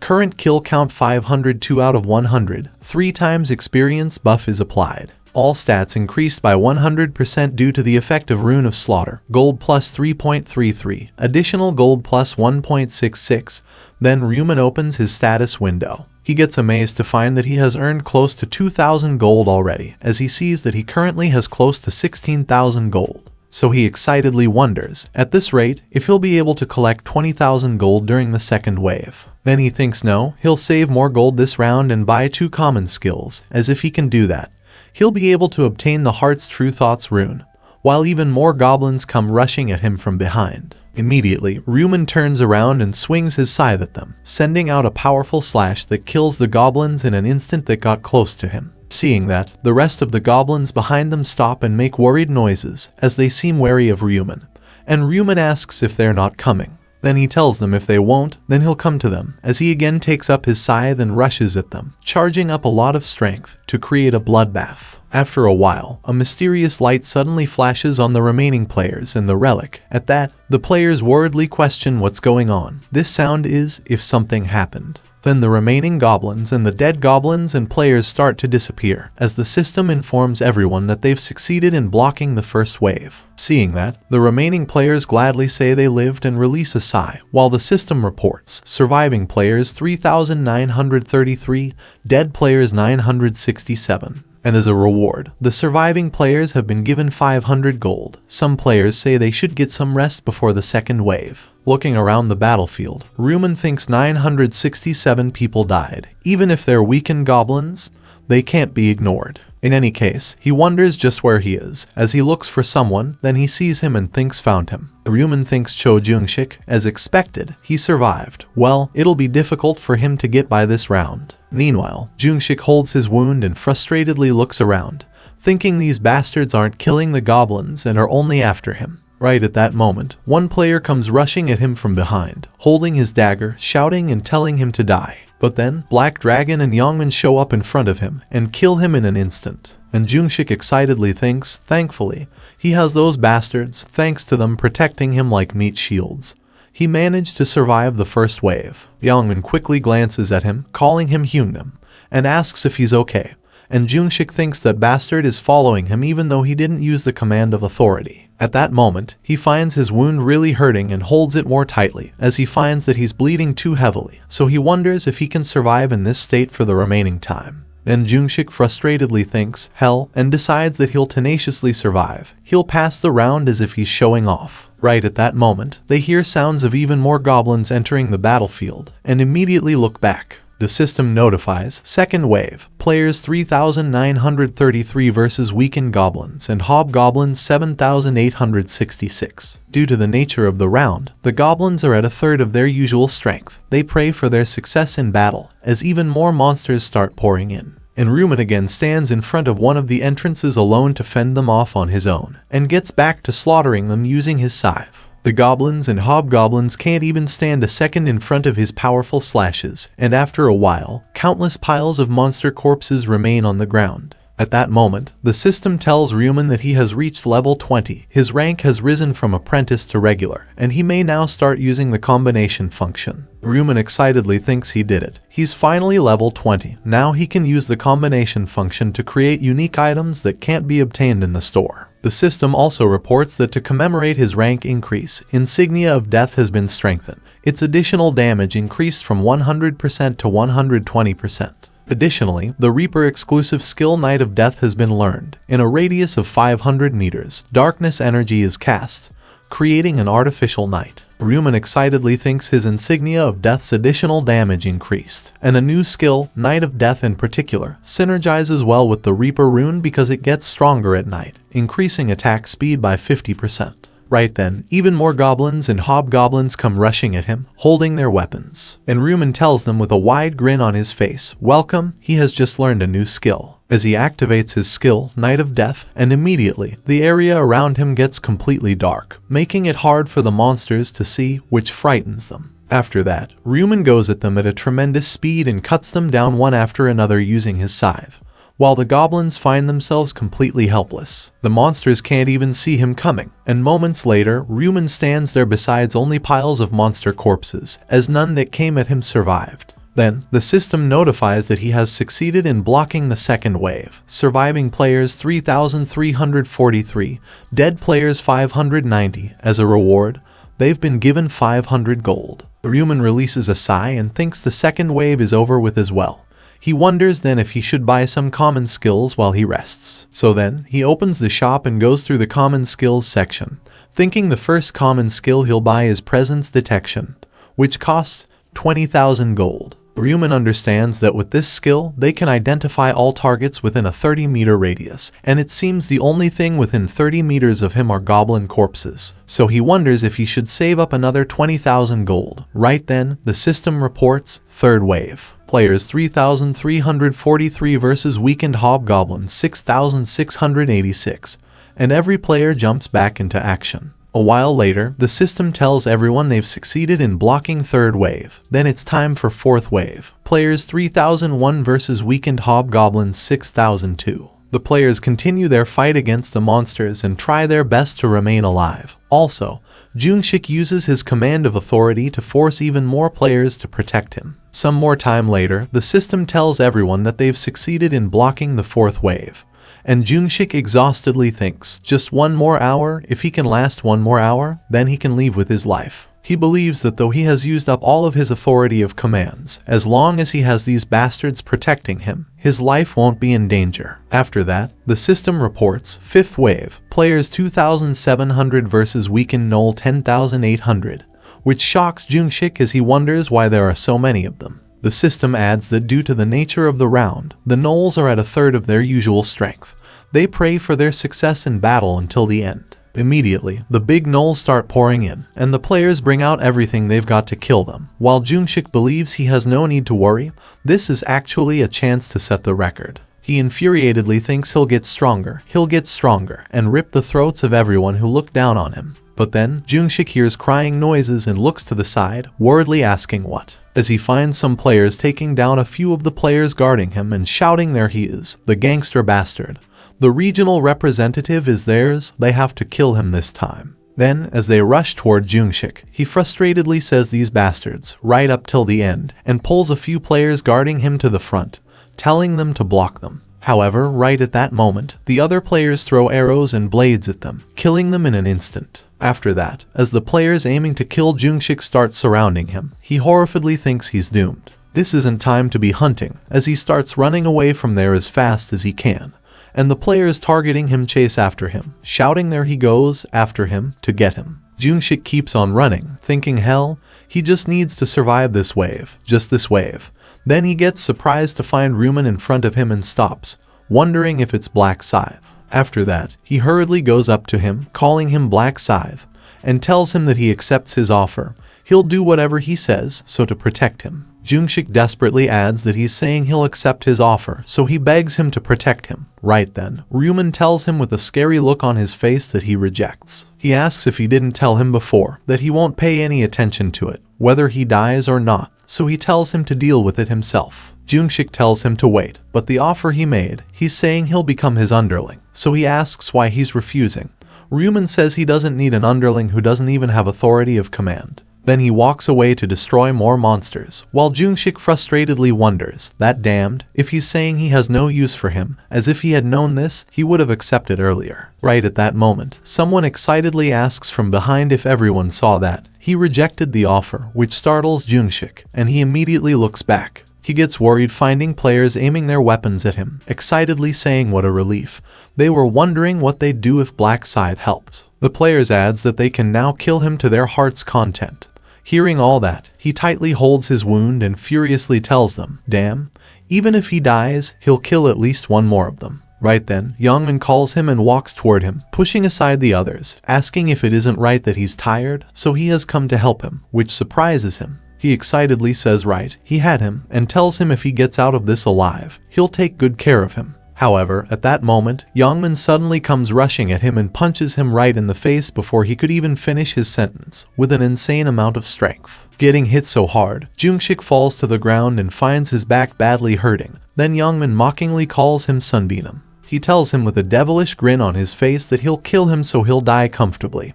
Hearing that, Jungshik frustratedly calls him a bastard. Right then, Ryu Min grabs him by his collar and starts punching him rapidly with a terrifying amount of force. After a while, Jungshik's face is completely deformed and he's bleeding badly. Looking at Ryu Min, he thinks hell, Jungshik is being betrayed by that bastard, as he's losing his consciousness. Finally, Ryu Min stomps on him hard, and the system reports, the region representative life is a documentary has been murdered. The power of the representative is passed on to the murderer. Player Ryu Min is that area's new region representative, and Ryu Min excitedly shouts now he's the king. The system also notifies him that he has received the command of authority, which is the representative's unique right. And he thinks now if he puts his mind to it, he can control Co Eren as he pleases. Looking at Jungshik, Ryu Min decides that he'll put the authority of command to good use, so he shouldn't be too mad, and wonders if this didn't happen because he kept running away. Ryu Min amusedly thinks how embarrassing. Then he turns toward his friends and asks if they saw that, him beating him up. He told them there was a good chance of winning. His friends get startled by that, then they nervously tell him oh right, that's good. They worriedly think that bastard killed a person with his bare hand. They're getting goosebumps. They think of him as a crazy psycho bastard, as they found it hard to believe Jungshik would actually die. Other players also seem worried, as they ask what happened, if he isn't the one who was up to the gangster, if he planned to betray him from the start. They find it very scary and concerning, so they frustratedly question how such a person could become the region representative. Then they shout to everyone, telling them that the representative has changed, and more players say right. At that moment, Ryu Min wonders if they're after him now. He thinks it's unfortunate, but he has something he knows will get him out of this, as he quickly runs somewhere, which surprises the others. Ryu Min goes up to Ryu Min and calls him by his nickname, Black Scythe. Hearing that, Ryu Min looks at him and asks what's wrong. Ryu Min asks if he saw the message, as now he's the region representative and he has the authority of command, to which Ryu Min asks so. Ryu Min tells him with a smile that that offer he gave to life is a documentary. He'll accept it. In other words, he'll do everything he says. In return, he requests him to protect him. He excitedly thinks the reason Jungshik was abandoned was because he didn't have the authority of command. so he wonders if it isn't right that he'll accept his offer. However, Ryu Min says he doesn't like his attitude, which confuses Ryu Min. Ryu Min tells him that if he gets on his knees and begs, then he might consider it. Ryu Min asks no if he didn't hear him, as he has the authority of command, but Ryu Min asks so what he wants him to do about it. It seems he has misunderstood something, but the one who loses out on this is him. At that, Ryu Min finds nothing to say in return, and Ryu Min tells him with a smug look on his face if he wants his protection to get on his knees and beg. After hearing that, Ryu Min looks back at the players for a moment, who are planning to kill him. Then, finding no other choice, he gets on his knees before Ryu Min and bows before him, telling him that he'll do whatever he says, so he requests him to use him as his underling. He begs of him. At that, Ryu Min gets thoughtful. He thinks he has seen this so many times that he's getting sick of it. However, unlike Cho Jung-sik, Ryu Min has some use for now. So then, he tells him fine, he'll accept his offer. Hearing that, Ryu Min keeps bowing repeatedly, thanking him, calling him Black Scythe. And Ryu Min tells him to stop it, as he doesn't want to see his sorry self. Ryu Min stops and seems a bit confused by that. Then he nervously says yes. After that, Ryu Min walks ahead toward the other players and stands before them. Seeing that, the players targeting Ryu Min worriedly question what if this is how it ends up. If Black Scythe will protect Ryu Min, they even consider what if they all attack him at once. But one of the players frightenedly asks if they have not seen Black Scythe fight. He's someone who takes on countless opponents at once. They have no chance against that kind of monster. At that moment, Ryu Min tells them that he'll give them some help with deciding, which startles them. He explains they have two choices. They can either give up on region representative, go back like this, and hunt some monsters, or die at his hand, as he points his scythe at them, which terrifies them. Ryu Min says if possible, he'd recommend the first option, but the latter is fine as well, because he'll no longer view anyone who wields a sword against him as human. Then, finding no other choice, the players targeting Ryu Min start to scatter away from there, as one player stutteringly says he'll sit out, and another player says same. Ryu Min starts to get back on his feet. While he thinks how impressive, he finds it hard to believe that everyone would back off at Black Scythe's word. So he gladly believes that when he was a foe, he was fearsome, but as an ally, there's no one more reliable. Meanwhile, Ryu Min looks around, thinking the atmosphere feels like things are slowly coming to an end. With this, they've safely cleared the fifth wave. However, he wonders with a cunning smile, if things end like this, if it won't be upsetting. So then, he calls Ryu Min, to which he says yes Black Scythe. Ryu Min tells him as promised, to do what he tells him, and Ryu Min happily asks what he should do to just give him the command. Ryu Min looks at him and tells him with a serious look in his eyes, to use all 10 uses of command of authority, and break the relic. Ryu Min gets shocked to hear that and asks if he's saying that relic, as he recalls the angel warning them saying if they're unable to protect it, they'll receive a massive penalty. But he wonders why, and he frustratedly thinks if he uses all 10 commands of authority, he can't turn Co Aaron into his slave. So he nervously asks Ryu Min if he may ask why. Ryu Min tells him to shut it and do as he says. Ryu Min asks if he can use 9 instead of 10. Ryu Min says he won't tell him again, if he doesn't want to die, to choose now. Ryu Min disappointedly says he understands. He'll do as he commands. Ryu Min also tells him, and for his information, he'll designate who he uses his authority of command on. Then he tells Ryu Min some names, including Shim Sunjiu, Small Chili Pepper, Don't Bother Me, Spring Summer, Autumn. Ryu Min tells him to order these 10 people to break the relic. Ryu Min gets surprised to hear that and stutteringly asks sorry. He looks at his friends, worriedly thinking what, all his friends are included, so he wonders if it could be on purpose. Then Ryu Min goes up to his friends, which startles them, and they say no way, but Ryu Min tells them he's sorry. It's Black Scythe's orders, so he hopes they understand. After that, he starts calling the names Black Scythe told him, and orders them to break the relic. A moment later, the system reports to every player, warning, the relic is being attacked, which shocks them, and they hurriedly look at the relic, questioning what. They find the 10 players hitting the relic that they're supposed to protect using their weapons, so they shout at them, asking what they're doing, and tell them to stop this instant. They hurriedly run up to the players, asking what they're doing, if they're trying to get the penalty. They shout for somebody to stop them, and say at this rate it'll break. As the other players reach the players who are hitting the relic, they desperately try to pull them back, yelling at them to stop breaking it, to stop this instant. They call for someone to stop them, and someone even strikes them with their own weapons, shouting at others to just kill them. However, it's no use, as in a matter of seconds, the relic breaks. The system reports to everyone that the relic has been broken, the main quest has been failed. As a penalty for failing, for 30 minutes, the proxy of divine retribution will be summoned. Seeing that, the players horrifiedly look around, wondering what that is, if it's a boss. The system tells them to survive against the proxy of divine retribution, and until the time runs out, the round will not end. It sets it as the subquest for round 3, with reward for success 3,000 gold payment, while Ryu Min seems ready to fight the proxy of divine retribution. The other players get surprised to find that it says they reward them 3,000 gold if they survive, and it was 2,000 gold for protecting the relic, so they excitedly say then this is more profitable. Ryu Min walks forward, thinking, a bigger reward than the one for clearing the 5th wave. That's why he made Yongmin break the relic, but he didn't break the relic himself because... At that moment, the system reports it has been confirmed that the players are attacking the relic. The 10 players who attacked the relic will be granted a penalty. 50% of all stats will fall permanently. The players who were ordered by Yongmin to break the relic get shocked to see that, and terrifiedly ask what if their stats will decrease, as they just did what they were told.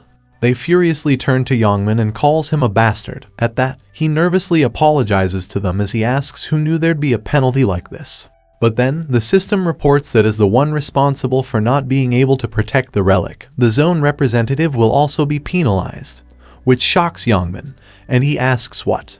The system adds that all stats will fall by 50% permanently. Seeing that, Yongmin infuriatedly shouts damn. He kicks a wall beside him in anger and leaves a big crack mark on it, while Ryu Min thinks permanent stat drops are directly correlated to survival and thus fatal.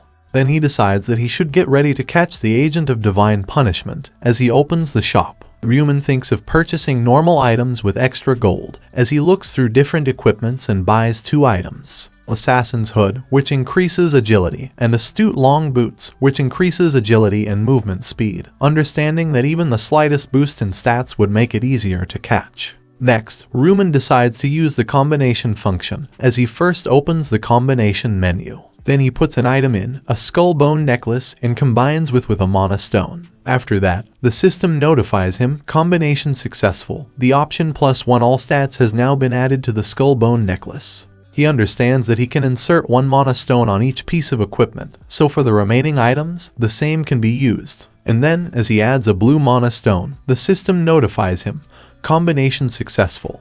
The option 1+ damage reduction has now been added to Season Hunter's leather armor. Ryu Min continues adding mana stones to different equipments, and the system notifies, combination successful. The option +2 strength has now been added to Grim Reaper's scythe. He understands that the lowest grade mana stone won't be much help, but it's better than nothing, so he keeps adding those as well. And then, a few moments later, the sky above the players starts to get dark, which makes them wary, and they stutteringly ask if this is the start.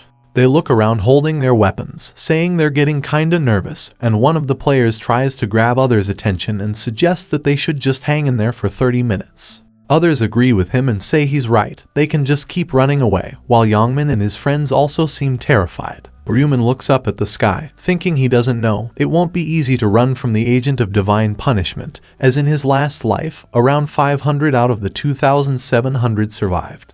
He understands that simply trying to survive is extremely difficult. Originally, the agent of divine punishment is a monster who can be barely caught up to by putting up 5 level 40 players against it.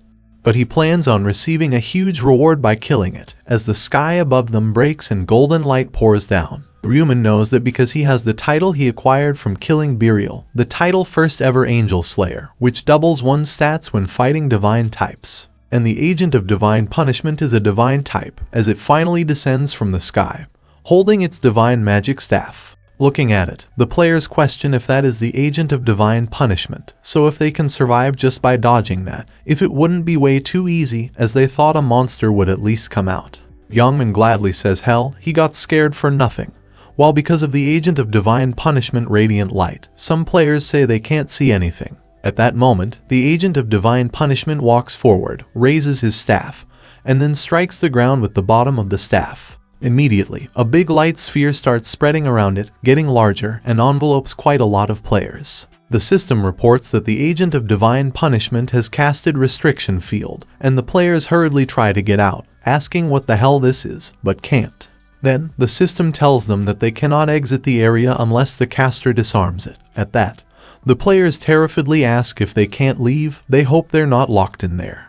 The system adds that the stats of the players inside the field have dropped by 50%, so the players inside desperately start banging on the barrier, telling others to get them out of there. The other players can't do anything about it but stand there shocked, and Ryu Min wonders if almost 300 people were caught. He realizes it's a shame, but he can't save those 300 people, as at that moment, Agent of Divine Punishment spreads his wings and raises his staff. Then it charges countless arrows of light above it, and Ryu Min looks the other way, thinking so it has started. As the Agent of Divine Punishment starts showering down the arrows on the players inside the restriction field, who find no place to hide and die painful deaths one after another. The players scream and try their best to run away from the arrows. A few players horrifiedly shout damn and asks if they want them to dodge that, as it's hard enough to follow by eye. After that, as the Agent of Divine Punishment sends out even more arrows of light, the players keep running, screaming for help. Ryu Min thinks about the restriction field, as he understands that after getting locked in there, dodging the arrows of light is nearly impossible. But put differently, it also means that as long as they dodge those, it's not a big deal. And now's the time, while everyone's distracted, as he dashes past the restriction field to look for an opening. Ryu Min thinks as expected, while hunting humans, the Agent of Divine Punishment isn't paying attention to its back in the slightest, as he gets behind it and decides that as soon as the barrier lifts up, he'll ambush him. Then, right as the last of the players trapped inside the restriction field dies, the barrier starts to open, and Ryu Min thinks, now. He immediately starts rushing toward the Agent of Divine Punishment, thinking he doesn't have to worry about him turning behind, since it doesn't even have ears. After that, Ryu Min lunges at him, ready to strike with his scythe, thinking his distance from it is 5 meters. So he puts the seal of death on it, understanding that he needs to land a fatal blow at the first attack, as the Agent of Divine Punishment starts to turn his face. But right when it could realize what's coming at him, Ryu Min hits him in the face, thinking that being wary of him at this point is already too late. Immediately, the Agent of Divine Punishment holds his face and cries out loud as it starts bleeding profusely. While Ryu Min excitedly thinks it landed perfectly, he hit it perfectly in the eye. Then he lands on his feet and starts running away from it, thinking because of Seal of Death, it now only has 60% stamina left. Just one attack cut its stamina by 40%, so he finds it not so bad and understands that it must be planning to cast Restriction Field to come find him now. Then, the Agent of Divine Punishment hits his staff on the ground again, and the system reports that it has casted Restriction Field. But Ryu Min manages to get out of its range and thinks that as soon as it realizes that it didn't catch anything inside its Restriction Field, it'll lift the field. It does happen, as the restriction field gets lifted, and immediately, Ryu Min rushes back toward the Agent of Divine Punishment at an insane amount of speed, thinking, and now that he has already taken one eye, he has got to take the other one too, as he gets up close to its face and swings his scythe, aiming at it, letting out a powerful slash. The attack successfully takes out the Agent of Divine Punishment's other eye, as both of its eyes keep bleeding, and it cries in agony. After that, right as Ryu Min lands on his ground, the system reports that the Agent of Divine Punishment has casted Restriction Field. The stats of the players inside the field have dropped by 50%, and Ryu Min finds himself inside the Restriction Field, but he thinks with a smile, it doesn't matter. Looking at the Agent of Divine Punishment, Ryu Min knows that without any of its eyes, it's just a glorified sandbag now, as it creates countless arrows of light while it keeps crying. Ryu Min thinks it looks like it's planning on killing him by shooting arrows of light in all directions since it can't see. So then, he activates his skill, Night of Death, and immediately, a huge area around him gets shrouded in darkness, but the Agent of Divine Punishment and its arrows of light can still be seen. Then, as the Agent of Divine Punishment finishes charging up the arrows, it confusedly looks around as it can't sense Ryu Min anywhere. But at that moment, Ryu Min lunges at it from behind, thinking light cannot overcome darkness, because this world's system is set up like that. Immediately, he swings his scythe at the Agent of Divine Punishment with a lot of his strength, thinking he should end this now. He strikes the Agent of Divine Punishment's back and manages to cut off one of its wings, causing it immeasurable pain. After that, as he lands on his feet, the Agent of Divine Punishment quickly turns around and tries to hit him with its staff. But Ryu Min jumps over its head and cuts off its other wing with a powerful slash in the blink of an eye. At that, the Agent of Divine Punishment cries even more because of the unbearable pain, and Ryu Min quickly sprints away from it. Then he again gets behind it and finds that now this thing's remaining stamina is 10%. Ryu Min decides he's not stopping there. He's going to put some space between them as he starts running again. At that moment, the system reports, conditions satisfied. The Agent of Divine Punishment's passive skill Last Radiant Flare has been activated. The Agent of Divine Punishment has become invincible. Ryu Min understands that it's the phase that comes about when stamina falls below 10%. Had he slit its throat first, it would have run away before he could kill it. Then the Agent of Divine Punishment lets out screeching noises and starts throwing a bunch of balls of light at him. And as the Agent of Divine Punishment fails to hit Ryu Min due to not being able to see him, Ryu Min thinks he should see it struggle one last time. After that, as he keeps dodging all of the attacks, the system reports Last Radiant Fire duration 50 seconds, 30 seconds, 10 seconds, 5 seconds, 1 second, then the duration of the phase ends, and the system notifies Ryu Min that the invincible state has been disarmed, which makes the Agent of Divine Punishment flustered. Immediately, Ryu Min comes rushing at it from behind, and the Agent of Divine Punishment hurriedly tries to look at him. But before he could do anything, Ryu Min lunges at it, holding his scythe, then he swings the scythe, sending out an immensely powerful slash and cuts off its head from its neck. After that, the system notifies that he has murdered the Agent of Divine Punishment. He has leveled up. He has leveled up. Gold plus 8,200, bonus gold plus 4,000. The system adds that he has been confirmed to be the first player to kill the Agent of Divine Punishment. Also, he has earned the title Opposer of Divine Punishment as it keeps bleeding. Then it falls to the ground and starts disappearing, while Ryu Min sees that the effect of the title is that damage received when dealing with divine types is reduced by 80%.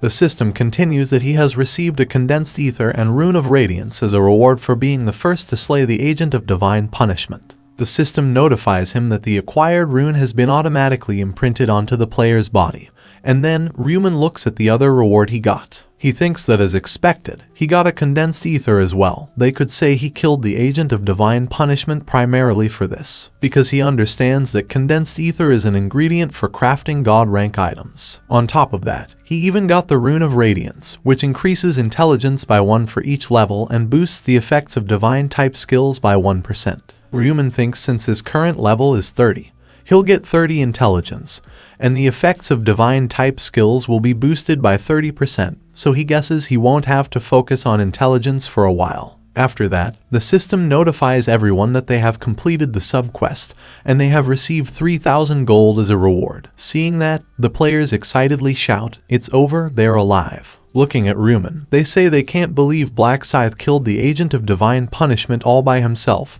He's a damn monster. Right then, the angel shows up and says wow, amazing, which startles all the players, and they look at her. The angel finds it astonishing to see Ryu Min slaying the Agent of Divine Punishment all by himself, so she tells him he's the first human she, Olive, has ever genuinely acknowledged. She goes up to him, asking how about an interview in the morning. Olive calls him Black Scythe and asks how he even thought of murdering the Agent of Divine Punishment. Ryu Min annoyedly thinks what a useless question, and tells her that he just killed the agent because he wanted to. Olive confusedly questions, simply making it through would get him the reward. But if he merely wanted to kill him, Ryu Min tells her, then he would have had to bear with the slaughter of people. Hearing that, the other players amazedly ask so if he came forward to rescue the people, as they thought a strong guy would be arrogant. But it seems he unexpectedly has a sweet side to him. What a decent dude. Olive finds it surprising as well, and says humans are indeed strange as she has heard. One minute they're ripping each other apart to death, and the other they're living together so harmoniously as if they never happened. Then she giggles and says that's pretty hard for her to understand, and Ryu Min thinks of course he wouldn't expect anything else from a narcissistic angel. After that, Olive tells everyone that aside, good job making it out alive, but it's too soon to relax, because whether or not they'll be annihilated depends on the overall result. So she asks the players with a devilish grin on her face if they shall have a look at the overall result now. Then, the system shows everyone the round 3 overall results. Black Scythe came first in both all zones and their zone, and Sanctial came second, and Co Aaron came third in their zone. Everyone gets shocked to find Black Scythe slay 3,600 monsters, but the second rank couldn't even catch 1,000. Also, they find it crazy that he's level 30 and question if he got an experience boost or what. Ryu Min thinks yeah, he got an experience bonus, though he's not sure if it exists for anyone besides the first ranker in all zones. At that moment, the system congratulates him and tells him that he'll receive a special reward selection box for being rank 1 in all zones. Also, an intermediate grade rare ring selection coupon for being rank 1 in his region. So Ryu Min thinks it seems he scored an intermediate grade rare ring and chooses it. Then the system requests him to choose one of the following intermediate grade rare rings: Ring of Rushing Winds, Ring of Azure Magic, Ring of Resistance. Ryu Min thinks that the name may make it look like it's the weakest, but he's going to choose the Ring of Resistance, and does that. The system says that its effects are luck +4 and resistance +35%. Looking at it, Ryu Min thinks no matter how high one's stats are, status effects can still kill them. On top of that, resistance can't be boosted via stats, so it's better to have it, even if they don't have to use it right away. Then Ryu Min thinks next up is, he opens the special reward selection box, and the system says they may choose one of the following special rewards. 50% stat boost buff limited to round 4, 4,000 gold, intel on round 4. Ryu Min thinks as expected, not triple experience buff. After all, round 4 isn't about catching monsters, so he decides to choose number 2, gold, and presses that. Then, Olive calls the humans and asks if it isn't correct that they've all checked their rankings in the messages they received, as rank 1225 is the cut line. The players who are not within that get terrified to hear that and beg her to wait. Some say they think the system made a mistake in its calculations as they caught so many, so they request her to check it again. However, Olive ignores that and says with a creepy smile on her face, now they should start annihilating the insects, who couldn't even make it to the top 1225, as she flicks her fingers, and immediately the said players start disappearing from there, screaming no and calling for help. After that, the system tells the rest of the players, round 3 over, all zone survivors, about 214,000, their zone, 1,225. Round 4 will begin at midnight on April 1st, and they'll see them in the next round. The next moment, Seo Erin wakes up in the real world and finds herself in her bed. She touches her face with her hands and gladly thinks she's back. She survived round 3. Then Erin hurriedly gets out of her bed, thinking, wait, it's not just that. She even received the summoner class this time. She calls for Fairy Summon in her mind, and immediately, a small magical beast materializes before her. The magical beast sits on Erin's shoulder and rubs its face against her, which makes her happy. She thinks these cute fairies acted as shields, and the bodyguard distracted the others. Thanks to them, she was able to clear round 3 safely. And she can't believe she's rank 3, as she opens her inventory and brings out a purple mana stone. Looking at it closely, Erin wonders, this mana stone that she received as a reward, if she gives this to Black Scythe, if he would like it. Meanwhile, in Youngmin's room, Youngmin picks up a lamp beside his bed and furiously throws it at the wall while shouting out loud, breaking it. He exhaustedly says hell, Black Scythe, as the system notifies him that penalty has been applied. All stats have been permanently reduced by 50%. Youngmin fumes with anger, thinking hell, if he had known this would happen, he wouldn't have ordered for the artifact to be destroyed. Then he notices his phone beside his bed. He picks it up and checks something, frustratedly thinking, he's screwed. He finds that it's his friend Kim Seung-hin calling him. He receives the call and nervously answers him, saying hey. Immediately, Seung-hin shouts at him from the other side, asking if he's crazy. Hearing that, Youngmin irritatedly says everyone and asks what the hell it is. In response, Seung-hin shouts at him, telling him not to play innocent with him. He infuriatedly asks if he doesn't know that they're all screwed because of him, how he could boss his friends around, and if he dares call himself human after that. At that, Youngmin tells him that he didn't have a choice.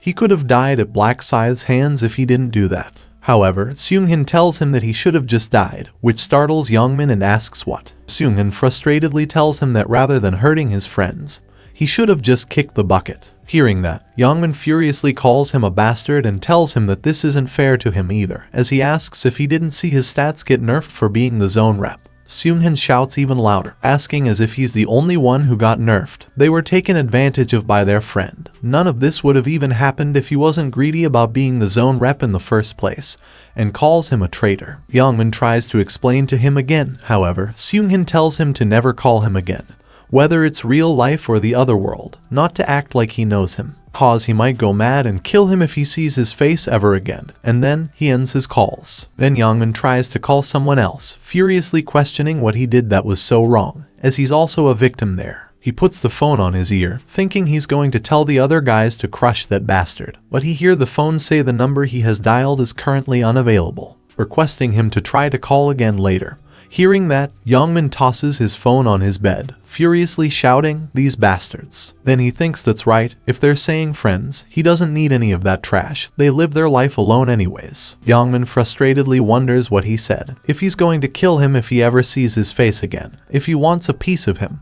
He waits for him to just run into him next time, as he's going to kill them all. That morning, at the Imperial Hotel, Ma Jeonrak tells On Saint-Yeol to come in, calling him department head on. He says it seems he has made it out alive again this time, and Saint-Yeol bows before him, saying he was lucky. Jeonrak says round 3 must have been a bit difficult, so he asks Saint-Yeol if he's okay, to which Saint-Yeol tells him yes sir, perhaps it's because the monster was weakened, but he didn't have too much trouble. Then Jeonrak asks what his current level is, if he got a class yet, and Saint-Yeol replies, 11, and his class is Knight. He also says by the way, Seo Erin is the same level as him. However, her class is different, she's a summoner. Jeonrak gets surprised to hear that and asks if she's a summoner. As he says, that's amazing, he doesn't think that's a common class. Saint-Yeol says he was surprised as well. After her class change, she summoned fairies and cast protective shields. Thanks to her, he was able to hunt safely.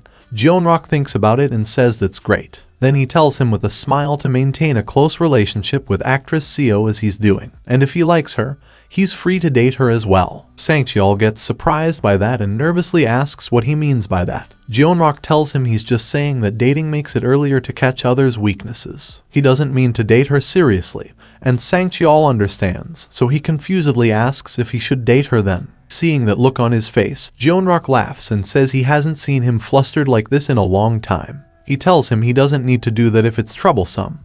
Then Saint-Yeol releases a sigh, as he says Seo Erin wouldn't have any feelings for him anyway. Jeonrak asks why not, as he's so reliable and manly, but Saint-Yeol tells him she's still formal with him, calling him Mr. Bodyguard, to which Jeonrak laughs and asks if that's so. Then he leans back and asks Saint-Yeol, anyway, what that urgent report was that he had to give him. Saint-Yeol remembers it and immediately bows before him, telling him first of all, he'd like to apologize to him. Jeonrak asks why that is. Saint-Yeol explains to him that he failed to carry out his orders to assist Black Scythe.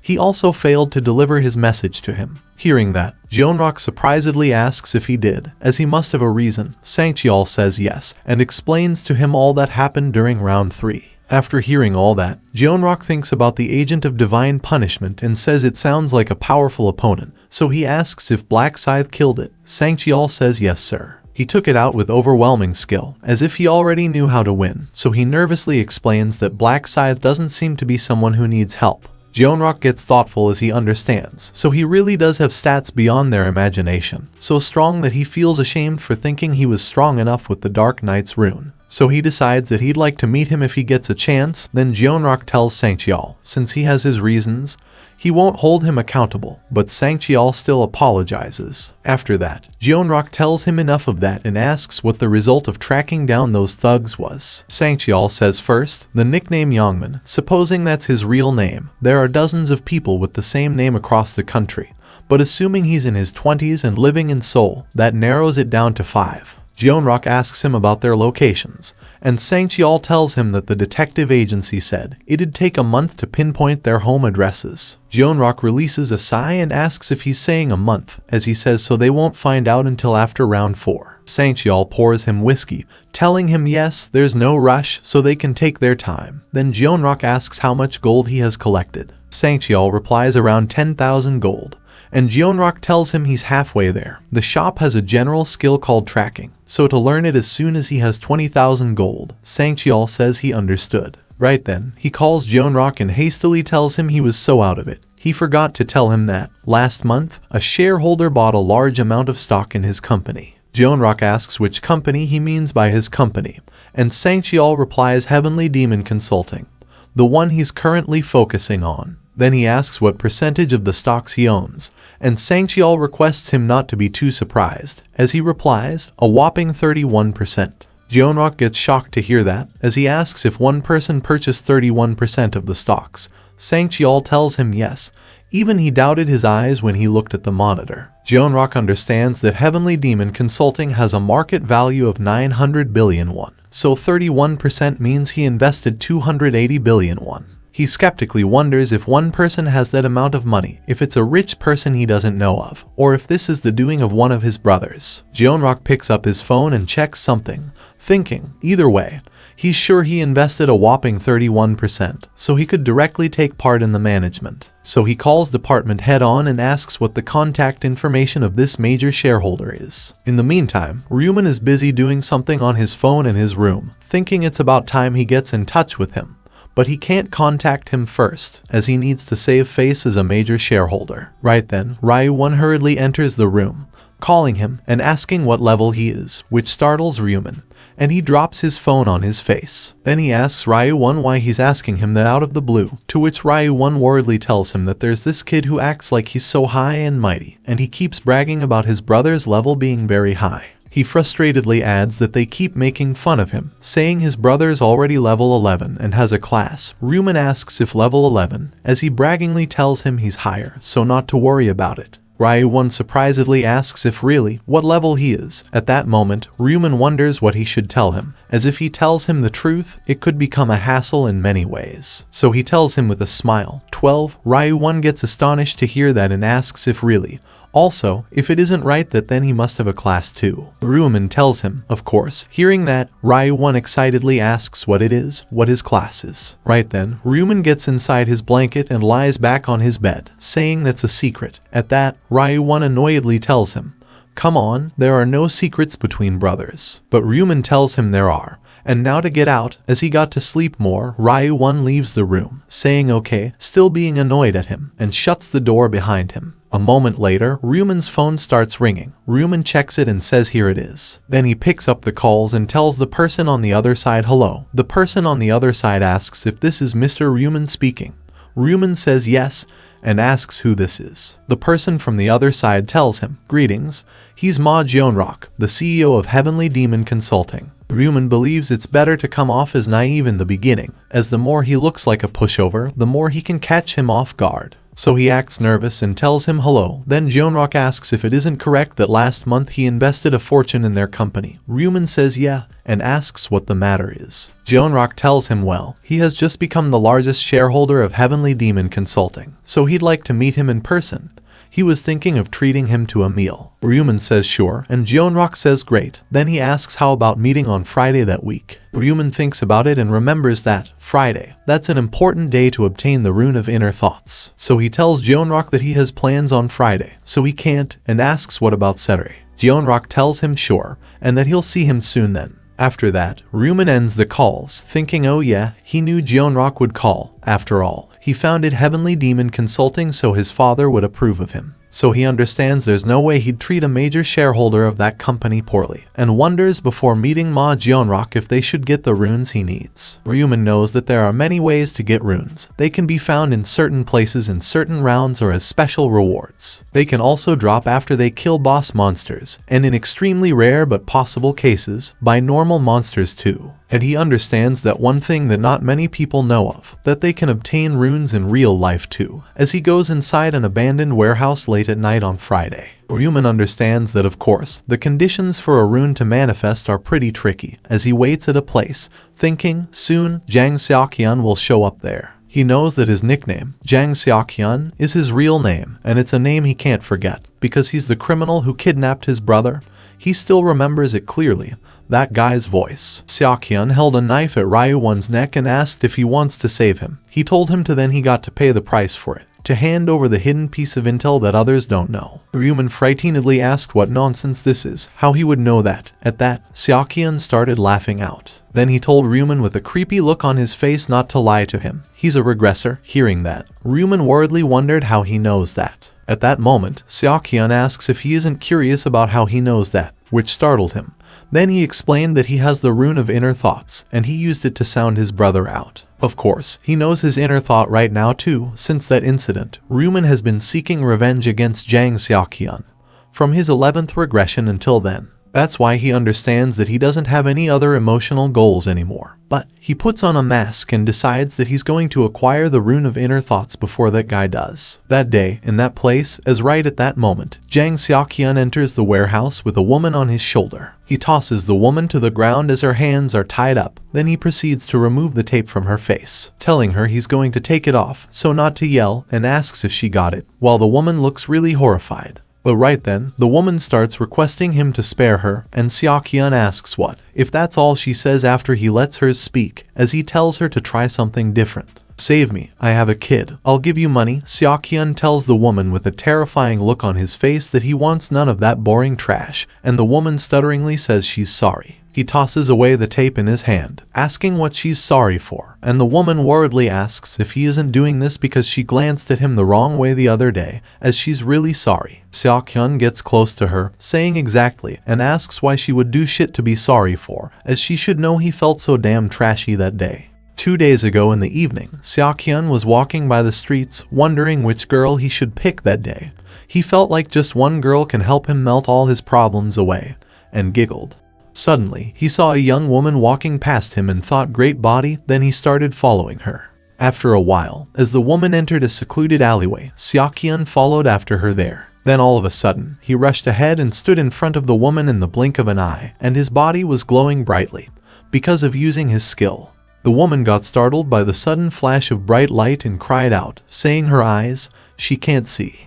At that moment, Seok-hyun harassed her, while the woman worriedly asked who he is and started screaming. After Seok-hyun's done, he ran away from there, excitedly thinking he loves this. He loves it when the situation lets him run wild all he wants. He understood that his life was so boring in the past. He didn't care if he died, the rune of luminescence, which makes his body glow and blinds his opponents. He thought this rune is perfect for him to have fun, as he entered a coffee shop after that incident with the other woman. Seeing him enter the coffee shop, the woman working there welcomes him with a smile, and Seok-hyun seems surprised to see her. Looking at her, he excitedly thought she's pretty, then he went up to counter and asked her for a venti iced Americano. The woman said okay, and told him his bill is 5,000 won. As he was paying her, he asked if she's a new part-timer there, which surprised the woman. Then Seok-hyun explained he's a regular there, but she's not the usual worker he sees. The woman said so he's a regular, she's so sorry, as she didn't know, and she told him that all the part-time workers quit. As he should know, the world's changing strangely these days. He thought that makes sense, they could die at any day, so there's no way they're going to spend their time on part-time work.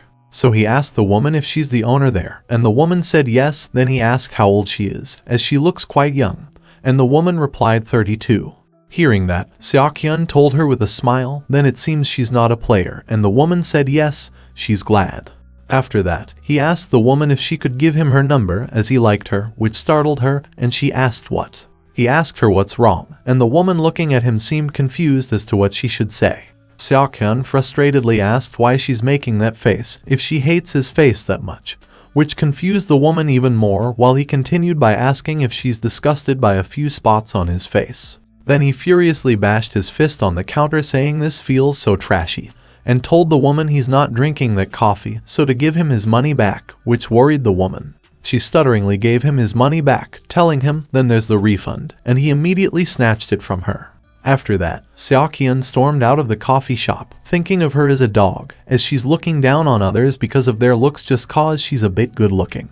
He decided that he'll make her pay the price for looking down on him, with that look in her eyes, as he knocked her out a bat and kidnapped her that day after she left her shop. Now, the woman keeps apologizing to him, and Seok-hyun tells her that she shouldn't look down on people because of their looks, to which the woman tells him yes, she won't do it again. But Seok-hyun nods his head sideways, saying this won't do, she's not being sincere, which startles the woman. He knocks her back with force and lays her down, which hurts her. Then he puts himself on her, asking if she thinks he doesn't know. He tells the woman that she's just pretending to apologize to get out of this situation, and the woman terrifiedly begs him to let her go. Seok-hyun asks her with a devilish grin on his face if she wasn't sorry, as if she's sorry, then she should pay the price, while he tries to force himself on her. At that, the woman shouts, saying she was wrong, okay, it was her fault, to which he giggles and tells her exactly, so to stay still. Right then, Ryu Min walks up to him from behind and tells him to stay still, asking if he got it, which startles Seok-hyun.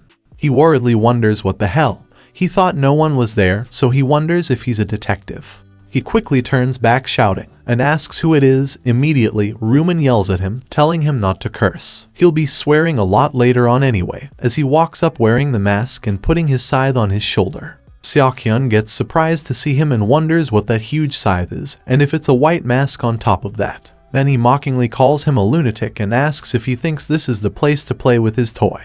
Hearing that, Ryu Min says it looks like he hasn't figured out the situation yet, and asks if this looks like a toy to him, as he swings his scythe, which sends out some energy. Seeing that, Seok-hyun worriedly wonders, wait, if that's real, and asks Ryu Min if he's a player. Ryu Min calls him stupid and asks what it looks like. Then he looks at the woman brought by Seok-hyun and tells her she can leave now, this is her only chance. But then, Seok-hyun looks at the woman and shouts what, says who, which frightens the woman. Immediately, Ryu Min lunges at Seok-hyun and rushes toward him at a tremendous amount of speed.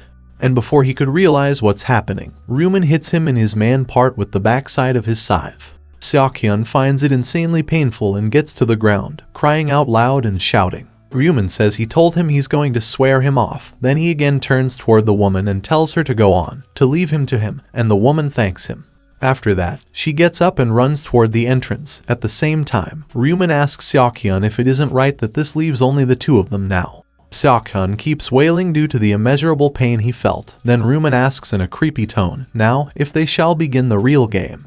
Hearing that, Seok-hyun shouts at him that he'll kill him, calling him a son of a dog. Ryu Min amusedly tells him that's a good mindset, and asks if it isn't right that this wouldn't be fun if he just rolled over. Seok-hyun calls him a dog and furiously asks what he's laughing at, as he rushes at him and tries to hit him with his dagger, but Ryu Min quickly sidesteps and manages to dodge all of his attacks. Seok-hyun gets shocked to see that, as he wonders what if he dodged everything, while Ryu Min looks closely and asks if he's still just using a goblin's short sword.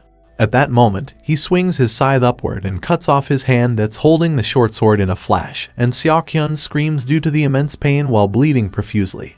Then, looking at him, Ryu Min asks if it hurts, as he says he hasn't even started yet, which terrifies him. At that, Ryu Min tells him not to be such a crybaby. Then he again rushes past him and cuts off his other hand, causing him to scream even louder. As he continues bleeding, he frustratedly thinks he's going to die at this rate, if he wants to get out of there alive.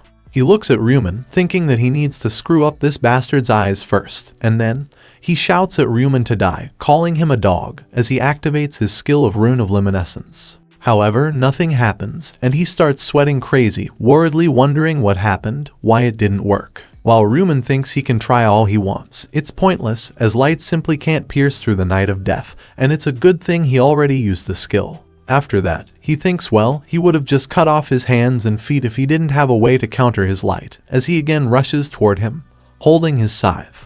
As he moves past him, he cuts off his feet with a swift slash. Because of that, Seok-hyun falls to the ground and cries out loud again, unable to move. He looks at Ryu Min, calling him a demon bastard, and desperately asks why he's doing this to him. Why? Ryu Min asks if he wants to know why. Then he again swings his scythe at him and badly impales him in the leg, causing him to yelp because of even more pain. After that, he brings out the scythe, asking if he needs a reason to kill an insect. Then Ryu Min again impales him, telling him it's because he'll stir up trouble if he lets him live, while Seok-hyun keeps on screaming. Because of the hellish torture, he frustratedly says hell, and calls Ryu Min a deranged psycho bastard, but at that, Ryu Min says he wonders how long he'll be able to keep that attitude up for. After that, he repeatedly keeps impaling Seok-hyun using his scythe, while Seok-hyun keeps screaming out loud and bleeding profusely. He frustratedly wonders, trash, why he's doing this to him, what he has against him, as this isn't fair, it hurts. Seok-hyun looks exhausted because of the immeasurable pain, and wonders if he should just kill himself to end the suffering. He decides, yeah, he should do it. But then, Ryu Min puts his scythe under his neck, which frightens Seok-hyun, and he slowly looks at him. Ryu Min asks with a creepy look in his eyes if he's trying to kill himself, if he thought he'd let him go so easily. Then he gets back to hitting Seok-hyun with his scythe, telling him he's not going to let him die until he's begging him for it. And Seok-hyun continues screaming his lungs out. After getting badly hurt quite a bunch more times, he seems completely devastated and thinks he needs to stop the pain, so he tries to tell Ryu Min, with the last bit of his strength, to kill him. Ryu Min asks what that was, and Seokhyun begs him to kill him. Ryu Min asks if he's sure, and Seokhyun continues telling him to kill him, as he seems completely broken. After that, Ryu Min tells him he doesn't know why he's doing this, from the perspective that was their first meeting, while Seokhyun still seems scared. Then, Ryu Min says still, he can't exactly say they're strangers to each other, as he calls him Jang Seokhyun, and tells him that they've actually met before. He gets shocked to find that he knows his name and stutteringly asks, no way, if he's connected with that girl from before. Ryu Min immediately tells him that's not it, he doesn't know that girl at all, to which Seokhyun asks, then. Ryu Min tells him he kidnapped his younger brother to make him reveal what he knows, to which Seokhyun confusedly tries to say he never did it. Ryu Min says, of course, he would have done it in the future. For him, it's also something he did in the past. And if he hadn't stepped in on time, he would have probably obtained the heart's true thoughts rune, which confuses Seokhyun even more. Ryu Min says there's a rune hidden there somewhere and asks if he knows the secret to obtaining it. He explains that he needs to hear the voice of truth from someone. He seems confused to hear about the voice of truth, and Ryu Min explains to him that he needs to hear someone speak the truth from the bottom of their heart. If he hadn't stepped in, the woman would have earnestly begged for him to let her go, and after obtaining the heart's true thoughts rune, he would have used it for his benefit to commit even more crimes. Seokhyun seems speechless, while Ryu Min continues that he has already confirmed it all through multiple tries. Even if they don't consider what he would have done, he's still a piece of trash who deserves to die for his 12 previous crimes. After hearing all that, Seokhyun exhaustedly tells him that if he deserves to die, then to kill him quickly. However, Ryu Min tells him no, he won't be doing a thing, which shocks him, and he asks what.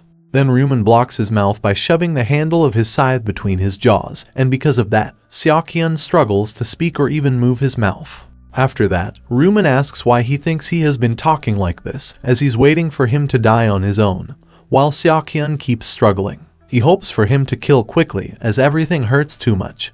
He wonders if he didn't say he wanted to get the heart's true thoughts rune, and if it isn't right that he needs to hear the truth from the bottom of his heart for that. So Seokhyun frustratedly wonders, then why he's stopping him from even talking. Right then, Ryu Min tells him he's wondering why he's not even letting him talk, and says, well, it's because he wanted to test the heart's true thoughts rune, which shocks Seokhyun, and he thinks what? Ryu Min adds, unfortunately for him, he already has the rune. He asks if he doesn't remember. He already earnestly begged for him to kill him, and when he did, the rune reacted to his earnest plea. Immediately, the system notified Ryu Min that he has extracted the voice of truth from a target, and fulfilled a hidden condition.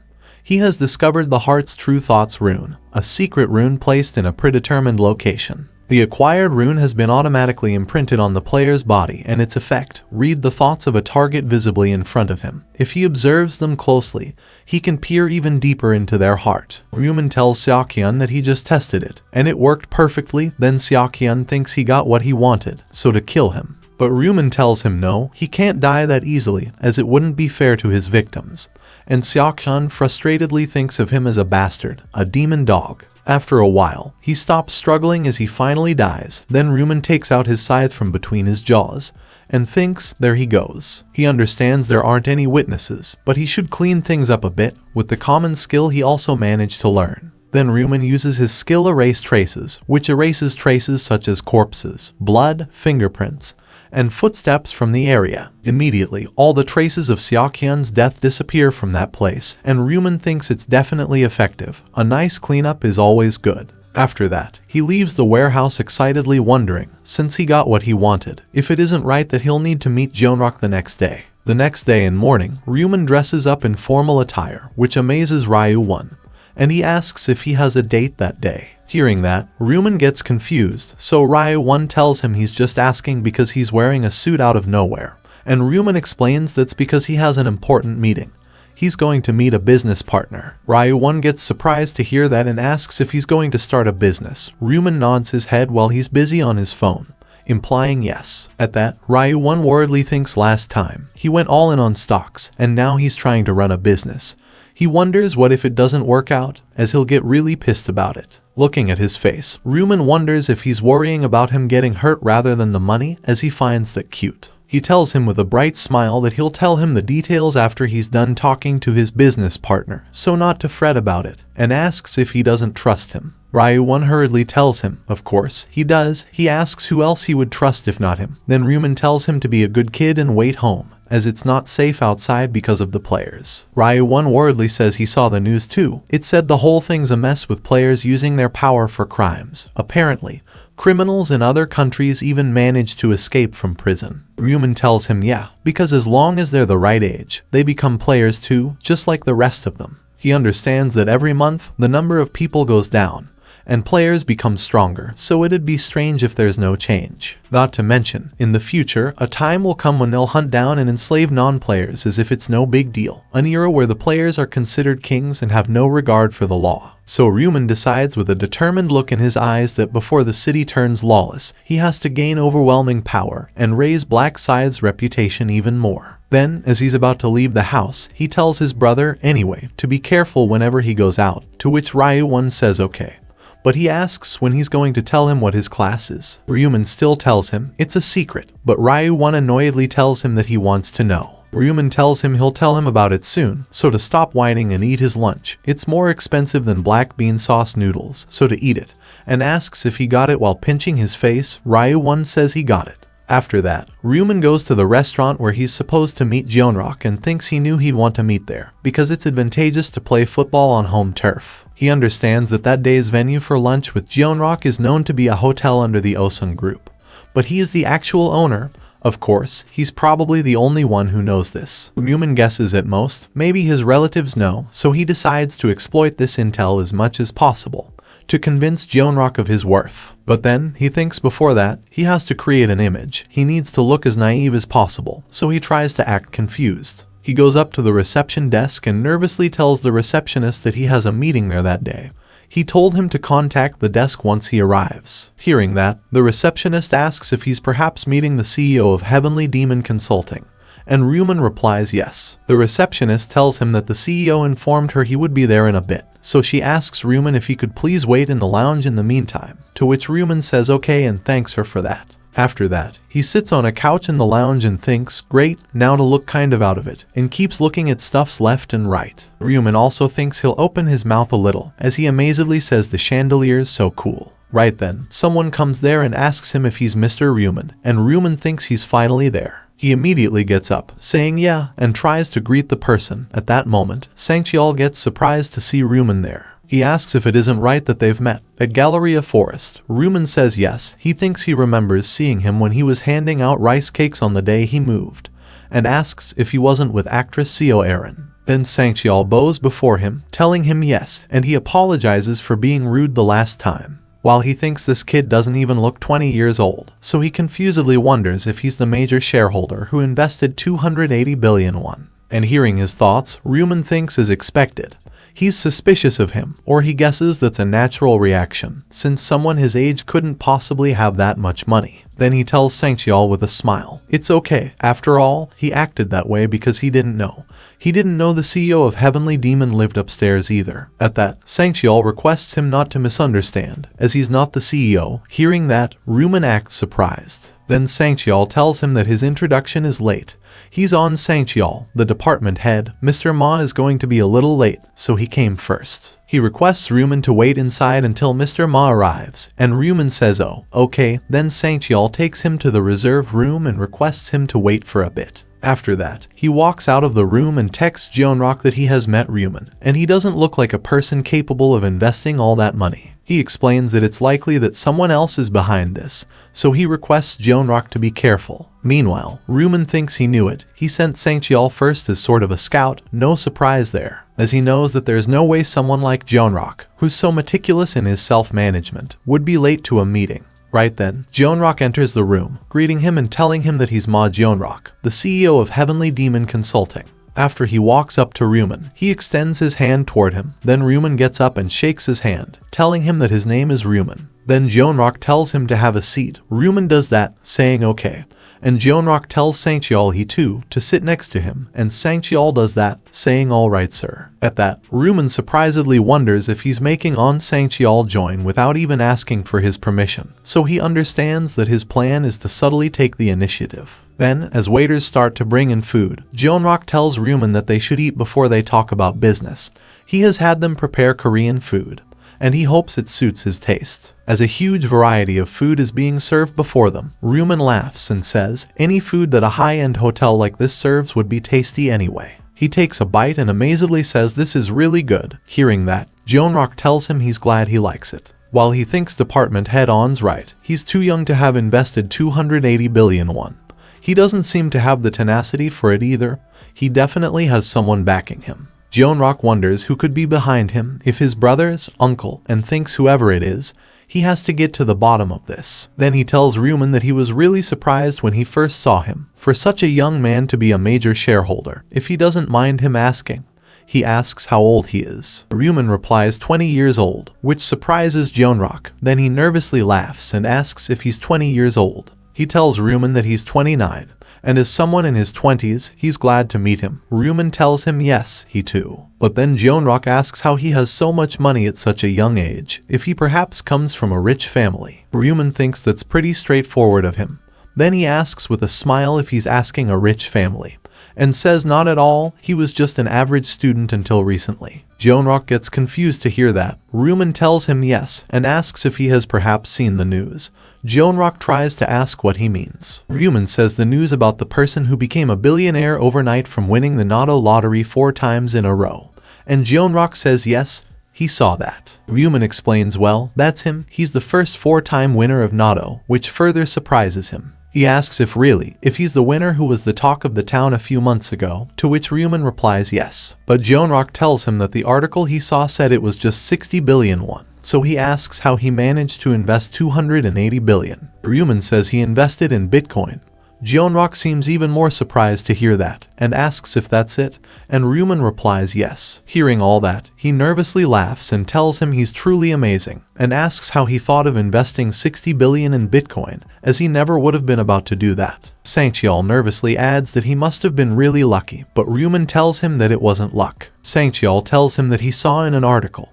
He said he saw the lottery numbers in his dream, so he asks if that's not luck, then what is? At that, Ryu Min tells him that he didn't see them in his dream, and Sangcheol surprisedly asks, then what? Ryu Min looks at Jeonrak and understands that this is the only way to convince him and get him on his side. So then, he tells them that this is his first time revealing this to someone, but he has the rune of future. Both Jeonrak and Sangcheol get shocked to hear that, as Jeonrak asks what, and Ryu Min continues that it's a rune that allows them to see a few years into the future. In other words, he explains them both with a smile on his face that he's a prophet who can look into the future. Hearing that, both Jeonrak and Sangcheol seem speechless, as Jeonrak wonders what he just heard, and Sangcheol wonders a prophet.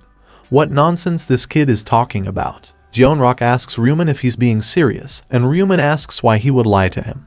Then Jeonrak asks if the fact that he won the lottery was because he looked into the future using his future sight rune. Ryu Min tells him that's right, it's also the reason why he invested in Bitcoin to increase his wealth, and thanks to the certainty of being able to look into the future, he was able to invest all his money into it. Then Jeonrak asks if it's not a problem, if he could prove it to him, if he could just predict what he would do in a few moments. Ryu Min understands that since he can read his thoughts, guessing his next action isn't a problem at all. However, just in case, it'd be good to establish a restriction to his ability now. So he tells Jeonrak his apologies, but it's not an ability he can use that freely. It activates at unexpected times without his input. Jeonrak asks if that's so, while he thinks well, it's understandable for a rune that can look into the future to have such a restriction. But then he realizes someone and hurriedly tries to ask Ryu Min about the fact that he invested 280 billion won into their company. And Ryu Min tells him yes, he knew that Heavenly Demon Consulting would grow exponentially in the future, so he invested in it. Then Jeonrak asks how much that exponential growth would be, and Ryu Min tells him that he'll be listed on Kospi within half a year without a problem,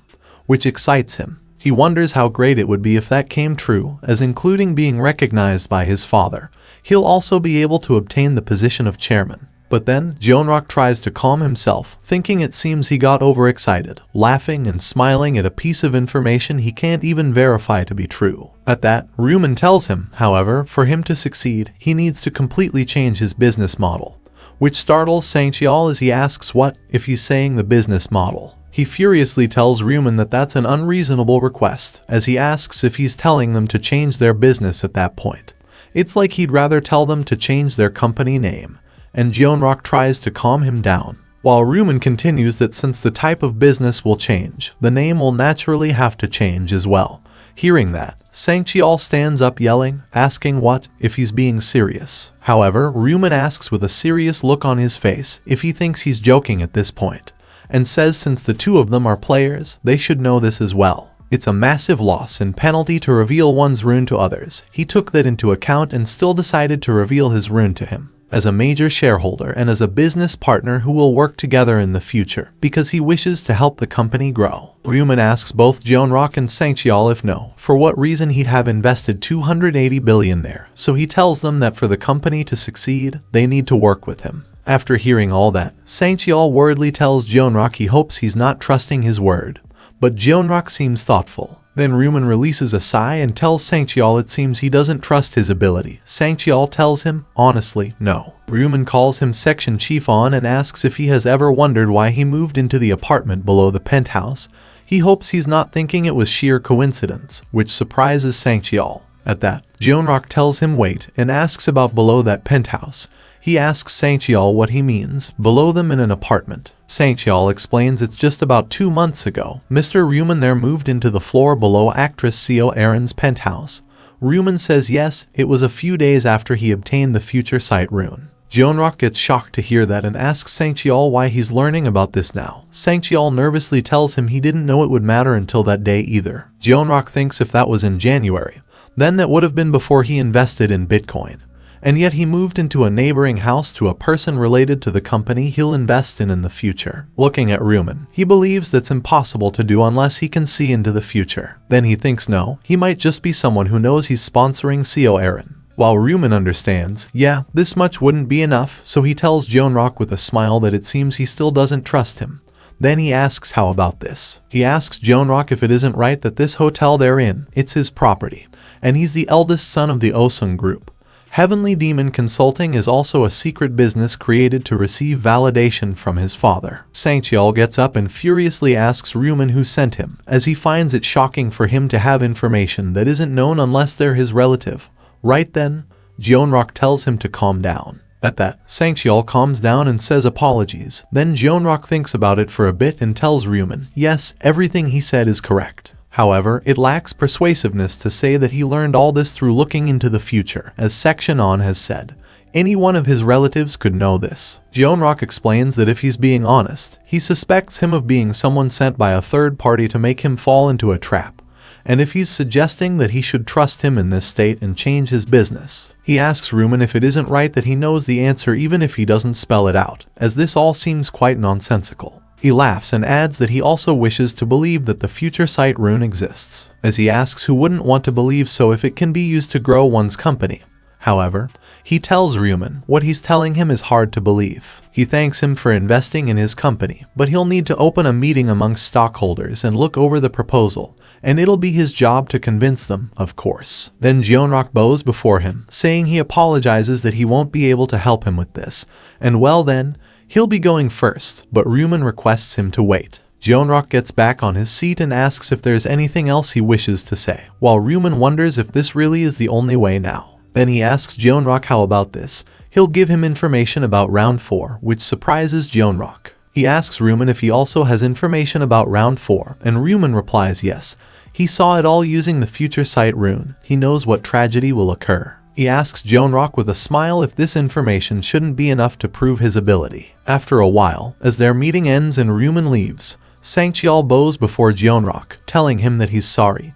He got overtaken by his emotions and raised his voice back then. Jeonrok tells him it's fine. He did it because he was looking out for him. Then Sang-cheol asks, since he just remembered it, if he could tell him one more thing, to which Jeonrok tells him to talk freely and say what he wants. Sang-cheol explains that he's honestly very suspicious of Mr. Ryu Min to be able to see the future. If he had such an ability, he could have just stayed quiet and lived well by himself. So he questions why he's trying to help them. Jeonrok asks if he didn't say he wanted to grow with their company, so he says it looks like he wants to earn more money. Sang-cheol wonders if there'd be a reason for him to do that, as if he has 280 billion won. Then that's already an incredible amount of money he could use to relax and not have to work his entire life. Jeonrak says it might not be enough for him. Human greed is unending, but Sangcheol tells him, even so, it's too dangerous. It's also still a question if such an incredible rune exists or not. Jeonrak says he also agrees with that, but if he truly is a prophet who can see into the future, they need to get him on their side. He tells Sangcheol to think about it, how helpful it'd be if they always had information about the next round and could prepare for it. It'll also be a boon if the company grows in the process as well. But Sangcheol nervously tells him whether he's truly a prophet or not before he could finish his sentence. Jeonrak asks with a smile if it isn't right that they'll just have to wait and see. Meanwhile, as Ryu Min is on his way back toward his home, he understands that after round 4 ends, he'll be certain that he's a prophet. He thinks he didn't tell him important information like the subquest or the ways to get into the ranking though. Ryu Min told Jeonrak and Sangcheol that round 4 won't be about killing monsters. A massacre among players will occur instead, so they cannot let their guard down at any point. Ryu Min believes that much should be enough to prove that he's a prophet. After that, their attitude towards him will change as well. They'll treat him well and try to protect him since he's a prophet, as he understands that it's always better to have the prophet on their side than on someone else's. After that, Ryu Min checks his phone for something, wondering since he has taken this role as prophet now, if he should just roll with it into the future, then thinks first, he should contact someone. The next day and morning, Julie is in a hurry as she's headed somewhere, worriedly thinking she's going to be late at this rate. She stands in front of a zebra crossing as the signal is red and she needs to cross the road, so she desperately thinks, come on, change. At that moment, she finds a sports car in front of their store, so he furiously wonders what the deal is with it. It's blocking the storefront? What kinda nonsensical person did it? Right then, Ryu Min lowers the window beside him and calls Julie, and Julie gets startled to see that it's him. After that, the signal changes, and Julie quickly goes up to him. Then she nervously asks Ryu Min if this is his car. Ryu Min tells her yeah, and apologizes for parking in front of the store. Then he tells Julie to get in, as they should go on a drive while they talk. Julie gets surprised by that and says yeah. After that, Ryu Min takes her on a drive in his sports car, and Julie amazedly says whoa. This is her first time riding a car like this. Ryu Min asks if it is, as he just got it. Julie says she understands. Then she asks Ryu Min how much a car like this costs, and Ryu Min replies, not much, around 900 million. Julie gets shocked to hear that and asks if he's saying not much, as if he even knows how many convenience stores she could open up with 900 million. But Ryu Min says compared to the money he earned from Nato, it is not much. Julie thinks that's right. Ryu Min is a rich guy with a whopping 60 billion. She feels like they live in different worlds. She also thinks, by the way, this definitely feels like a date, and she's kind of feeling shy. Right then, Ryu Min tells her that honestly, there's something he needs to confess to her, which startles her. Julie starts sweating heavily, as she asks if he wants to confess, but Ryu Min nervously says it's nothing weird, so he tells her not to misunderstand. Julie surprisedly asks, misunderstand? No way, if he's talking about her, and so she asks what his confession is, while she internally screams and thinks she wants to go hide in a rat hole. Then Ryu Min asks if he didn't tell her that the Nato lottery numbers showed up in his dream before. Julie tells him yeah, he did, but Ryu Min tells her that's actually not true, which surprises her. Ryu Min explains that in reality, he got that information from the Rune of Future, not from a dream. The Rune of Future is a rune that shows him the future.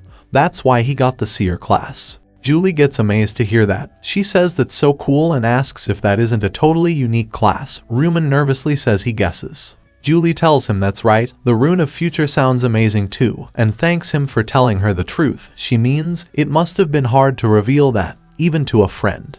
At that, Ryu Min tells her, come on, she told him she was a supporter too, so it's only fair. Julie asks if he's saying fair, as if she didn't tell him her rune. So she excitedly asks, since they're on the topic, if she should tell him about her rune. Ryu Min nervously says no, it's okay. Still, Julie tells him that during the first round, she got the Rune of Protection, as many thin protective barriers envelope her to match the number of people within a 10-meter radius of her. She explains that in the sense that if there's 5 people, she's covered in 5 protective barriers. So she giggles and says it feels pretty nice to get it off her chest, to which Ryu Min laughs and asks if it does. But Julie asks why he suddenly told her about the rune, and Ryu Min explains that keeping it a secret kind of bothered him. Also, he felt like she wouldn't believe what he's about to tell her now if he didn't confess the truth. Hearing that, Julie surprisedly asks what he wanted to tell her. After that, Ryu Min tells her about it, and Julie gets shocked to hear that as she asks what if that's the round 4 question. Ryu Min tells her yeah, so to be careful, to always be alert since there's no telling what the players around her might do. Julie tells him okay, she will. At that, Julie gladly thinks even so, she's thankful he told her this out of concern for her. He even called her first, so she wonders if he maybe has the slightest feelings for her. She bashfully hopes he does. That evening, as Ryu Min is sitting in his room, looking at his phone, he thinks he can't believe Julie liked him all that time. He didn't know at all. No wonder she wanted to be so nice to him, but he believes, though it's kind of flustering, it might just be for the better. He understands that it'll be easier to make her an ally as well, and she'll believe his prophecies more easily as well. So Ryu Min proceeds to sleep, thinking that's one concern off his mind, so he should get some rest, since he doesn't have much to do this month anyway. Time flew by, and it was March 31st, 11:55 p.m. Before entering the other world that day, he purchased an epic item from that day's item section. Shadow Gloves of Darkness, effects, strength +5, agility +4, weapon semi-transparency only applies at night. Ryu Min understands that it has high stats, and the semi-transparent weapon is quite useful too. It'd be more effective if used in combination with the Knight of Death skill. Right then, Ryu Min knocks on the door and enters the room, telling him it's time. He worriedly asks his brother if he's confident about conquering this time too. Ryu Min tells him that he'll find out when he gives it a shot. Ryu Min asks if it isn't right that he's a seer, as he said he had some intel on the 4th round, but Ryu Min says that's not the same as acting on it. Hearing that, Ryu Min gets even more worried and tries to ask how he can be so calm. He also tells him that he has to come back alive. At that, Ryu Min irritatedly tells him not to say unlucky stuff like that, as that's a death flag right there. As he lies back on his bed, because it's time and he slowly starts to lose his consciousness, thinking round 4 may be death round, but after that, every player gets transported to the other world and Ryu Min frustratedly thinks damn it, there it goes again, the stats windows. As the system notifies him that penalties are being applied, all stats will permanently decrease by 50%. Ryu Min thinks damn it, he can't believe this is the result of betraying his role model, Cho Jung-sik. He doesn't even have 10 of the command tokens left, so he wonders how he clears round 4. He looks around him, understanding that those aiming for the zone representative position could come after him, or some former friends could come for revenge. Then Ryu Min looks up, wondering besides that, where they are, as he finds himself and the other players in an unfamiliar and peculiar place. He worriedly wonders what the hell kind of quest it is that they got to start in this trashy place, as all the white color around there make him feel like a lab rat. Then Ryu Min notices Black Scythe and infuriatedly thinks of him as a wicked devil, as there's no doubt he knew things would turn out this way. He understands that he manipulated others to destroy the relic, and suspiciously even killed the agent of divine punishment without hesitation. Ryu Min boils with anger, thinking that if only he was powerful enough, he'd beat the trash out of that bastard's face right then. However, he seems disappointed, as he realizes it's frustrating as hell, but he doesn't have a choice. If he wants to at least save his life, he has no choice but to take that devil's hand. So then, Ryu Min walks up to Ryu Min, calling him Black Scythe Nim, and Ryu Min looks at him, asking what it is. Ryu Min asks with a smile if it isn't right that their agreement from last round still stands. Ryu Min seems confused by that, and Ryu Min asks if he didn't say he'd guard him if he became his subordinate. Hearing that, Ryu Min tells him that he doesn't need a subordinate like him anymore, which surprises Ryu Min. Ryu Min explains that he doesn't even have command tokens anymore, not to mention, most of the players have chosen their classes by now. Having command tokens wouldn't be much use anyway. Ryu Min stutteringly says but, however, before he could say more, Ryu Min tells him that he no longer holds any value. He's just a walking target, and Ryu Min seems terrified to hear that. He hurriedly looks around himself to check for potential dangers, and other players evade his gaze. Then Ryu Min tells him not to worry too much, as he's only a target in name, and there won't be that many people who'll actually try to kill him. Ryu Min confusedly asks if they won't aim for him. Ryu Min explains that he should know the final fate of a player with the region representative position. People have understood it as well, it isn't all roses and sunshine. And as more people advance, the total number of people he can control using authority of command continues to decrease. So it's not worth it compared to the risk. Ryu Min understands that Black Scythe is right, even he wants to let go of this authority right now if possible. Right then, he notices Seo Aaron and Sangchial walking toward them from behind, and worriedly wonders why those guys are there.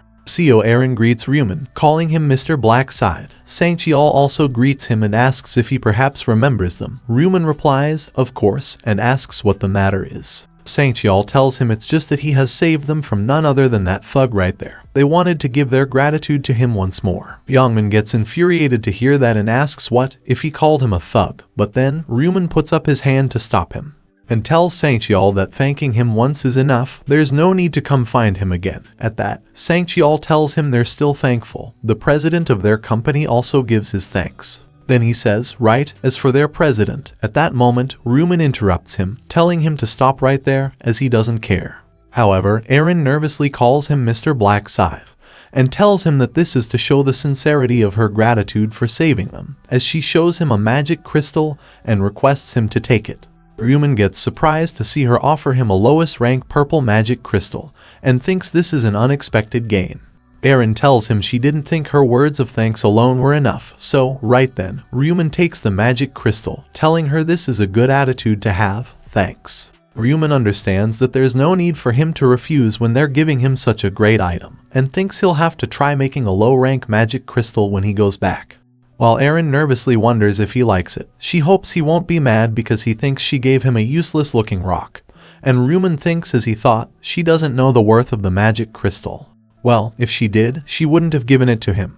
At that moment, Min thinks he has something like that as well, which surprises Ryu Min as he wonders if he has a magic crystal as well. Min tries to remember about it and thinks it was called the Black Gold Strength Stone, which shocks Ryu Min. He wonders if he said the Black Gold Strength Stone, as he knows that the Black Gold Strength Stone is an item that drops from monsters at a very low rate. It's an item more difficult to obtain than a magic crystal, and it'd be beyond impossible to try and obtain one on purpose at this time. So, Ryu Min wonders with a cunning smile on his face, now he knows he has such a precious item, if this is good luck or bad luck. Then, Aaron calls him and asks if he perhaps needs a barrier, which surprises Ryu Min, and Aaron explains that she advanced to a summoner.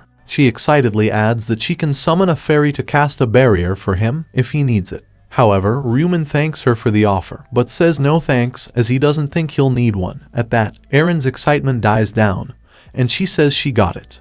Then, she and Sang-cheol bow before him, as Aaron tells Ryu Min that they'll be going now. She hopes the best for him during this round. Ryu Min wishes them good luck as well, and they leave. After that, Ryu Min notices Min walking away too and tells him to wait, which surprises Min, and he looks at him.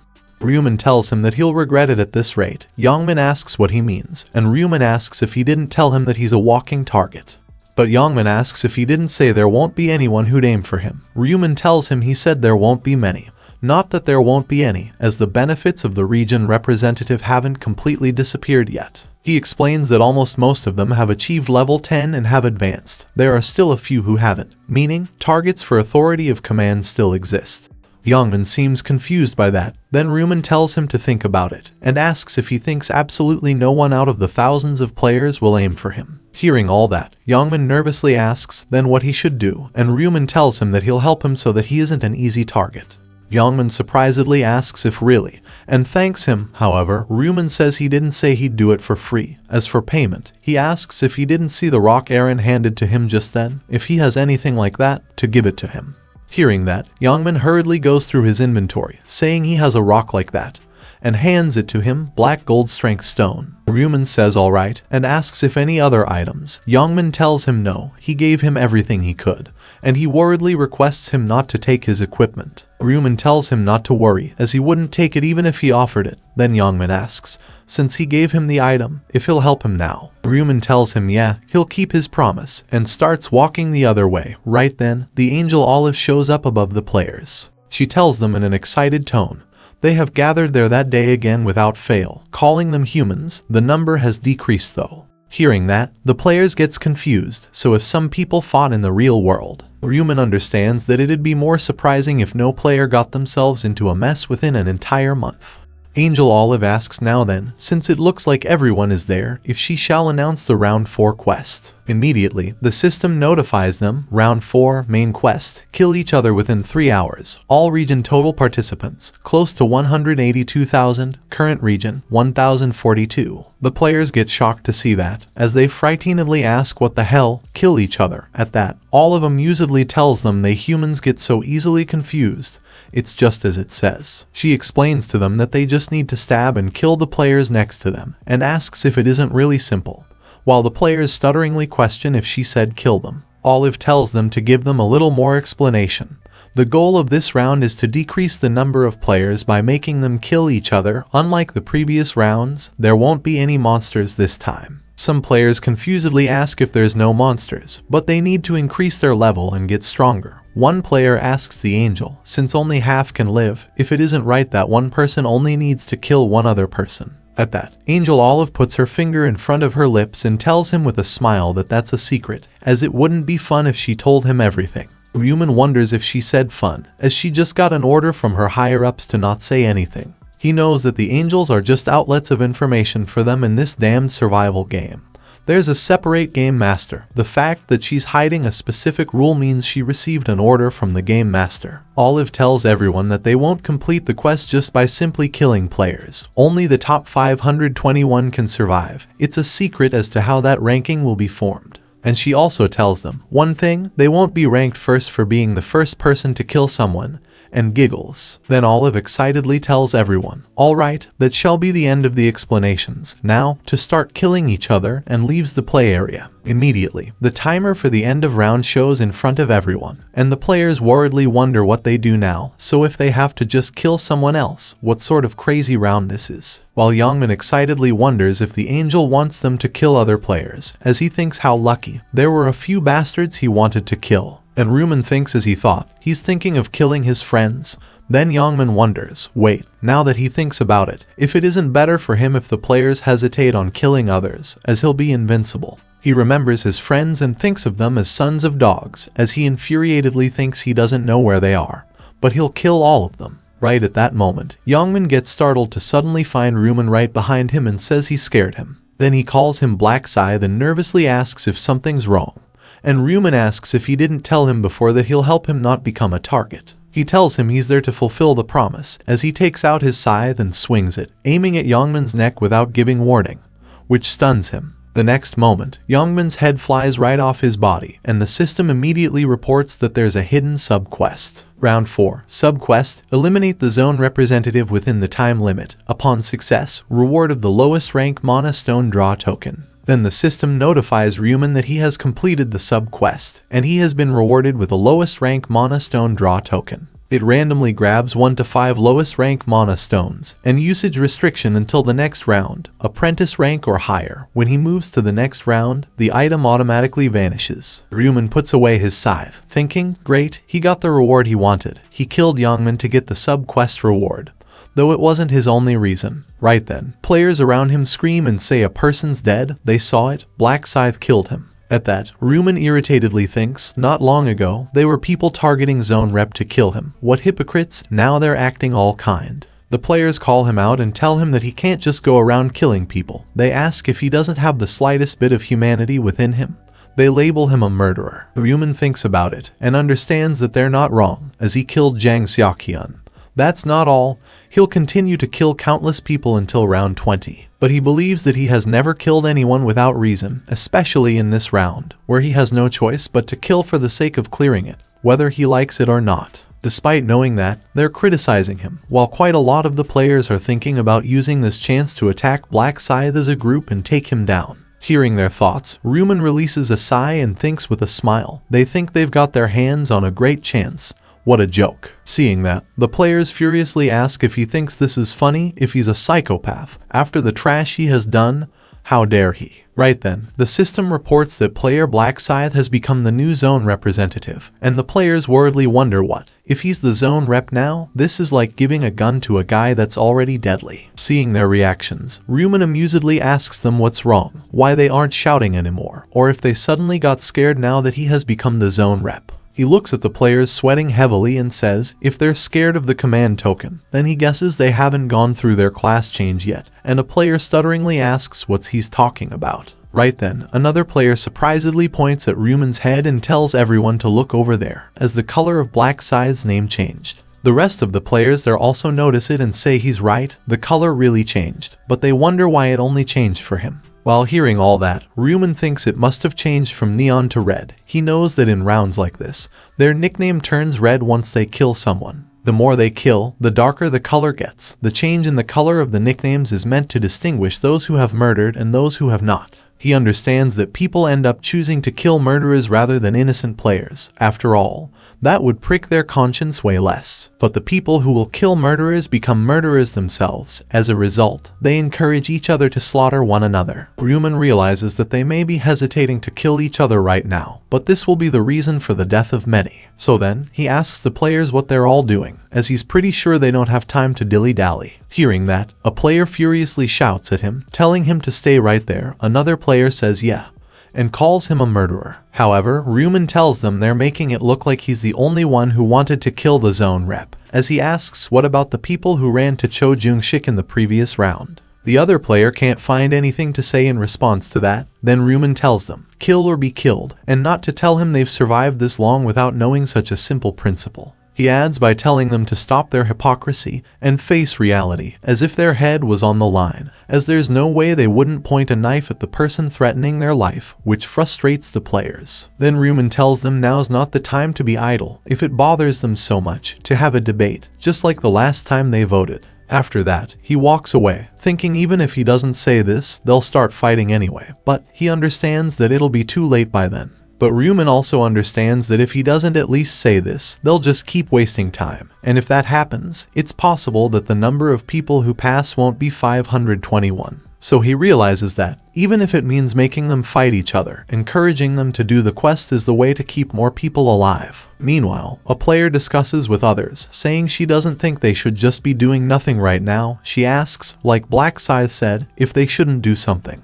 Another player asks, so what she suggests, and tells her to talk. At that, the previous player frustratedly asks why he has to be so sarcastic about it, as she's just discussing what they should do. At that, the other guy asks how about a fair and square one-on-one showdown. Hearing that, another player beside him irritatedly asks where's the fairness in a fight to kill each other and showdown if he thinks this is a game. At that, the other guy infuriatedly asks what he said. Seeing all of them quarrel among themselves, Eren worriedly asks Sangcheol what they do, calling him Mr. Bodyguard. She asks if they really have to kill someone like Black Scythe said, as she finds it unsettling. Sangcheol tells her of course they do, as if they don't, they'll be killed. He asks Eren who cares about the life of some stranger they know nothing about, and Eren doesn't find anything to answer. Then Sangcheol continues that he completely agrees with what Black Scythe said, and tells Eren that she better resolve herself as well, because murder isn't exactly a pleasant experience. At that, Eren tells him he says that as if he has committed murder before, and in response, Sangcheol says as if he's just speculating there. Then Eren asks who they should kill, and Sangcheol walks ahead toward the crowd that's starting to gather, saying they can let the mood dictate that. At that moment, players discuss that they should stop acting like this and just decide who to kill. Some suggest that murderers are perfect.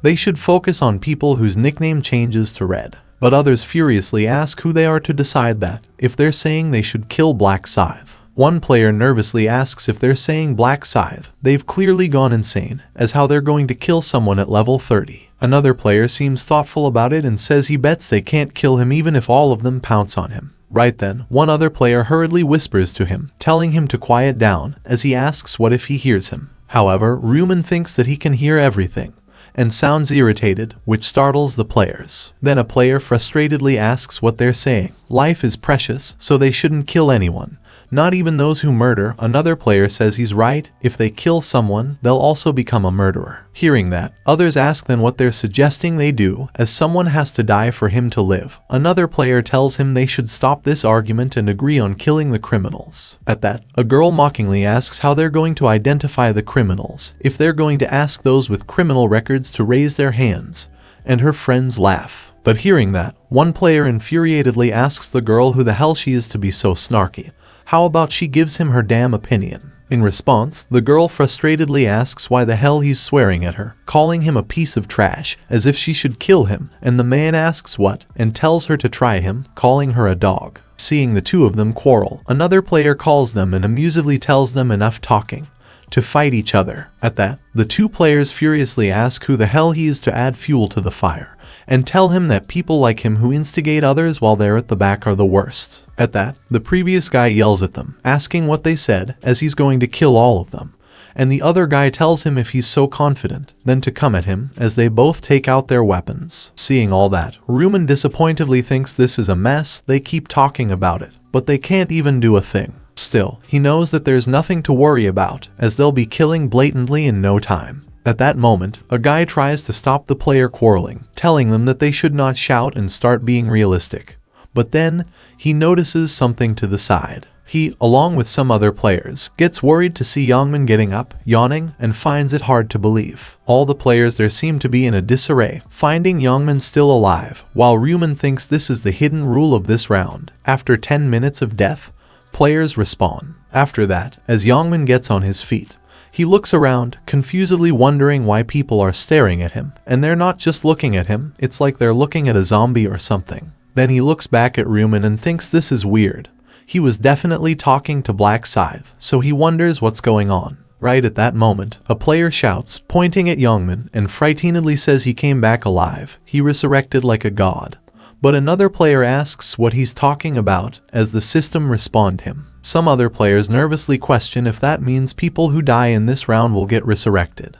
And in that case, if it isn't okay if they kill them. Some players start to take up their weapons, saying that if they'll come back alive, it might just be okay. At that, a girl nervously tells everyone to calm down, as they're not even sure if they'll resurrect, so they should not rush this. However, right at that moment, before she could finish talking, a player comes rushing at her from behind and strikes her on the back using his claw weapon. Then the player smashes the girl's head using the claw weapon in his other hand, furiously asking how about she dies first, calling her a dog, and the girl lets out a yelp as she immediately dies. The player who killed the girl keeps panting and his body is covered in blood, while the players around him seem shocked. Then the killer shouts at the dead girl, telling her to come back to life, as they have to fight again. Seeing the girl's lifeless body on the ground, a player worriedly says she's not coming back to life, but another player says they should wait, as she probably won't respawn right away. At that, the previous guy says, come to think of it, that guy didn't get resurrected until after 10 minutes. So the other guy asks everyone how about they wait for her to resurrect, and most agree. 10 minutes later, the dead girl's body starts glowing, and the wounded areas start to regenerate. After that, she gets back up and stretches her arms as if she just woke up from a deep relaxing nap, while the players around her seem stunned. Right then, the girl remembers what had happened to her and hurriedly looks back and forth, furiously asking which one of them it was who attacked her from behind. Right then, the guy that killed her before comes at her from behind to strike her with his claw weapon again, telling her with a terrifying look on his face, calling her a dog. But right before he could hit the girl, another player comes at him from behind and strikes him on the shoulder using his battle axe, killing him in an instant. Then he asks the others with a crazy look on his face, so if it isn't right that they do come back alive after 10 minutes. While most of the players seem completely horrified and lost for words. Looking at them, Ryu Min understands that even if the resurrection ability has been proven, they're bound to find murder unpleasant. However, people tend to get swept away by the atmosphere and reveal their craziness, as at that moment, even more players start mercilessly killing other players, saying damn it. They start striking each other from behind out of nowhere, frustratedly saying, damn it, whatever, they don't care anymore either. They furiously tell them to die, while some try their best to stop their attacks, irritatedly telling them that they've all gone crazy. One player who got stabbed by another furiously calls him son of a dog, and the player who stabbed him apologizes to him as he doesn't have anything against him. The other player swings his sword at him asking, then how about a taste of his own medicine? And the player on the other side tries to block it, requesting him to stop resisting and just die, as he's going to respawn anyway. Hearing that, the other player asks then why he doesn't die, and manages to kill him. In the meantime, almost everyone has started fighting and tearing each other apart. Ryu Min understands that around 1,000 players are fighting each other like dogs. This is basically a battlefield. Then he wonders how about he starts moving too, as he brings out his scythe again and walks toward the crowd of people fighting. Some players get frightened to see Black Scythe stepping forward, But before they could do anything, Ryu Min lunges at them and strikes them down with a single swing of his scythe. Some other players notice that from a distance, so they team up and start rushing toward Ryu Min, aiming their weapons at him, saying now's their chance, and telling him to die. However, the next moment, Ryu Min manages to kill them without breaking a sweat and thinks there's no way they can ambush him when he has presence detection. At that moment, he notices the crazy guy with the battle axe from before, killing someone, shouting at him to die, and thinks come to think of it, there's that guy too. Ryu Min understands that it wouldn't be an exaggeration to call round 4 a stage for Black Flame Dragon. With the absorption rune in his possession, this situation's basically a feast for this guy. Ryu Min also thinks, considering how deep the color of his name is, he thinks he's killed around 10 people, so that guy's going to need the retire skill a few times. While Black Flame Dragon laughs maniacally, thinking he can't believe his stats go up whenever he kills a player, this is the sweetest deal. He knew stats boost up when he kills a monster, but he didn't expect a boost when killing players, as his absorption rune fills up a stack when he kills enemies, and once it's full, he's given a random stat. So Black Flame Dragon excitedly keeps killing players one after another using his battle axe, repeatedly shouting at them with a terrifying look on his face, telling them to die. At the same time, his absorption rune stack keeps increasing, so he surprisedly thinks the stack's going up a lot and wonders if it could be because of their high levels. Black Flame Dragon finds it astonishing that the person he last killed was around his level, and the stack came up by this much. So he wonders if he kills Black Scythe,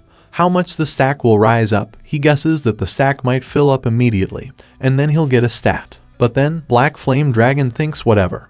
Who knows what disaster he'd face if he messes with a big shot. So he looks at a weaker player, thinking he should get his hands on these pieces of trash and progress more. After that, Black Flame Dragon immediately lunges at him with a crazy look on his face and kills him with a single swing of his battle axe, thinking he apologizes as he doesn't have anything against him. Then, as he pulls out his axe, he giggles as he finds it enjoyable, and thinks this is really relieving his stress, while the players around him seem shocked. Black Flame Dragon recalls Cho Jungshik and thinks he couldn't even hunt properly because of that thug. However, he believes that this round was totally made for him, while a player plans to attack him from behind. But as he gets close, he dodges his attack and kills him in the blink of an eye, thinking, others don't benefit from killing players, but his stats get a boost, and he can get stronger. Above all, his praise keep respawning and coming at him.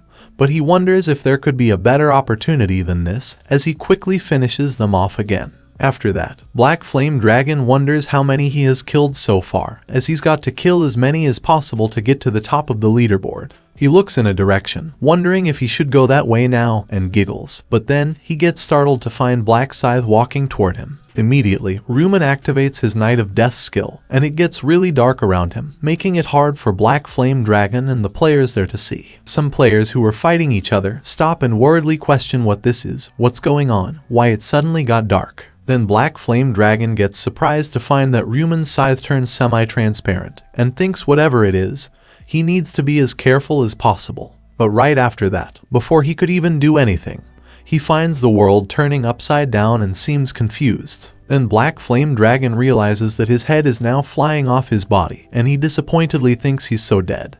He's Black Scythe after all, so he should have avoided running into him. In the meantime, Yongmin stands in another part of the arena and looks at people killing each other, frustratedly telling each other to die. Yongmin suddenly notices a girl who was killed, getting up and yawning, and surprisedly wonders if she respawned, if people really get resurrected after 10 minutes. Then he excitedly thinks that's great, they set it up for them to kill each other. It's his chance to take revenge on those who stabbed him in the back. Yongmin giggles and thinks he's going to kill all of them. After that, he walks forward and looks around for Kim Seung-hyun, wondering where he is. Moments later, he finds him, and amusedly thinks there he is. He laughs and thinks of him as a dumb, as he finds him passing water just because of a little stat penalty. Then he runs toward him, excitedly calling him by his name, Kim Seung-hyun. The next moment, Yongmin lunges at him and punches him right in the face with a tremendous amount of strength, making him fall to the ground and telling him, nice running into him. Kim Seung-hyun seems badly hurt because of that. While Yongmin stands before him, he pulls him up, holding his collar, and asks if he didn't say he'd kill him if he saw him again,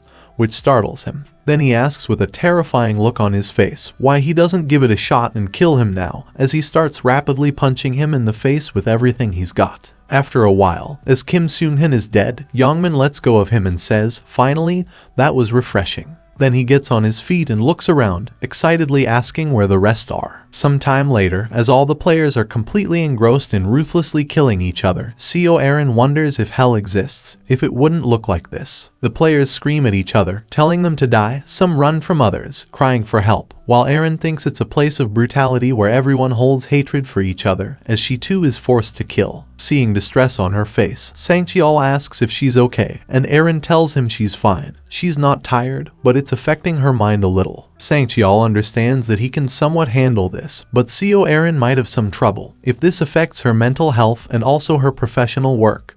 He can't dare to face Mr. President. Right at that moment, he gets startled to see something. A player comes running at Aaron from behind and grabs hold of her. Then he tries to stab her with his knife, shouting at her to die. However, Sang-cheol immediately lunges at him, telling him not to dare. He swings his sword at him and hits his hand, tossing his blade away in an instant. After that, he drives his sword right through the attacker's chest. Then, the attacker falls to the ground, shrieking in pain, and Sang-cheol turns to Aaron to check if she's fine. However, Aaron seems overwhelmed by all the horrors around her, people killing each other with no remorse, and falls to the ground feeling sick. After a while, as she calms down, Sang-cheol looks at her and thinks she still does it when he tells her not to though. Then Aaron gets back on her feet and asks him how long they have to fight like this. Sang-cheol replies that they need to fight for at least an hour more. Aaron says she can't even bear seeing them die. She doesn't even know how everyone else can kill like this. Hearing that, Sang-cheol irritatedly thinks she's weak, maybe she was too sheltered. So then, he requests her to rest if she's tired. As he asks if she hasn't killed about 50 people now, Aaron says, probably. Sang-cheol tells her that much should be enough to get within the ranking, and requests her to leave the rest to him. Aaron thanks him for that, and adds really. After that, Sang-cheol walks forward, readying his weapons and excitedly thinking.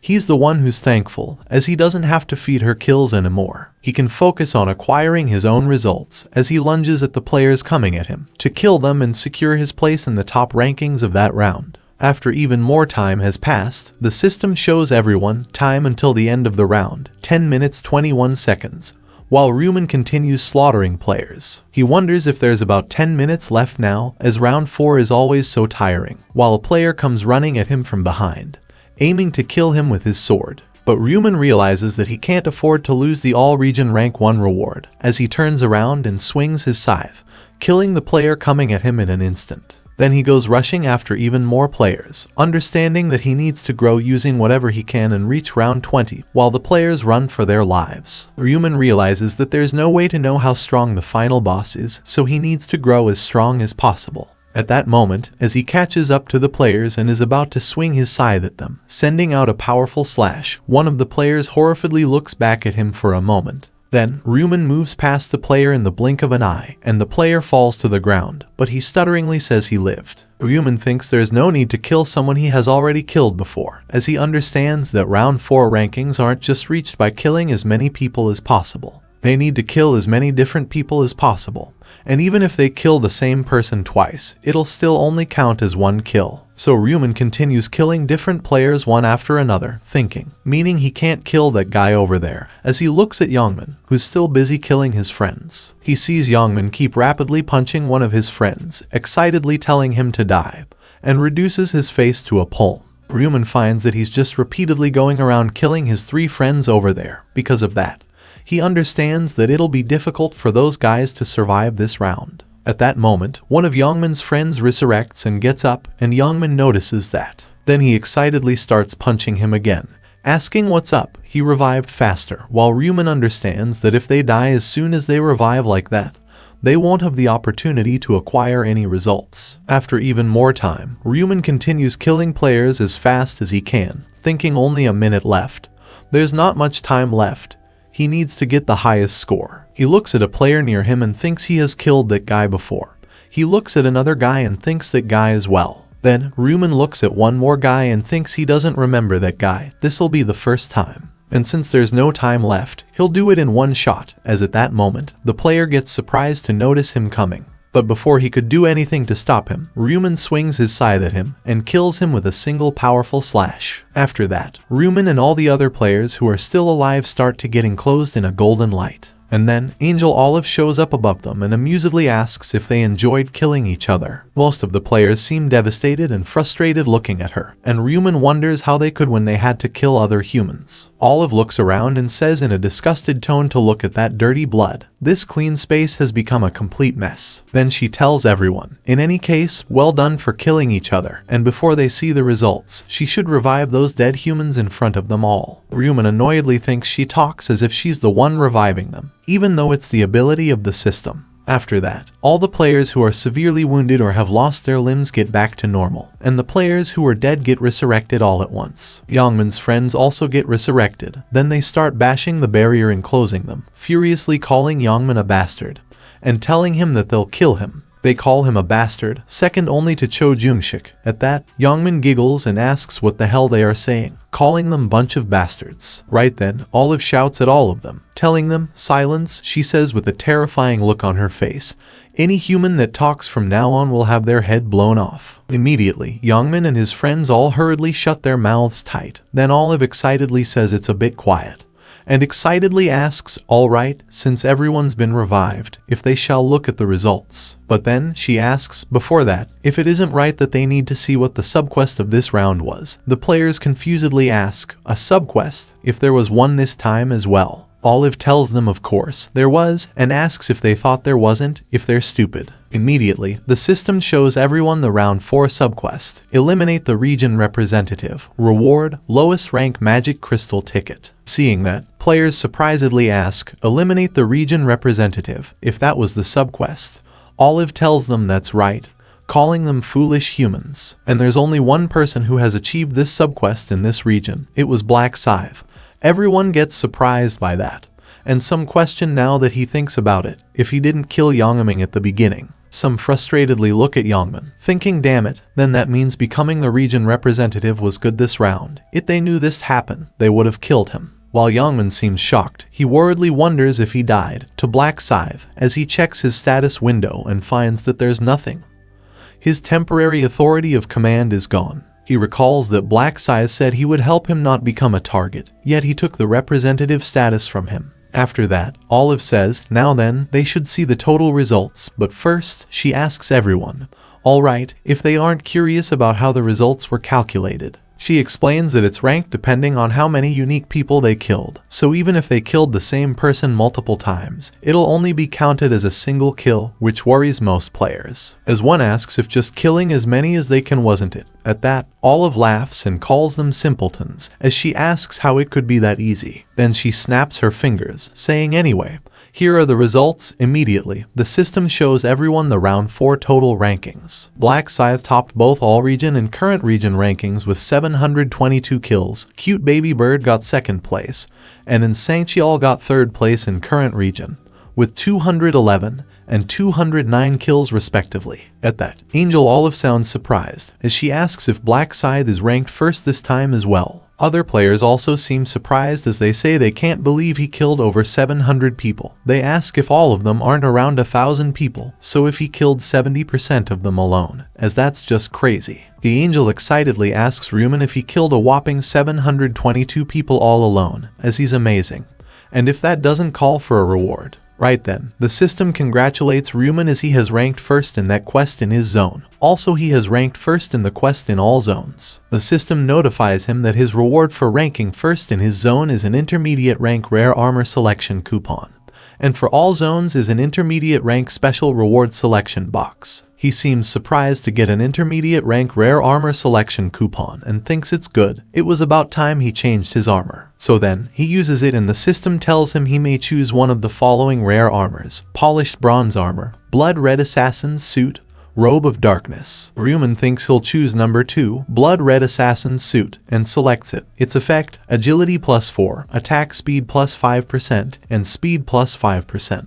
Next, he uses the special reward selection coupon, and the system tells him he may choose one of the following special rewards: 50% stat increase buff limited to round 5, 5,000 gold, information about round 5. Ryu Min thinks that round 5 has a great sub-quest reward, but it's more on the difficult side. Considering the difficulty level, the stat increase will be of great help, so he chooses the 50% stat increase buff. Then Angel Olive asks everyone if it isn't correct that they've all checked their rankings. She tells them just so they know, 30 people ranked 521st in their zone. Everyone lower than that will be wiped out. Then she asks with a devilish grin on her face if they shall start the annihilation. Immediately, the players who didn't make it into the rankings start disappearing, and horrifiedly scream no. They desperately tell the angel to wait and ask if they're really dying this time. Even all three of Youngmin's friends start disappearing. While screaming they don't want to die, they beg the angel to help them, to give them a chance, and then they completely vanish. Seeing that, Youngmin gladly thinks he made it, barely. In another part of the arena, Seo Erin covers her ears as she can't find herself to hear players screaming for help and saying they don't want to die. Ryu Min closes his eyes as he also finds the screams hard to bear. Then, after the screams end, he opens his eyes and looks ahead. As the system reports, round 4 end, all zones, survivors, close to 91,000, their zone, 521. Their soul will be transferred to their body, and round 5 will begin at midnight on May 1st. Some time later, Sang-cheol hurriedly rushes to the Imperial Hotel and enters Jeonrok's room, worriedly calling him sir. Hearing that, Jeonrok gets up from sleep, looking tired, and gets confused to see him there, calling him department head on. Jeonrok asks what he's doing there, as he doesn't remember calling him. Sang-cheol releases a sigh and says he couldn't reach him, so he thought he'd excuse himself and rush in. He thought something happened to him. At that, Jeonrok says with a smile, as if, and asks if he thought he'd die in round 4 if he didn't see the results. Sang-cheol embarrassedly says he did see that he ranked, however, he was still worried, as he asks if it wasn't a pretty crazy round after all. Jeonrok tells him that's exactly why he passed out in the bed as soon as he returned. He was too mentally exhausted. Sang-cheol tells him there's no doubt about it. 433 people died. Jeonrok says probably more if they count the repetitive kills. He's already this good. But he wonders what kind of monster Black Scythe is, if he's even human. Sang-cheol thinks about it and says he'd probably be an active duty special forces soldier. As someone with guts and skills like that in Korea, he can't help but think that. Jeonrok seems thoughtful as well, and finds that the more he thinks about him, the more he admires him, no matter what his real identity. If he could make him join hands with him, that'd be very reassuring. So he decides that he'll have to ask the seer about Black Scythe later on.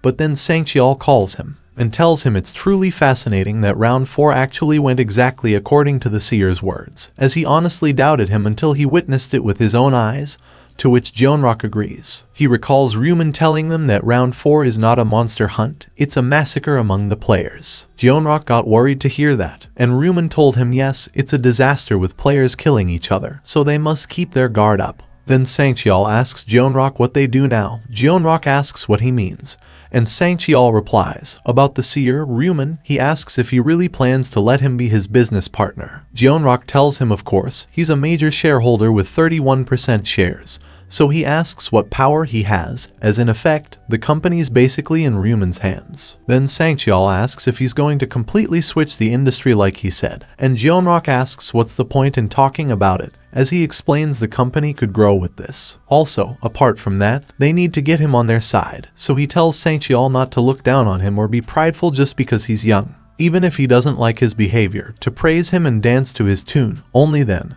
can they get all the sweet rewards from this honeypot of a seer. He asks Sang-cheol with a smile if he got it. Sang-cheol bows before him and tells him yes sir.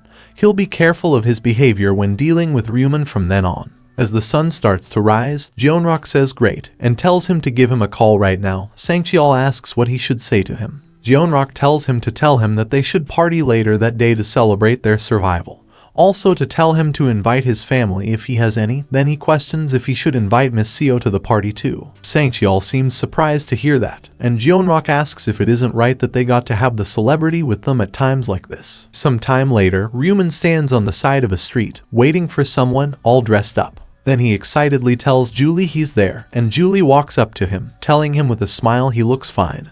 Ryu Min tells her, not more than her. Julie asks what's with him, making plans for lunch and everything. Ryu Min tells her he just figured they should celebrate their survival with a meal, and not to worry, it's his treat. Julie understands and tells him, then, she doesn't mind, she'll take advantage of having a rich friend. After that, Ryu Min takes her in his car to head for lunch. On their way, Julie thanks him, calling him Mr. Seer, as thanks to him, she was able to get ready for round 4. However, Ryu Min asks if it didn't ever strike her that he could be lying. Julie tells him that he'd never do that, as she asks what he'd get from lying to her. Ryu Min thanks her for trusting him. At that, Julie surprisedly asks if he's thanking her, as she's the one who should be thankful.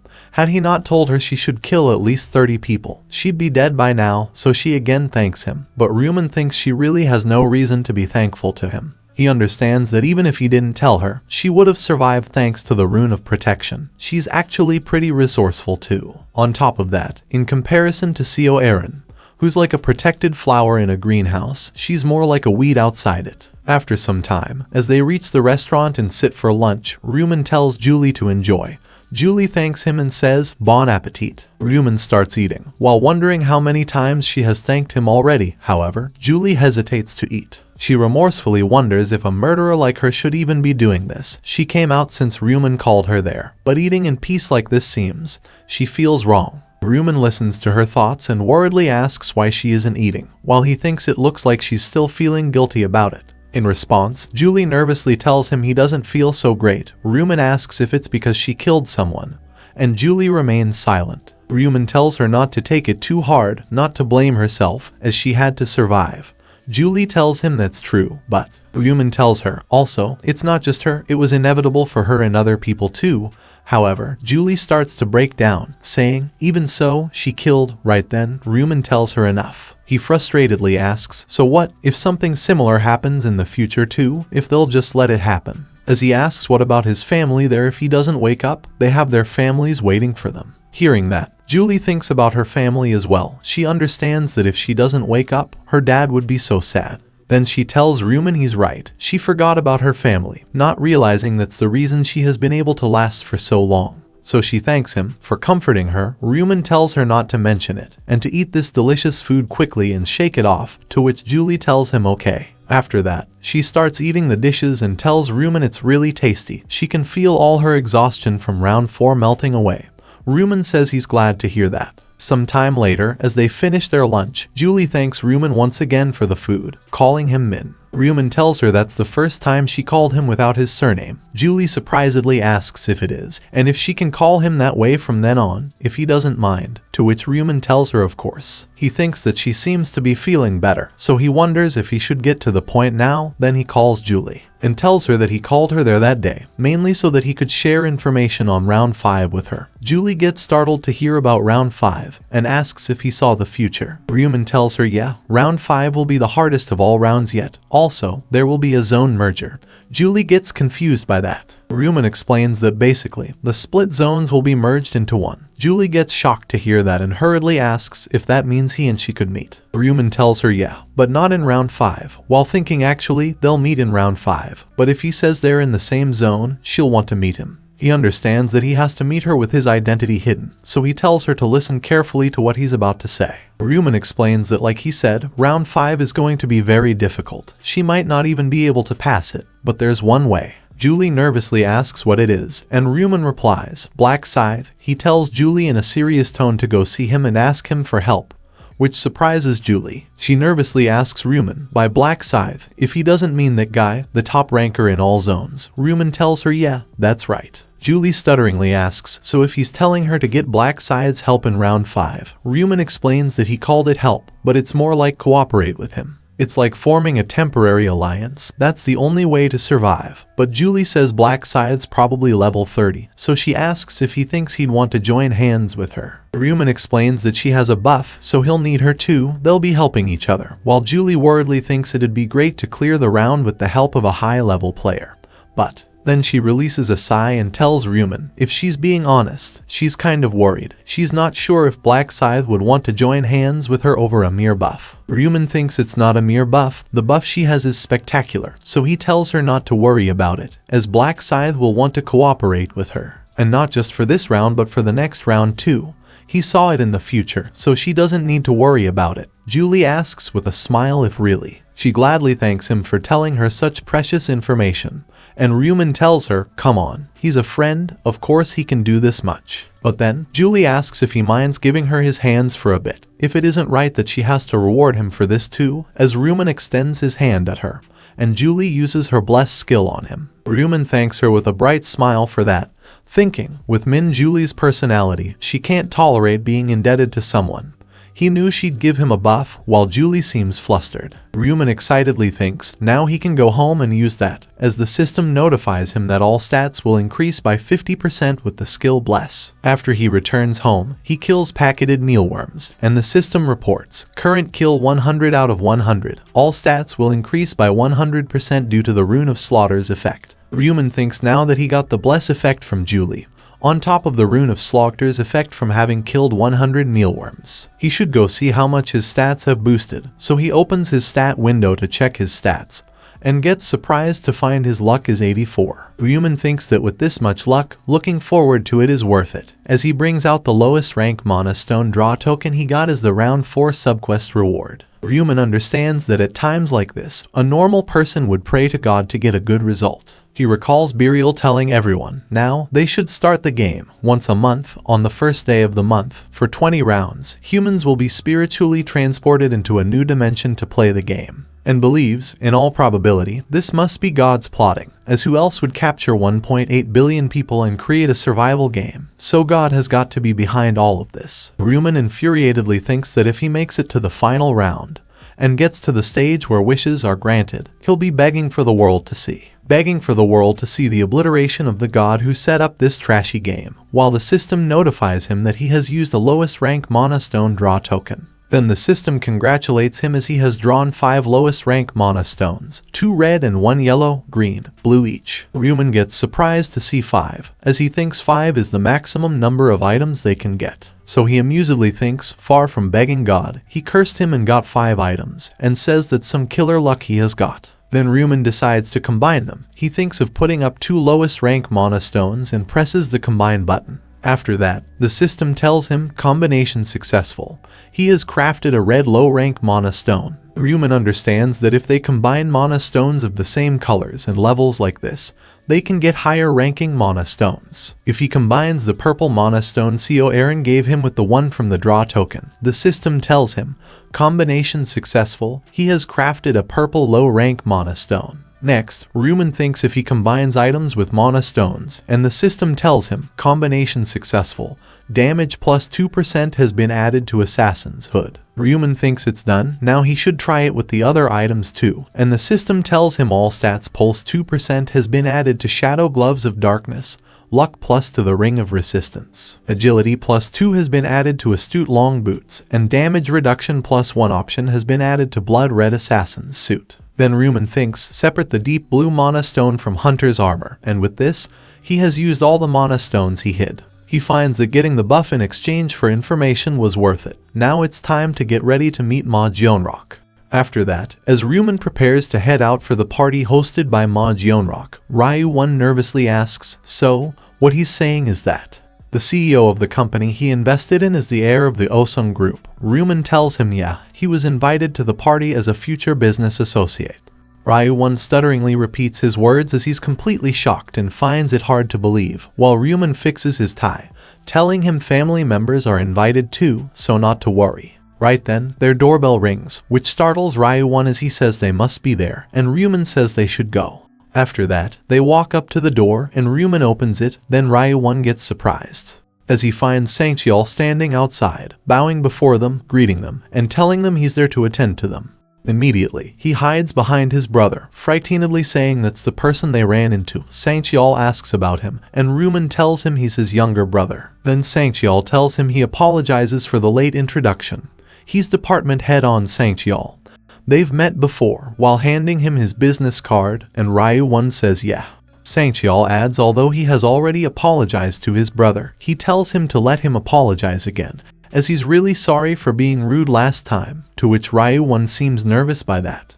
Then Sang-cheol tells him this party is meant to be an apology to them, so he requests him not to feel pressured, and asks if they shall go now. The limousine has been prepared, so all they have to do now is bring themselves, as he takes them to the Imperial Hotel, Ma Jeonrok's hotel. After Sangcheol takes Ryu Min and Ryu Won inside the hotel, Ryu Won walks stiffly due to nervousness. Then Jeonrok calls Ryu Min, which startles Ryu Won, and tells him with a smile, it's good to see him alive. Ryu Min goes up to him and shakes his hand, saying likewise. Jeonrok looks at Ryu Won and asks if this is his brother, and Ryu Min tells him yes, his name is Ryu Won.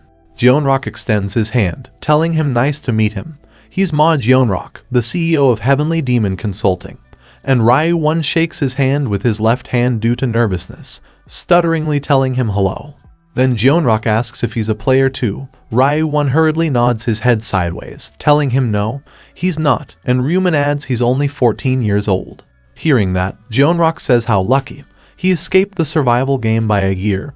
He's really jealous, while Ryu Min wonders if he's jealous, as if. After that, Jeonrok shows them forward, requesting them to come that way as it's only a small gathering, but the party's ready. Then they head to the dining room, where their food is already prepared on the table, along with a dedicated chef and waitresses, which amazes Ryu Won. As Sangcheol helps bring out Jeonrok's chair, Jeonrok asks Ryu Min and Ryu Won if they aren't hungry. It's not much, but he's sure it's enough to fill their stomachs. Ryu Won looks back and forth at the food and wonders if he's kidding them, if this isn't much, while Ryu Min tells him with a smile to come up to him. After they all get seated at the table, Jeonrok asks, now, how about they start eating? But right at that moment, someone else enters the room, and Ryu Min quickly looks at the entrance. Then he gets surprised to see Seo Erin entering the room, and wonders if Jeonrok called Seo Erin in too.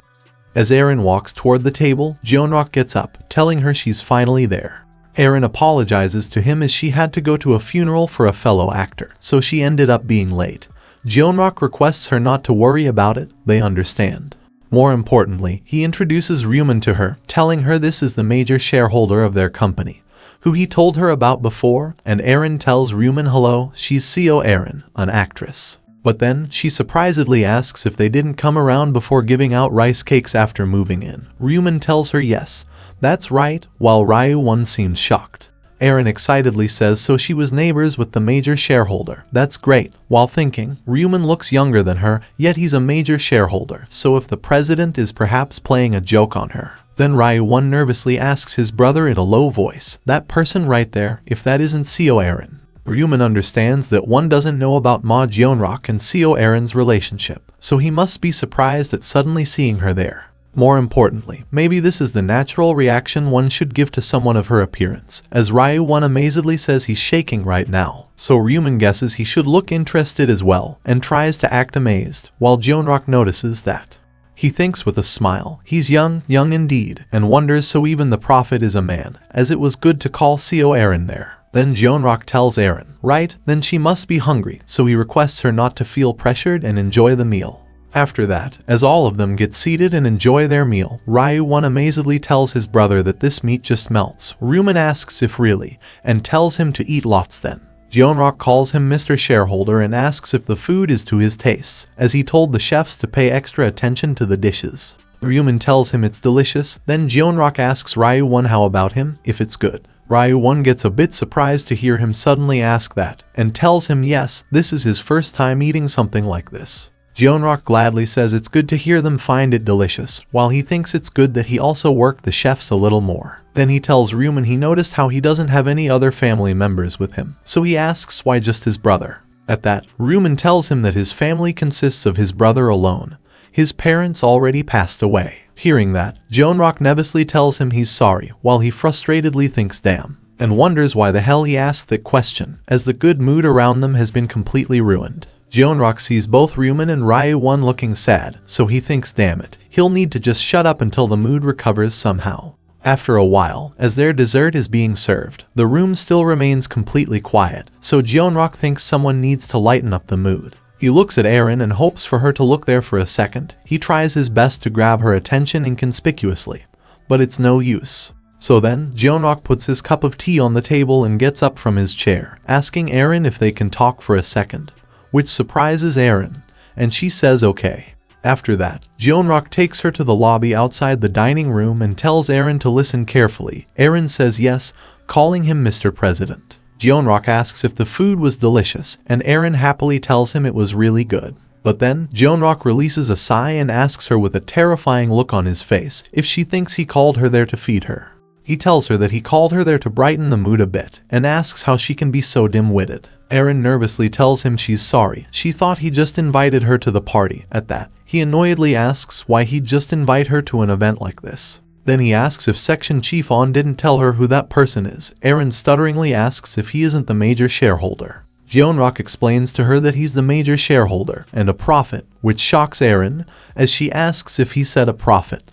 He tells her that's right, a prophet, just as it sounds. He has a unique rune that can look into the future, and Aaron understands. Then Jeonrak asks if she gets it now. They have to keep his mood high, as how big of a help it would be if they could know the information about the next round early. Aaron seems worried as Jeonrak excitedly tells her that's why she needs to use that pretty face of hers to agree with him, smile at him, and do anything to get the prophet's heart. Hearing all that, Aaron anxiously tells him, with all due respect, she doesn't think something like that is. However, Jeonrak tells her, as the president, he created an opportunity for her to succeed as an actress, so he asks if she shouldn't repay that debt. He tells Aaron not to worry about the tricks or methods she uses, just to brighten shareholder Ryu Min's mood, while Aaron remains silent. At that, Jeonrak frustratedly asks why she isn't answering, and Aaron flusteredly tells him she understands. Jeonrak tells her that he'll be watching to see if she does it properly or not, and says now then, they should go. Aaron says yes, as they both return to the dining room.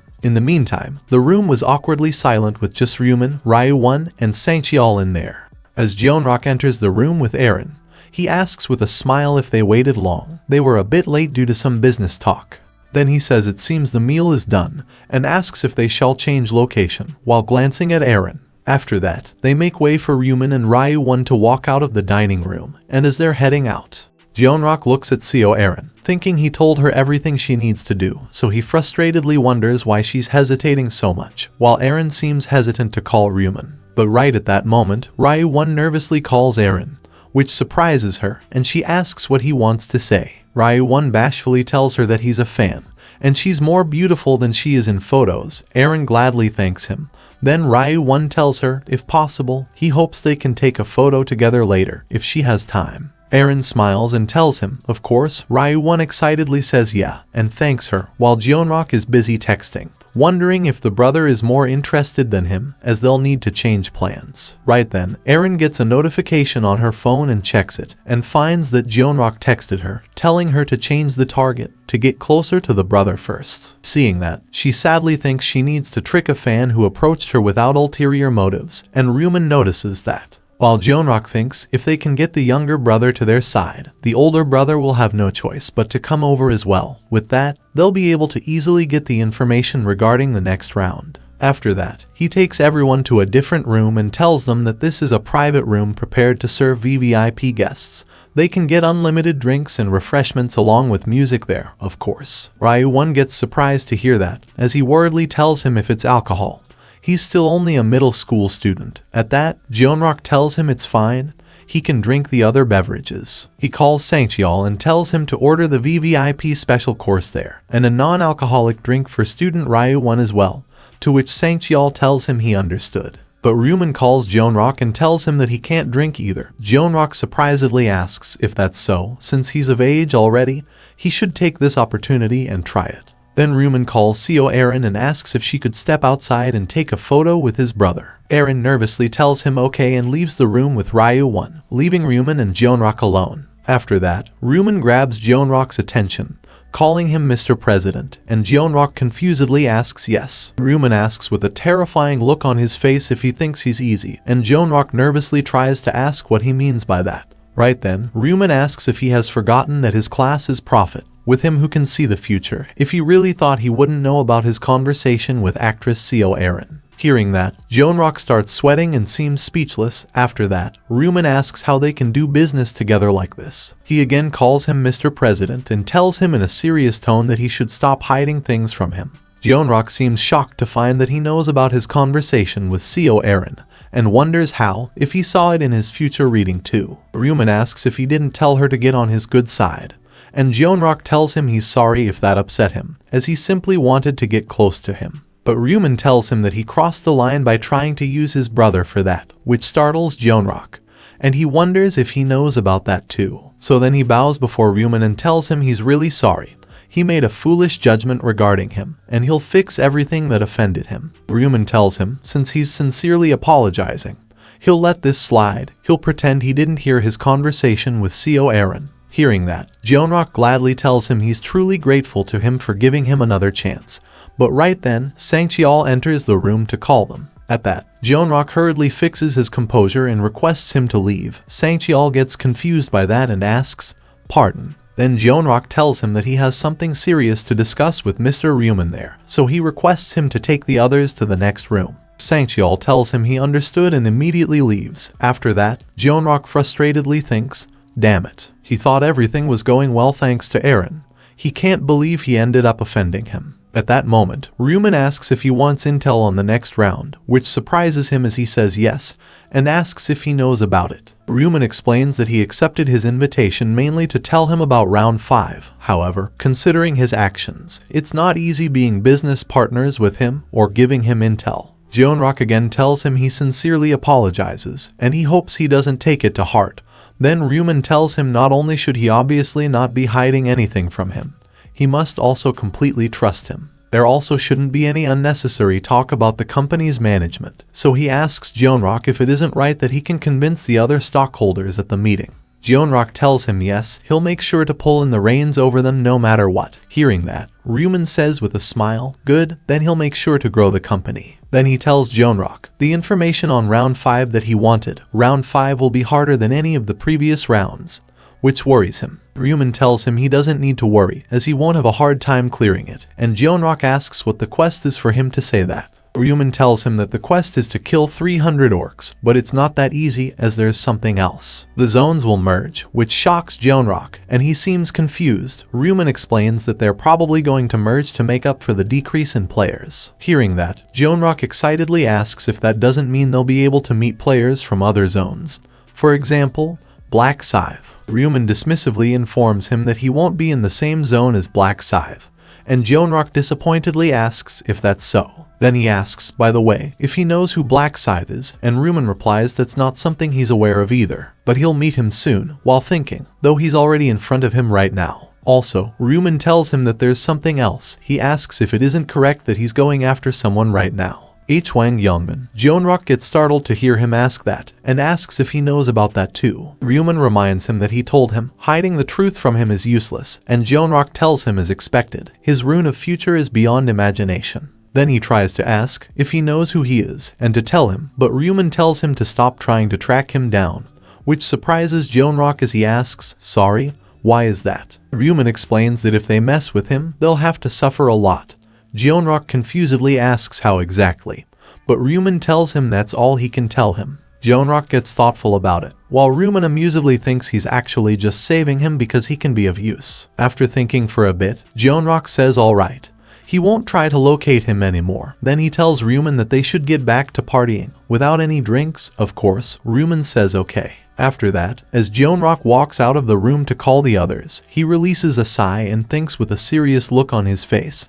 He has to distress that night. Sometime later, before the sun starts to rise, an old man is desperately running for his life through narrow alleyways. He seems to be completely exhausted because he has been running for quite some time, and he's bleeding from one of his arms as it's completely cut off. But then, the old man finds himself at a dead end and nowhere to run, and at that moment, someone slowly approaches him from behind. The old man looks back and gets terrified to see the person, as the person takes up his sword and cuts off the old man's leg in the blink of an eye with a single swing, making him fall to the ground and scream out loud in pain. Then Jeonrak at the old man with a horrifying look on his face, telling him, quiet, unless he wants him to cut off that tongue of his. The old man desperately asks why on earth he's doing this to him, what he even did to him. Jeonrak tells him he's pretty shameless for a child molester and asks if he wants him to spell it out for him. The old man tells him to wait, that's such a long time ago, and asks why he's doing this to him now, as he has already served his sentence. He's just a regular old man. Right then, Jeonrak shoves his sword into the old man's other arm, which was not cut off, causing him to scream out even louder. At that, Jeonrak furiously tells him to shut the hell up, to pipe it down, unless he wants to die a slow, painful death, as he's going to increase the number of corpses by calling witnesses there. Hearing that, the old man hurriedly shuts his mouth so as not to make any noise. Then Jeonrak tells him good boy. He's glad his ears are still working, calling him an old man, as he asks if he doesn't agree that for a scumbag like him, being alive is a sin. And then, some kind of ominous dark energy starts coming out of his sword and starts enveloping the old man's body. Seeing that, the old man frightenedly asks what the hell this is, and starts screaming in immeasurable pain, as the dark energy starts straining his whole body, including his mouth and eyes. In a matter of seconds, the dark energy starts squeezing the old man's body so hard that he starts bleeding from multiple places. After a while, he loses his strength to even move and stops struggling, and at that moment, Jeonrak irritatedly thinks, if only it wasn't for dark magic needing to be charged up, he would have killed this piece of trash in one blow. He understands that there's nothing he can do about it. After all, he needs dark magic to use dark aura. And to recharge dark magic, he needs to take the life of a living being. So he tells the old man, now, to die. And the old man's life finally ends. Then Jeonrak thinks on top of that, he can gain more magic from killing, as the dark energy takes the old man's life force and starts going back to Jeonrak. At that moment, he also realizes that he has always liked killing criminals, so he thinks with a devilish grin on his face. He guesses being a dark knight really is his calling. He finds, now that he has killed this scum, his pent-up stress is going away. Then he puts his sword close to the old man's dead body and tells it to eat up. The sword sucks back all the residue dark energy from the old man's body, but the dead body remains intact. So Jeonrak disappointedly thinks he guesses it can't eat corpses after all. Well, dark aura only eats living beings, so. Right then, all of a sudden, he senses someone moving behind him and hurriedly looks in that direction. However, Jeonrak finds that it's just a stray cat and calms down. Also, he thinks there's no way someone saw him do that, as he understands that he deliberately lured him into an alleyway without people, and it's early morning.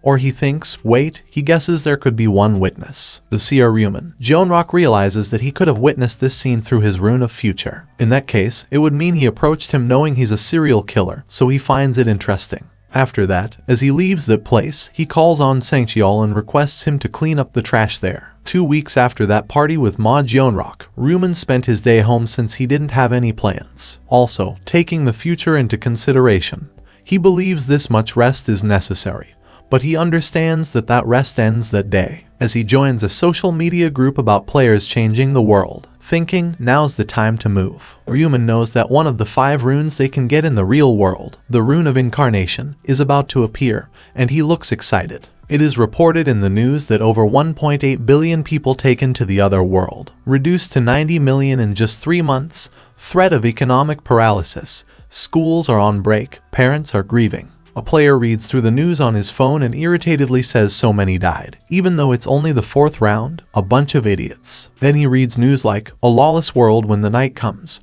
Players unite against the control of the government, and laughs saying damn, they would have done the same thing if they had become players as well. The player gets on his feet, asking what's wrong with doing what he wants to do before he dies, calling the adults a bunch of stuck-up bastards, while holding his battle axe. He frustratedly says this is why they shouldn't have oppressed them from the start. Don't do this, don't do that, having to hold back because of all those rules. The player swings his axe to the front and breaks the floor ahead of him, furiously shouting. It makes him want to explode right now. Then he says, well, not that it matters anymore, as he asks who the hell is going to get in his way anyway. The player excitedly giggles, saying he's far more superior, he's a player after all. So then he asks who else he should kill, as there's a bunch of dead bodies of ordinary people around him he killed for his amusement. The player finds that he doesn't feel anything, even though this is his first time killing someone in real life, so he wonders if it is because he already experienced hell in the 4th round. But he frustratedly says, giving only 1 stack per person. This is trash. Then he wonders if it is because they're regular people. He recalls fighting as Black Flame Dragon in the other world, and excitedly thinks the 4th round really was the best. It was actually more efficient than hunting monsters. So he leaves the room thinking, if possible, he wants to kill players since they give him more stacks. But then, he wonders if there wasn't that player unity for him. So Black Flame Dragon excitedly wonders what if he joins, links up with other players, and then kills them, thinking he might just be able to get stacks at a rating comparable to killing normal people. Then he chooses to join the forum, and it prompts him to enter his name, address, and phone number, level, class in another world, nickname, his current region, and if he agrees to a registration interview. Seeing that, Black Flame Dragon irritatedly asks what, on top of getting all his personal information, if they want to hold an interview as well, and says what a hassle. Still, he understands that he needs to join this group in order to meet players and stab them in the back. So then Black Flame Dragon starts filling up the text boxes, excitedly thinking. The others probably can't even imagine in their dreams what he'll do. The next day in morning, he goes up to a restaurant in a remote area and wonders if this is the place. He checks his phone to see the text the interviewer sent him, requesting him to come to Hello Cafe in Wabu Yup, Namyangju-si, casual clothes. He looks at the sign on the entrance saying Hello Cafe and thinks this is the place, but he frustratedly wonders what the hell, how he got called to a place that doesn't even have a bus line. So he enters the cafe, infuriatedly thinking, if that interviewer pisses him off, he's going to kill him. However, he gets surprised looking around the cafe, as he thinks it looks more refined than he thought. Then he finds two people sitting at a table in the corner and wonders if those two are the only guests. Right at that moment, one of them notices him and gets up, asking if he's perhaps the applicant for PUF. Black Flame Dragon tells him yes. The person walks up to him, asking what his nickname is, and Black Flame Dragon tells him his nickname. Hearing that, the person shakes his hand, excitedly welcoming him, and tells him that he's his interviewer. His nickname is I Am 30, which surprises him as he asks if he's a player. I Am 30 laughs and tells him yes, even though he looks like this, he's a player who just turned 29 that year. Then he tells him to come this way as he brings him to the table. He introduces him to the other player there, telling him this is Mr. Tinaclam, tells Tinaclam that this is Black Flame Dragon, and requests them to introduce themselves to each other, as they might become forum members. Looking at Tinaclam, Black Flame Dragon wonders if this Bean Sprout is a player as well, as he can probably kill him with one punch, while they both greet each other. After that, Black Flame Dragon sits at the table and asks I Am 30 if this place even does business though, as he doesn't see any customers, and he doesn't see those young part-time workers either. I Am 30 tells him with a smile that it can't be helped since it's so remote. However, that's also the reason why they are borrowing this place for the interviews. Black Flame Dragon says so they're borrowing it, but asks if the boss wouldn't be there though, if that shouldn't matter, and I Am 30 tells him that she's preparing food in the kitchen. Although this is a cafe, they serve meals as well. Hearing that, Black Flame Dragon says he understands, while he looks around and finds that he doesn't see any CCTVs in the shop. So he realizes that no one will know if he just kills these two and dip. But then, he thinks no, he can't give up joining the forum just because of 2 kills, and asks why they aren't starting the interview. I Am 30 tells him that there's one last interviewee who hasn't arrived yet. They'll begin when he arrives. Black Flame Dragon surprisedly wonders if there's another one, and asks so if he's interviewing a total of 3 people. I Am 30 tells him yes, they're only a bit past their scheduled time, so they can afford to. Right then, he sees someone walking toward the cafe and says there he is. After the person enters the cafe, I Am 30 goes up to him, asking excuse me if he's an applicant for PUF, and the person tells him he is. Then I Am 30 asks if he could ask what his nickname is, and the person replies, Black Scythe, which makes him really excited. A few days ago, in an online meeting, the president of PUF called a person Miss Yamty and welcomed her back, and Yamty greeted him saying hello. The president welcomed Mr. Poppering as well. Then the president said it looks like everyone other than Jam from Honey is there. They'll now begin their scheduled meeting, and called Mr. Lost Yak. Lost Yak said yes, and the president asked how many people joined the forum that week. Lost Yak replied, around 2,000, and the president said it's more than last week. Lost Yak told him that's right. Although the number of players is decreasing every month, the number of applicants has continued to increase. Hearing that, the president said it seems that news article about a for-player forum drew in some attention, and asked who's the one who instructed that article to be created. Miss Yamty raised her hand and told him it was her. The president got surprised by that and told her he didn't realize she had some connections with the news industry. Yamty said she made one recently for things like this. The president told her impressive as always.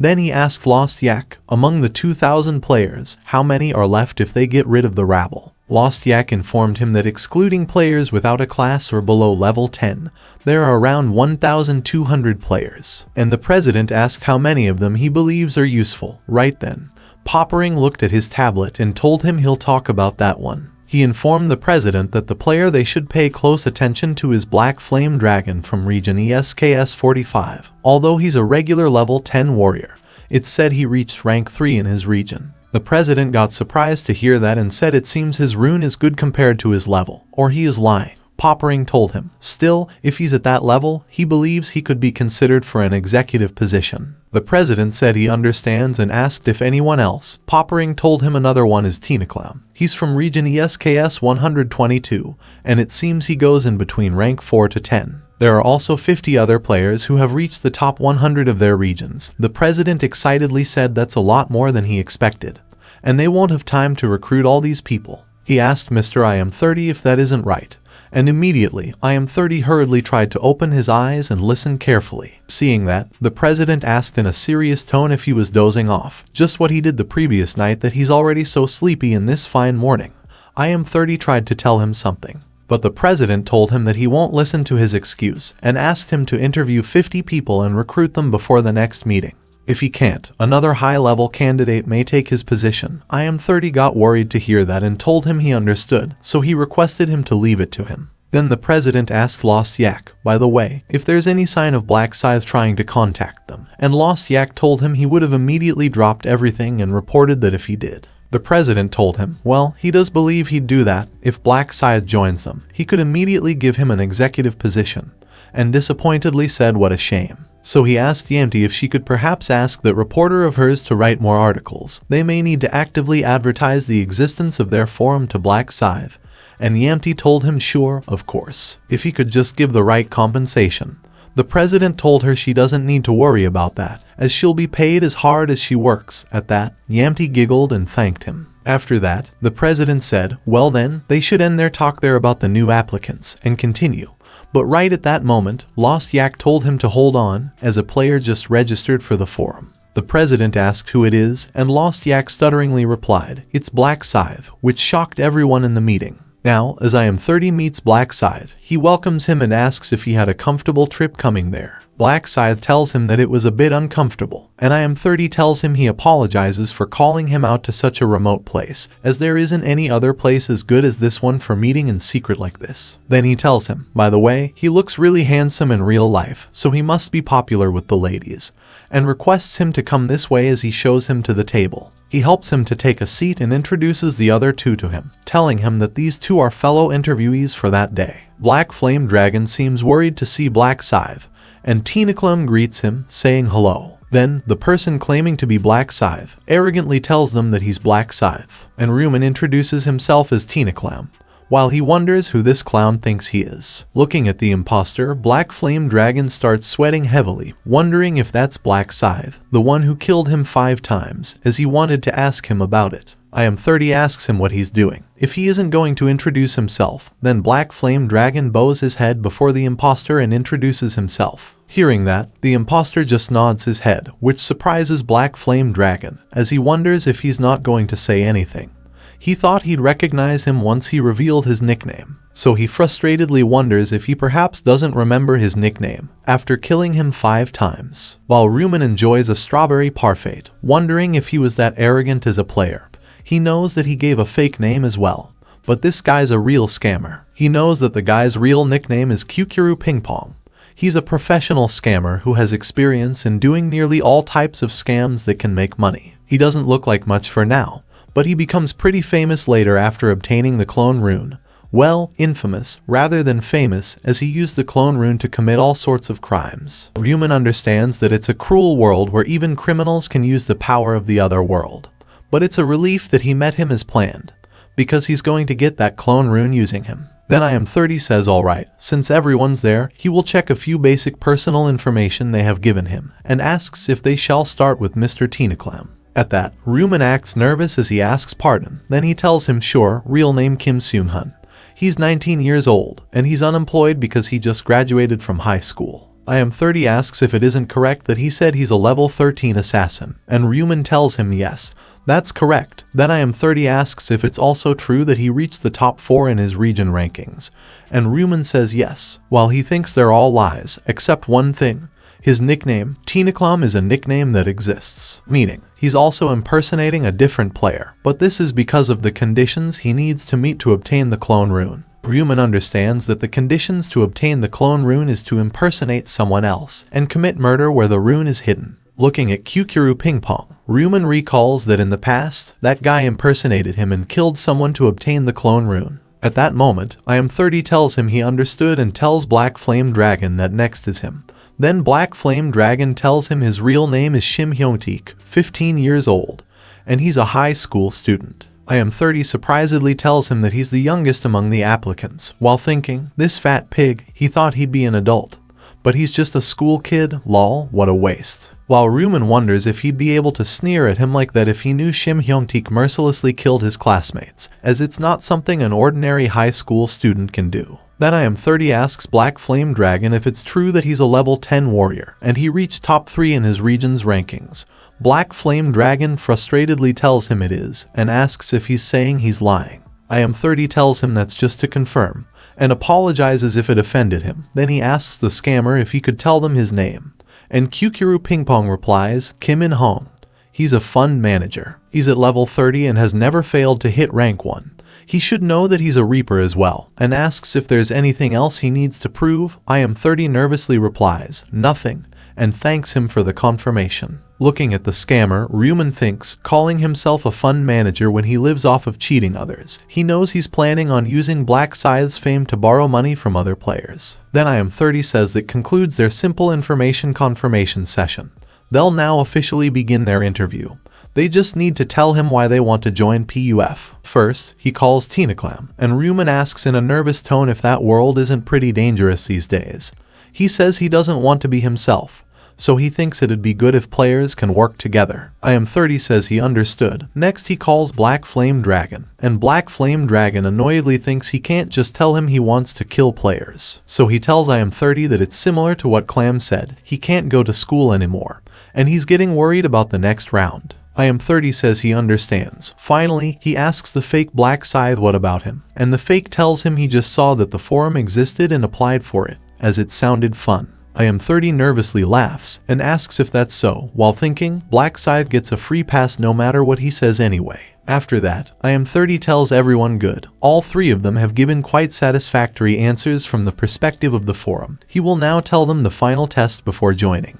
He says with a creepy smile on his face, murder, they must commit murder to pass the interview. Hearing that, Ryu Min acts terrified and anxiously asks if he said murder, why something like that. He sounds annoyed, and says it seems Mr. Clam doesn't understand. Then he tells him, sure, he'll help him understand why he must do this. He explains he might know this already if they read the news. The government is already making a move trying to restrict players. They are afraid of their power which transcends humanity. However, it is destined that a player-centric world will soon come in the future, and if they combine their strengths, that day will come even faster. He tells Ryu Min with a crazy look on his face, that's why they have no reason to limit themselves to the boundaries of the law. They'll oppose and revolt against the rules of the government, and show that players are the law themselves. Ryu Min frightenedly asks if that's why they commit murder. I Am 30 tells him that's right, murder is a sort of resistance against the government to show their will as players. They are showing them that they won't be restricted by laws, while the 2 others remain speechless. After saying that, I Am 30 asks Ryu Min if he understands it, calling him Mr. Clam, and Ryu Min nervously tells him yes. I Am 30 tells all 3, well then, if any of them are still resistant to the idea, they may get up and leave. However, if they leave now, they won't be allowed to receive the help of their forum in the future. Ryu Min understands that they'll be blacklisted. They pressure people like this to commit murder and join their groups, as well as make it difficult for them to distance themselves from the group in the future. After hearing all that, both Kukuru Ping Pong and Black Flame Dragon still remain quiet, and don't object. So I Am 30 giggles and excitedly says it seems everyone has made up their minds. That's good. They'll now continue as they all have consented to the final test. Black Flame Dragon confusedly asks by continue if he means murder, as there isn't anyone they can kill there. However, I Am 30 tells him they don't have to worry about that, as he says with a creepy look on his face that there's a target they've prepared for situations like this. After that, it starts raining outside and he gets up from his seat, asking everyone, now then, if they shall get going, and everyone agrees, saying sure. Right then, the boss of the restaurant comes and surprisingly asks if they're leaving already. She tells them that they can stay longer since they still have time until their booking is done.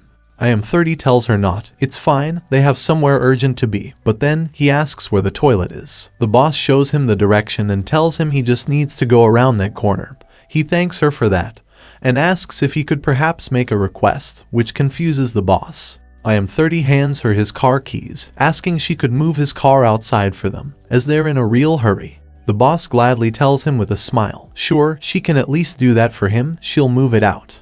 After that, she walks out of the restaurant with an umbrella and heads up to his car. As she gets close to the car, she closes her umbrella and is about to enter the car.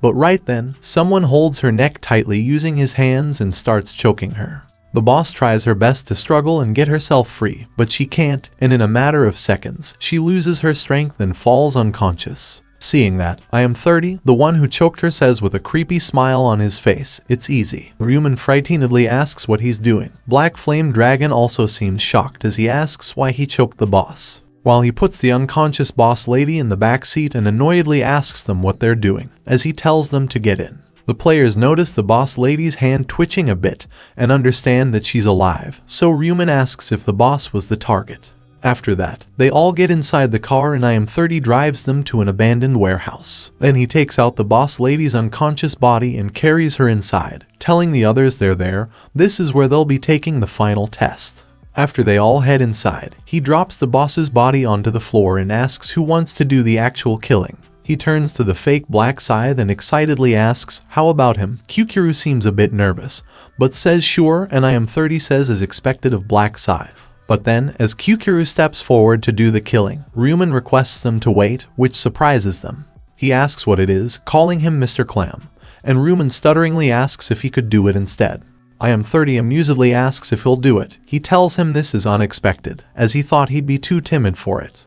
Then he gladly says he's fine with that and asks the fake Black Scythe how about him. He apologizes but asks if he could let Mr. Clam do it, and Kyukuru nods in affirmative. After that, he starts to walk back, while Ryu Min starts to walk forward, and as Kyukuru Ping Pong is passing him by, he tells him with a smile to do a good job, as he especially concedes this to him. But at that moment, Ryu Min thanks him, as he'll use the clone rune well, which confuses Kyukuru. He hurriedly looks at Ryu Min, trying to ask what he's talking about. But before he could realize what's happening, Ryu Min grabs his head and twists his neck in the blink of an eye. Then Kyukuru falls dead on the floor, while I am 30 seems shocked seeing that. After that, he pulls his own hair and screams out loud, asking Ryu Min what he just did. He killed Black Scythe, if he's crazy. At that, Ryu Min looks back at him and annoyedly tells him that he's too loud. He gets startled by that and confusedly thinks those eyes, it's like he's looking at prey. He understands that something changed and wonders what's going on. At that moment, the system notifies Ryu Min that he has committed murder while impersonating someone else. He has fulfilled a hidden condition. He had discovered the clone rune, a secret rune placed in a predetermined location, and the acquired rune has been automatically imprinted on the player's body. While Ryu Min thinks alright, impersonating Tina Clem paid off. Right then, I am 30 calls him Mr. Clam. He frustratedly tells him to at least say something, as he asks why he killed Black Scythe, and Ryu Min asks if he asks why. He tells him in a creepy tone, because he's a lowlife who tried to impersonate him, while he puts on the white mask from before. I am 30 confusedly asks if he said impersonate, what he means, while Ryu Min walks up to the boss lady. Seeing that, I am 30 frustratedly tells him that he needed to kill the woman, and again asks why he killed Black Scythe, yelling at him to answer him. In response, Ryu Min tells him, because the imposter is trash, and he's trash as well, as he covers the woman's face with a black bag. Hearing that, I am 30 infuriatedly asks what, and tells him to say that again. He brings out his sword, asking what he just said. But right then, Ryu Min brings out his own weapon, his signature Reaper's Scythe, and tells him he called him trash. He asks why, if he's wrong. I am 30 worriedly wonders what's with that scythe, if that's Tina Clem's main weapon. He doesn't think he has seen a player wield such a huge scythe before, but then he thinks, no, wait. He gets terrified thinking, a player who uses a giant scythe, and seems shocked. He recalls Ryu Min saying, because he's a lowlife who tried to impersonate him, and thinks impersonate, wait. Then Ryu Min asks if he understands who Black Scythe is now, and I am 30 stutteringly asks if he's Black Scythe. Ryu Min tells him he's sorry for lying. I am 30's whole body starts shaking, and he drops his sword, thinking so it's true. This person isn't the Teenaclam he thought he knew, he's the real Black Scythe. So then he starts groveling on the floor, calling him Mr. Black Scythe, and tells him he apologizes for mistaking him. He was just so good at acting. He begs him to spare him. However, Ryu Min tells him nah, which confuses him, and then, the next moment, Ryu Min swings his scythe, aiming for his neck and decapitates him in the blink of an eye. His head falls to the floor, bouncing away from his body, and stops in front of Black Flame Dragon's feet, which terrifies him and causes him to screech. He looks at Ryu Min while Ryu Min glances at him and thinks it's the real Black Scythe. He's on a different level. Black Flame Dragon starts sweating heavily, worriedly thinking he couldn't even see the moment he swung his scythe. Then Ryu Min aims his scythe at him and tells him that it's just him and he now, so he asks what he thinks his next move will be. He tells him to say his last words, if he has any. Black Flame Dragon starts shaking in fear as he tells him that he won't say anything obvious like asking him to spare him. He just has one question he wanted to ask if he ever met him. Ryu Min asks if it isn't the case that he's curious why he killed him 5 times during round 4. Black Flame Dragon gets surprised by that and hurriedly tells him that's right. Ryu Min tells him that the reason is simple. He was keeping him in check, to which he gets confused and asks why him. Ryu Min explains that he's the one who seemed the most skilled among the people he saw at that moment, so he needed to get rid of competition. Black Flame Dragon understands, and Ryu Min asks if there's anything else, as he tells him that now he can die without regrets. But then, Black Flame Dragon hurriedly asks if he could ask one last thing.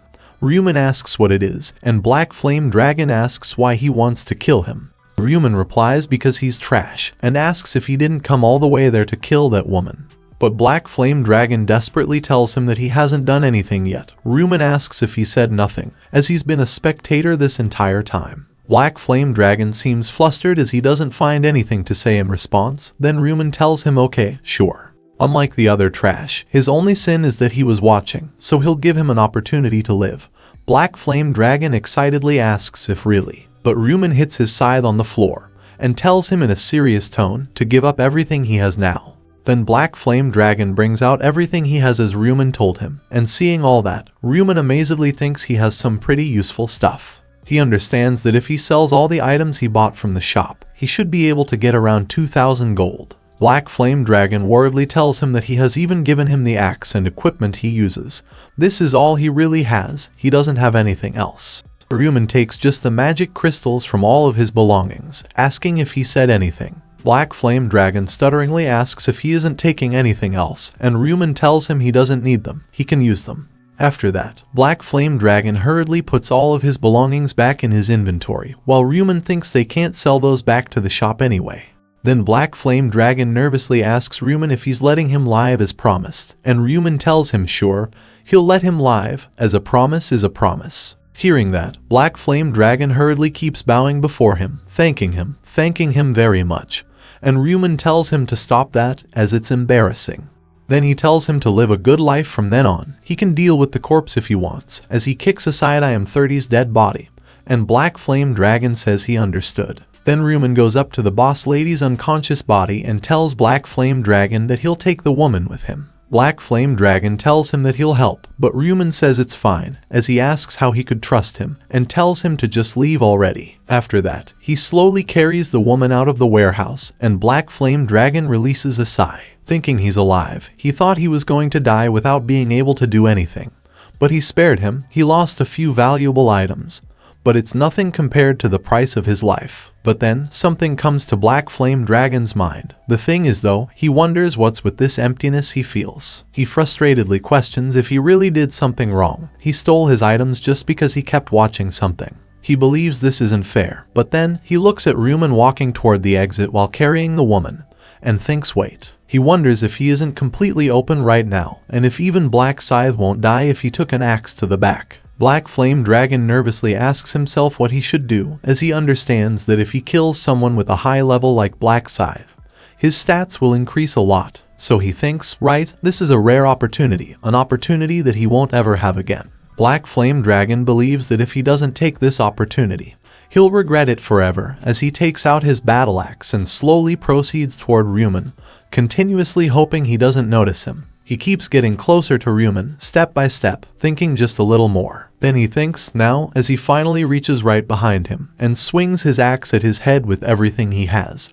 hoping he dies, thinking of him as a son of a dog. His battle axe lands a direct hit on his head, crushing it and causing him to bleed profusely as he falls dead on the ground. Then he excitedly laughs and asks if he killed Black Scythe so easily. He starts laughing even louder, like a lunatic, and questions if this is real, if Black Scythe died to a mere level 10 like him. Black Flame Dragon starts repeatedly kicking his lifeless body, calling him a bastard, and telling him that he shouldn't have turned his back on him. He asks who cares how high his level is, as he's stupid, and thanks for his stats, calling him an idiot. But then, he stops as he realizes something. Hen confusedly wonders why the message saying his stats have increased is not appearing. As usually, the message should appear immediately. He anxiously asks what happened, and then, right at that moment, the real Ryu Min shows up behind him, and asks in a terrifying tone what he thinks. Black Flame Dragon gets shocked to hear that, and hurriedly turns around, stutteringly calling him Black Scythe. At that, Ryu Min asks why he's so surprised if he sees a ghost. Black Flame Dragon wonders how. He definitely killed him, so if Black Scythe has a resurrection ability. As he's stepping back in fear, he hits the woman's leg and looks back, and gets confused to find that there's no blood. Then Ryu Min tells him what he just killed is his clone. Black Flame Dragon stutteringly asks, a clone. Ryu Min explains that creating a perfect doppelganger that no one can distinguish from the original is the ability of the clone rune. The system says that it can create a single clone by chanting create clone. The caster becomes intangible for 10 seconds and hides after casting. Ryu Min adds with a smile that although it doesn't have any combat power, seeing how it completely fooled him, it looks pretty useful even if it's not for combat. And that was a good test. Hearing all that, Black Flame Dragon takes up his battle axe again, frustratedly telling him that he tricked him. But Ryu Min asks why he's suddenly acting like he's the victim. As he tells him that he's the real victim there, his head nearly got split open. Black Flame Dragon asks if he's the victim, as who's the one who threatened and stole his valuables. Right then, Ryu Min tells him to shut up, and as he brings out his scythe and swings it at his neck, separating his head from his body in the blink of an eye. While Black Flame Dragon's head starts sliding off his neck, he confusedly thinks, his body isn't moving. Then, as his head falls to the floor and bounces away from his body, Ryu Min says it's a waste of time to hear what a piece of trash has to say. After that, he uses his skill to erase traces, and immediately, all the dead bodies there disappear, along with any blood or other traces of murder. Then Ryu Min puts back his scythe, thinking no one will be able to know that this was a murder scene, except for one person. As he walks up to the boss lady of the restaurant, who was kidnapped and brought there, and calls her, saying hello. Ryu Min asks if she can stop acting unconscious and get up, and not to even think about tricking a player, as he finds that he can hear what she's thinking. After that, the woman gets up and nervously tells him she's sorry.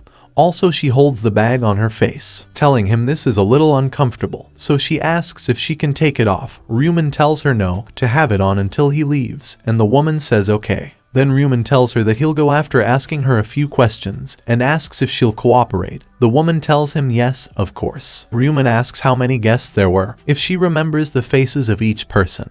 And the woman hurriedly replies there were 4. One of them was in his mid-40s, she remembers him clearly since she spoke with him. For the others, she seems a bit confused about how to explain, while Ryu Min thinks she's telling the truth. So he tells the woman he understood. That's all for the questions. Then the woman asks if she's safe now, if it isn't all over. Ryu Min tells her yes, she can go home now, and not to report this to the police, as there's a chance they could retaliate against her. The woman says okay, she got it. Then Ryu Min tells her she can take that bag off after counting to 60. The woman him okay, she'll do that, and starts counting. And after she finishes counting to 60, she hurriedly takes off the bag covering her and gasps for air as she finally feels free. Then she quickly looks around and confusedly wonders what happened, as she finds that nothing's there, and so she wonders if this is a dream. Later that day, as the sun starts to set, Ryu Min returns home and tells Ryu Min that he's back, and Ryu Min asks how his day was. But then, he surprisedly tells his brother that that's his hoodie and asks where he went. Ryu Min nervously tells him, just someplace, then he quickly walks inside, trying to avoid his questioning, saying he's tired, so tired, which confuses Ryu Min. So he again asks Ryu Min where he was and if he has eaten dinner. Ryu Min removes the hoodie, telling him no, not yet. Hearing that, Ryu Min asks if he should get something delivered then, and Ryu Min tells him sure, to order what he wants to eat. At that moment, he looks closely at his little brother's hoodie, thinking it's clean, but he can't give it back now, and throws it in the trash. Ryu Min gets shocked to see that and asks Ryu Min what he's doing, why he threw it out. Ryu Min tells him it was a bit worn out, so he'll buy him new clothes. He has worn that for quite some time now. Ryu Min tells him with a sad look on his face. Still, seeing that, Ryu Min nervously tells him they should get him something better and asks if it's okay. At that, Ryu Min tells him no, it's fine, school went on break not long ago, and he has nowhere else to go, so. Ryu Min understands that he can't go to school because of people like Shim Hyung-teik, and since he can't leave the house by himself, he must feel trapped. So he asks Ryu Min then if they should go out the next day, how about to an amusement park, which excites Ryu Min. He hurriedly asks if he said an amusement park, if they're really going, and Ryu Min pats him on the head, saying yep. So he tells Ryu Min to go eat dinner and sleep early, and Ryu Min melodically tells him, okay. The next day in morning, the two brothers head to a big amusement park together, and Ryu Min excitedly says it's been so long since they came there. Ryu Min understands that their life was difficult, so they couldn't come there during that time. Ryu Min asks his brother how this place is still open though, as there are so many places that have been shut down these days. Ryu Min tells him that hope is needed in times like this. Right then, Ryu Min notices a father, mother, and their little kid coming out of a small souvenir shop wearing bunny ear headbands. Then he looks at his brother and something comes to his mind. He drags him toward the shop, excitedly telling him that they should go there first. Hurry.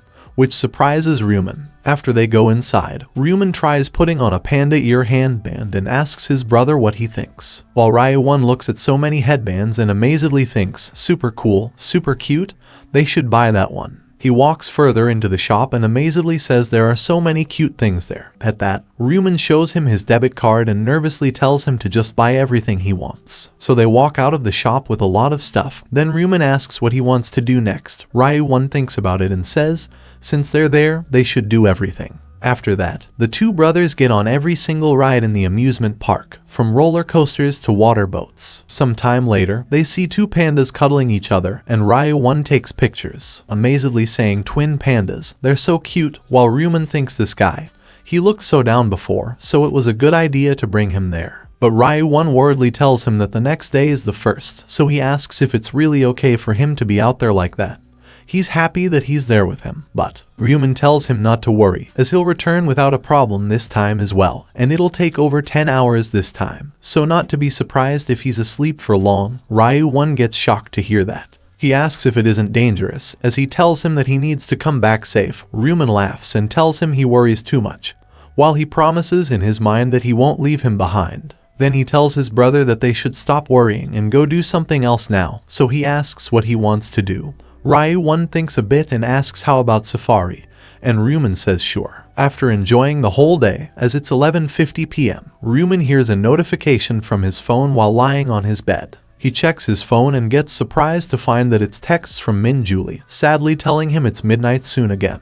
But they'll be fine this time as well. They should work hard. They should go to live another day. Seeing that, Ryu Min thinks she seems pretty worried, considering the length of her texts. But he gladly thinks that she shouldn't worry, as he'll protect her from now on, and puts down his phone, wondering, well then, if they shall go. After that, as the time on his phone becomes 12 at midnight, immediately, his consciousness gets transported to another world, along with all the remaining players of his region. A player looks around and confusedly asks if this is everyone. Another player finds it hard to believe and tells her they're probably just late. The other player asks if he said late, as there were around 500 people who survived last round, which worries the other player. Then another player tells them that she thinks the numbers match up, and the first player says it did seem emptier than before. Ryu Min understands that compared to the 10,000 people in round 1, this is practically barren.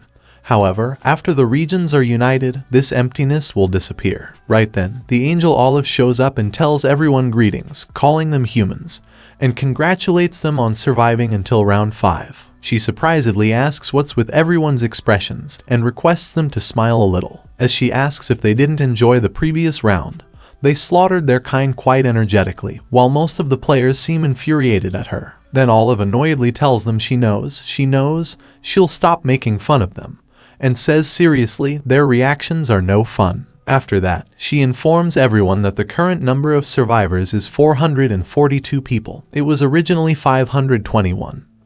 But 80 people have disappeared. It seems they fought in real life as well. Hearing that, players worriedly ask if they decreased again, as it decreases every time. Then Olive tells them, well, it's fine, it doesn't matter to her if they fight in real life or not. However, they can't play a decent game with only, so she tells them with an excited look on her face that she has prepared something. Angel Olive says an integration of zones. Hearing that, a player tells her to excuse him, and confusedly asks if she can explain it in more detail. Olive irritatedly asks why they can't just get it from the term alone, as they're making her do work. She means a literal integration. She explains that she doesn't know if they're aware, but there are hundreds of zones just in their nation. 875, to be precise, which shocks the players. At that, Olive giggles and tells them it's nothing to be shocked at, as it's a low number compared to other nations. One player says that makes sense if there are 10,000 people per zone. Then there must be other nations with a whole lot more zones. Another player agrees. But then, he worriedly asks if there's one angel per zone. If that doesn't mean there are also at least tens of thousands of angels. Others say he's right and wonder if there are that many angels. Olive tells them it's just as they assumed, there's an angel per zone, and asks if they just realized, as she says, how stupid. But then, one player asks her if it wasn't she that made this survival game. Hearing that, Olive sounds irritated. She asks the player what makes him think that, and the player nervously replies that he doesn't assume tens of thousands of angels work together to make just a single survival game. Right at that moment, Olive comes down and gets really close to him in the blink of an eye. Then she puts a finger to the player's forehead and asks in a frightening tone, what if they did work together if he's going to praise them? She tells him not to ask any unnecessary questions, as it might get him killed. The player seems completely terrified by that and stutteringly tells her he's sorry. Then Olive leaves the guy and flies up, feeling frustrated about the humans. While Ryu Min thinks he must have hit a sore spot there, well, he's sure there's a rule stopping the angel from talking about the creator of the game.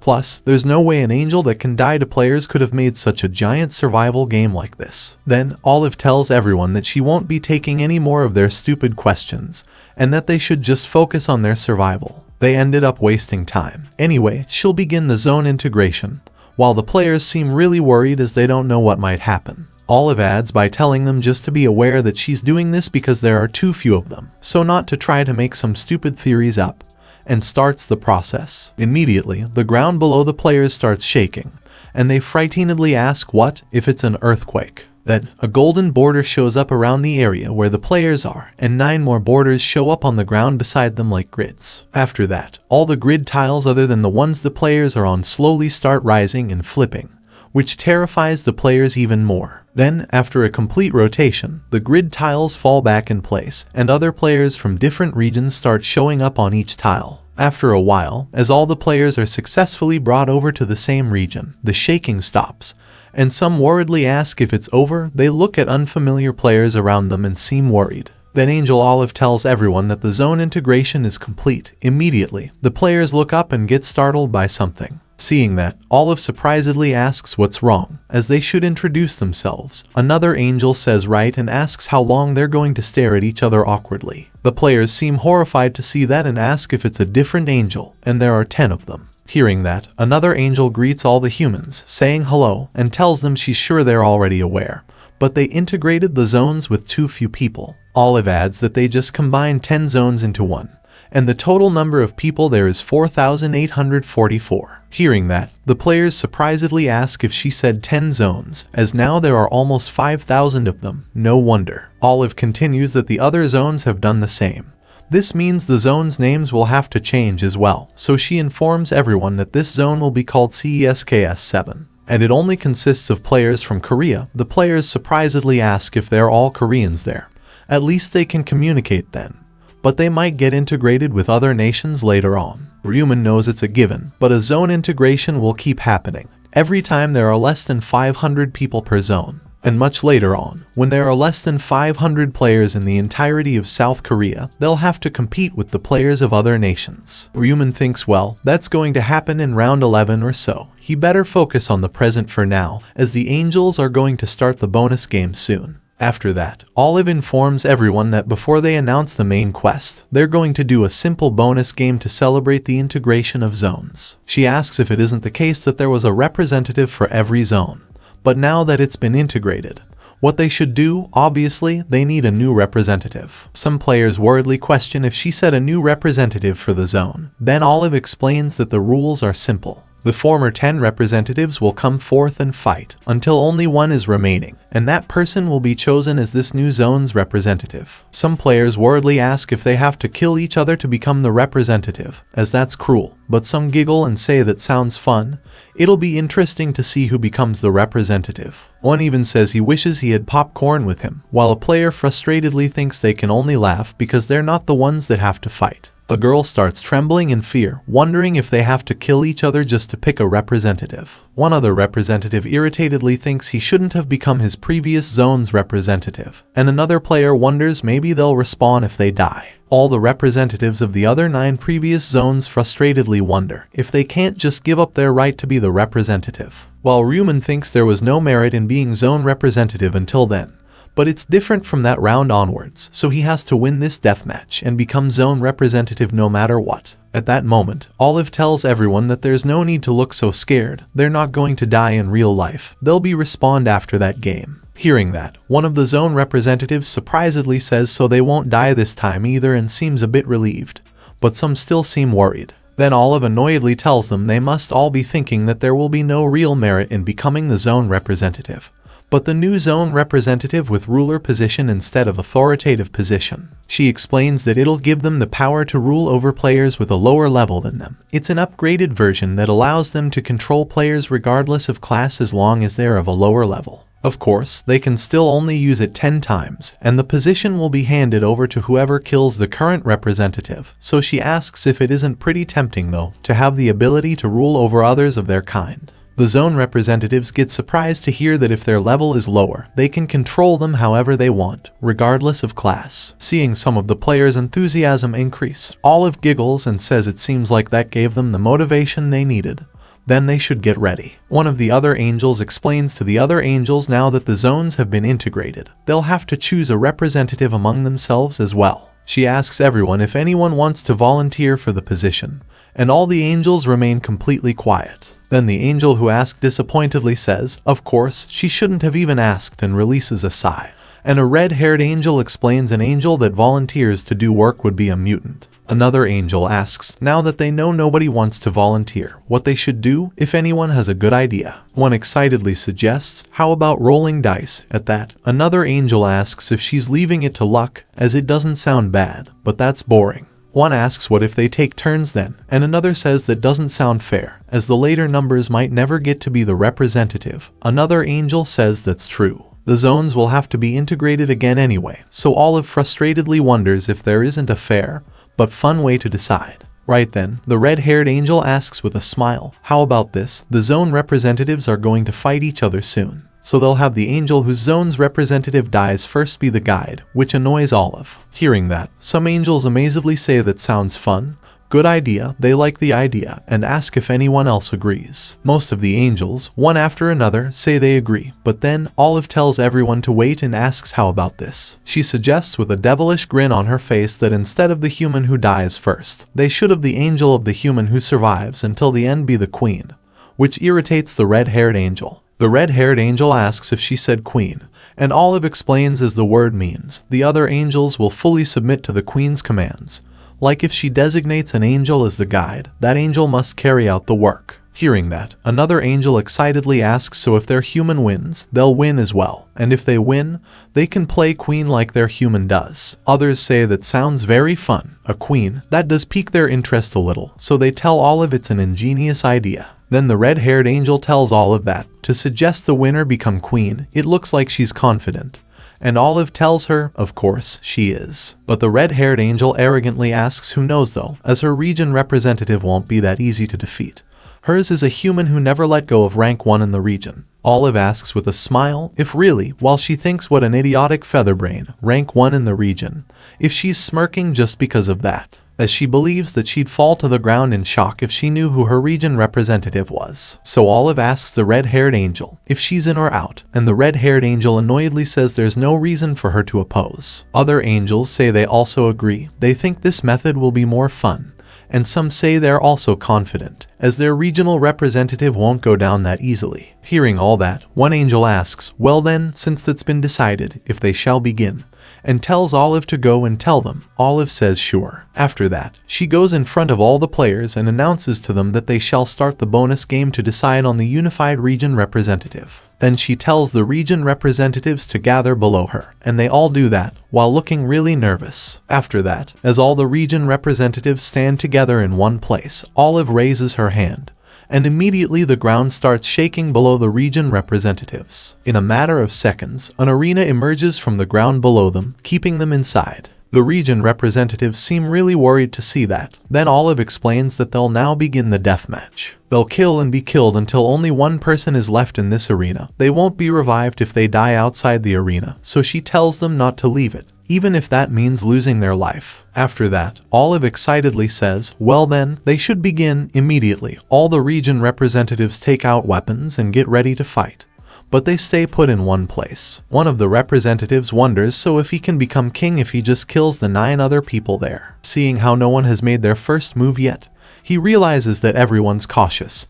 He understands that, if everyone there is a region representative, then that means they're all somewhat skilled. Still, the player thinks with a wide grin on his face that there won't be any bastard there stronger than him. He hasn't lost rank 1 in his region since this entire thing started, and his dismantling rune is a cheat. He understands that if he just stabs his sword into the target's body, the rune activates automatically and breaks their body apart. It's like the blade itself is possessed and it knows where to strike. Thanks to that, he killed 312 people during the 4th round. Seeing all of that standing still, some angels frustratedly ask what they're doing, why they aren't fighting, and tell them to fight already. Noticing that, the arrogant player wonder if they have a bet or something, why they're so impatient, as he was already planning to move. Then he starts walking, thinking there isn't anyone there stronger than him anyway, so he should use this opportunity to leave a strong impression and make them fear him instead. And to do that, he stands in the middle of the arena and takes out his sword while facing the other region representatives. The arrogant player understands that he needs a sacrificial lamb to heighten his performance, so he thinks the others should feel free to come forward,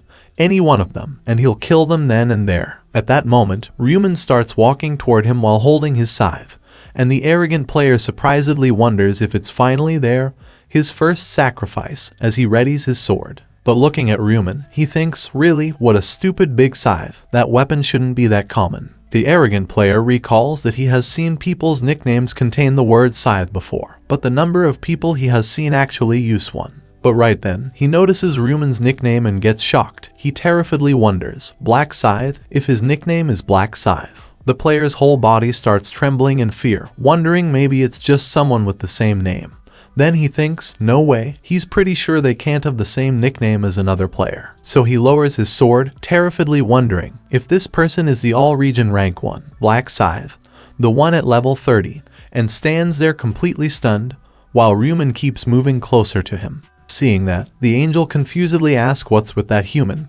He looked quite confident, so why he looks so stunned now? One of the angels calls the red-haired angel, Priscilla, and asks if he isn't her region representative, while Priscilla frustratedly bites her fingernails. She wonders what he's doing, thinking of him as a stupid human, why he's just standing there still. Right then, Olive giggles. At that, Priscilla immediately looks at her and furiously asks what's so funny. Olive tries to control her laughter and apologizes to her, but she asks what she can do when it's this hilarious. She tells Priscilla to look at that human as he's looking at her region representative, shaking like a blade of grass, and Priscilla looks in that direction, surprisedly asking her region representative. Looking at Ryu Min, Priscilla thinks that huge scythe is striking for sure, but she doesn't sense any aura that would make her region representative shiver that much after seeing it for the first time. So she asks Olive if she's saying her region representative is frozen in fear because of her representative, and Olive asks if that isn't what it looks like. Priscilla furiously tells her to stop spouting nonsense, and asks if she thinks being ranked first in a region is just for show, as her region representative has never lost rank 1 in her region since round 1.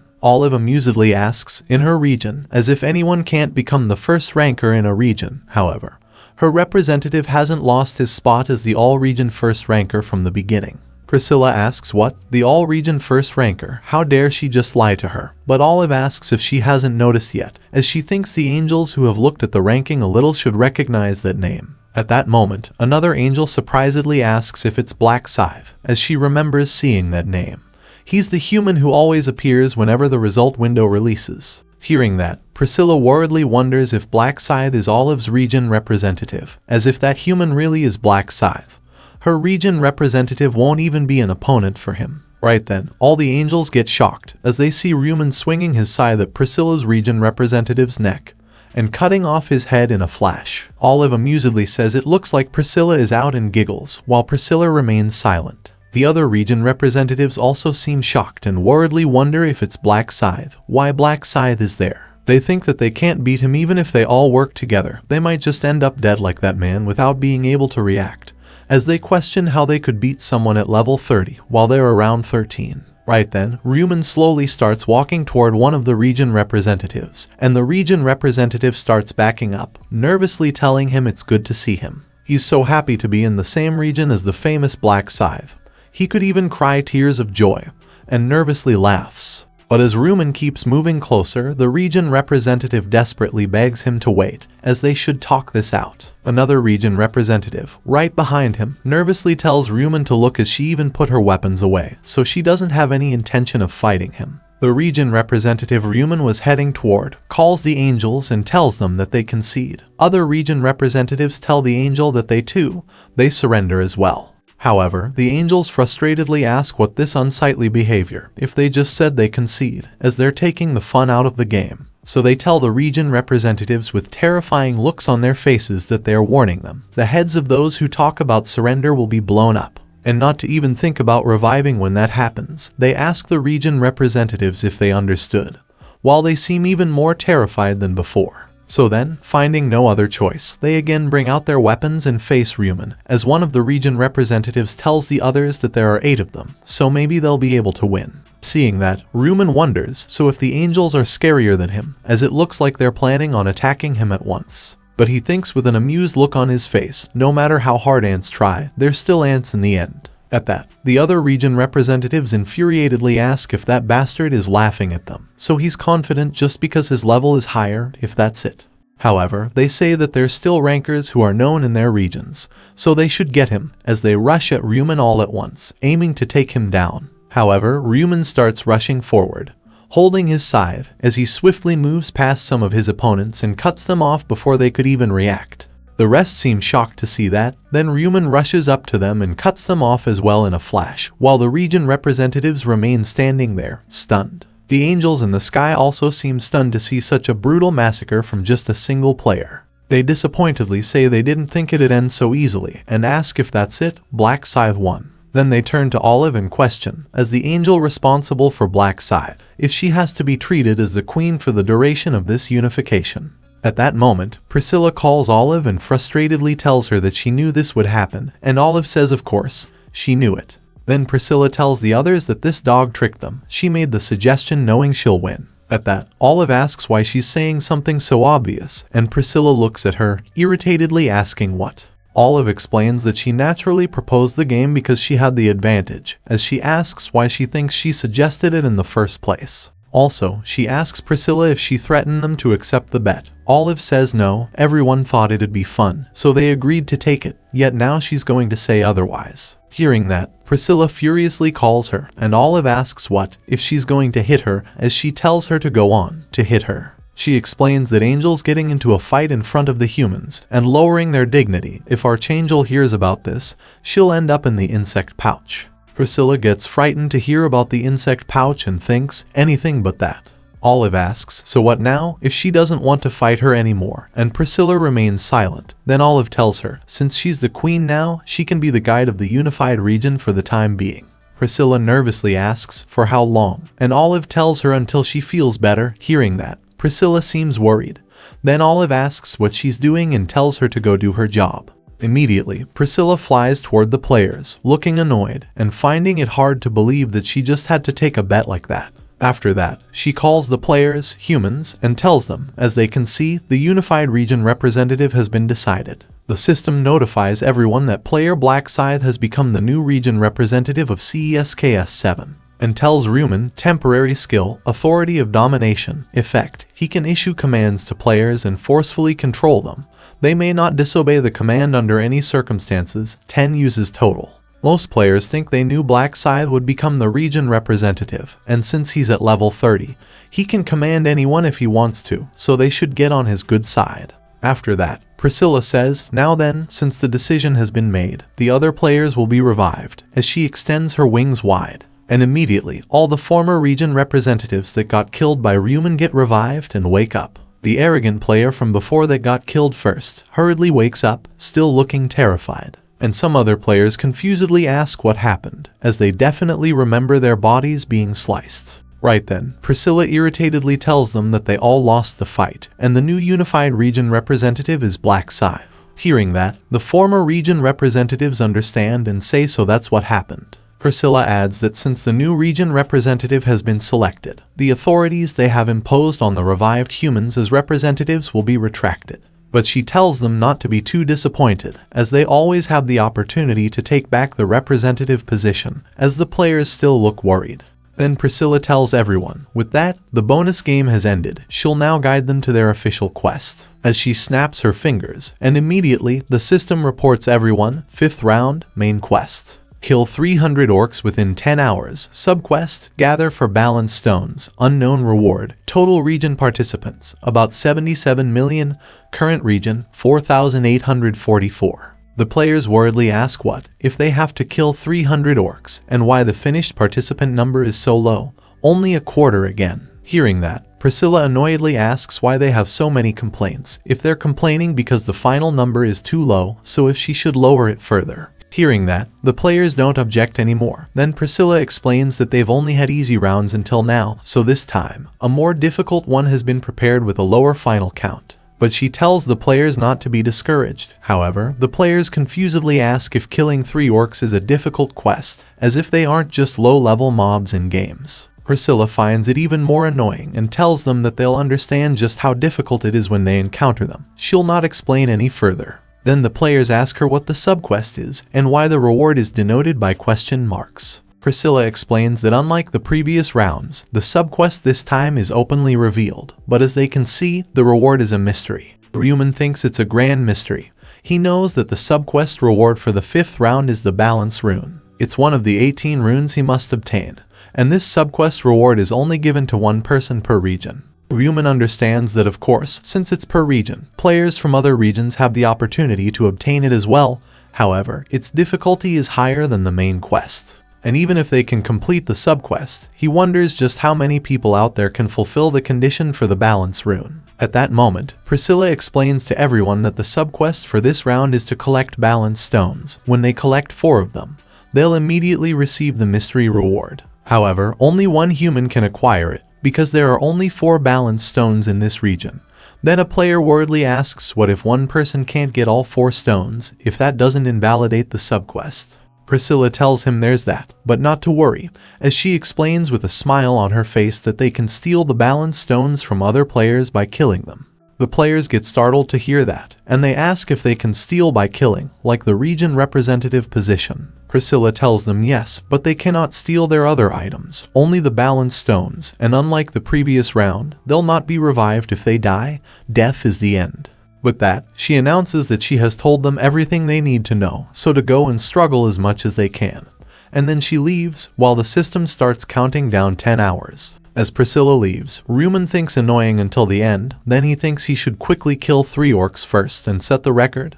He can help Min Julie after that. After that, he jumps out of the arena and starts walking in a direction, holding his scythe, which makes the people near him wary of him. But soon, Ryu Min walks past the players. At that, they release a sigh and say he just walked away.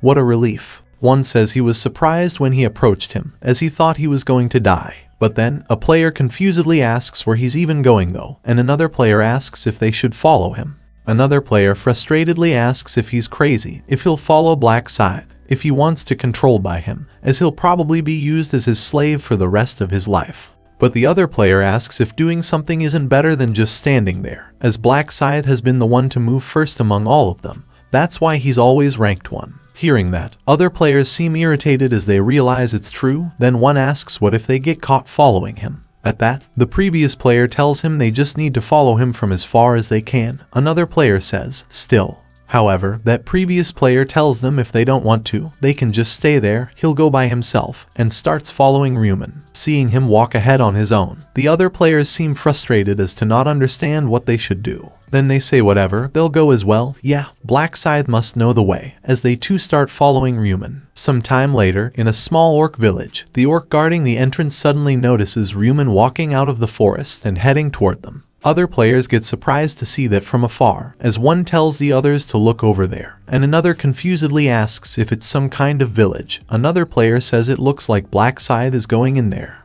Right then, the orc guarding the village lets out a thunderous roar, but immediately, Ryu Min rushes toward him. Then he cuts off the orc's head with a single swing of his scythe, while the orc doesn't even see it coming and falls dead on the ground. After that, Ryu Min heads inside the orc village and finds other orcs preparing their meal for dinner. At that moment, the orcs also notice him and furiously start rushing at him, holding their weapons, aiming to kill him. But Ryu Min lunges at them as well, and swings his scythe at the orc in the front, aiming for his neck, and cuts off his head in a flash. Then he goes for the orcs in the back. Right then, the orcs swing their weapons at him with a massive amount of force. However, they're no match for Ryu Min, as he deflects their attacks using his scythe, and cuts off their heads without much effort as well. After that, he heads inside a hut in the village and kills the orcs inside. Then he comes out again and heads for another village. The players following him seem relieved and say those orcs are a piece of cake. They look as weak as gnolls.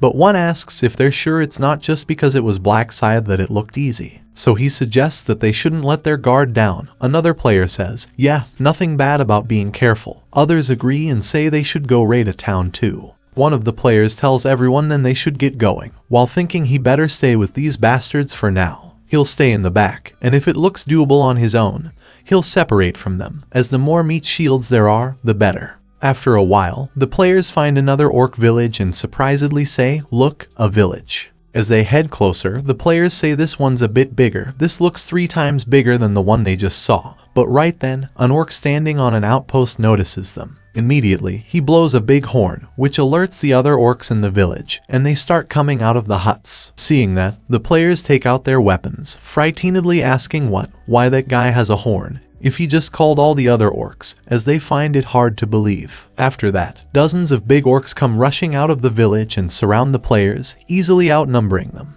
The players seem terrified, finding themselves cornered. A player frustratedly says, damn, he was thinking that this village was a bit too big.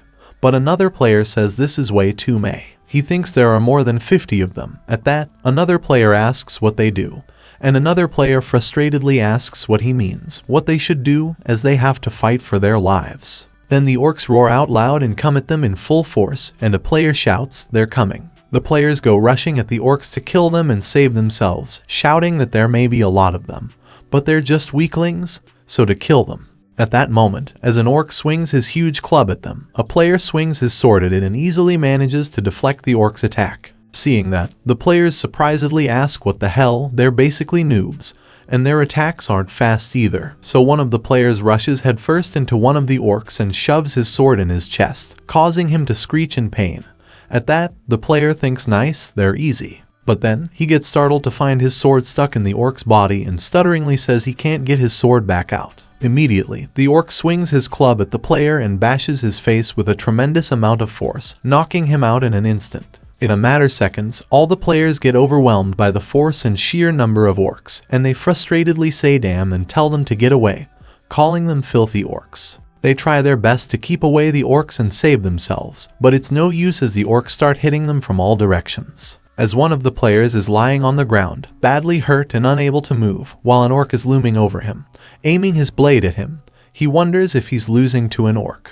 Then the orc swings his blade at the player with all his strength, while the player thinks of wanting help one last time, and dies. Some time later, Ryu Min keeps clearing one orc village after another, thinking the people that were following him aren't with him anymore. He found that it's very hard for 20 people to move around together quietly, but thinks, well, they're a group of 20, so they should be fine. As long as they're not stupid enough to raid a bigger orc village, they should be fine. Also, it's best to stay away from orc villages with sentry posts. Ryu Min understands that once the orc guard blows the horn, more than 50 orcs come charging, and more than 200 orcs live in villages that big. Plus, the orcs' muscle structure is different from that of the humans, so if they stab them, pulling their weapon back out will be difficult. Ryu Min found that that's why they need to go for its neck, the orc's most valuable spot. He thinks, well, if they're an ordinary player, that is, as he finishes clearing another orc village. Then Ryu Min checks his progress window while the timer shows remaining time until the end of the round, 8 hours 59 minutes 22 seconds.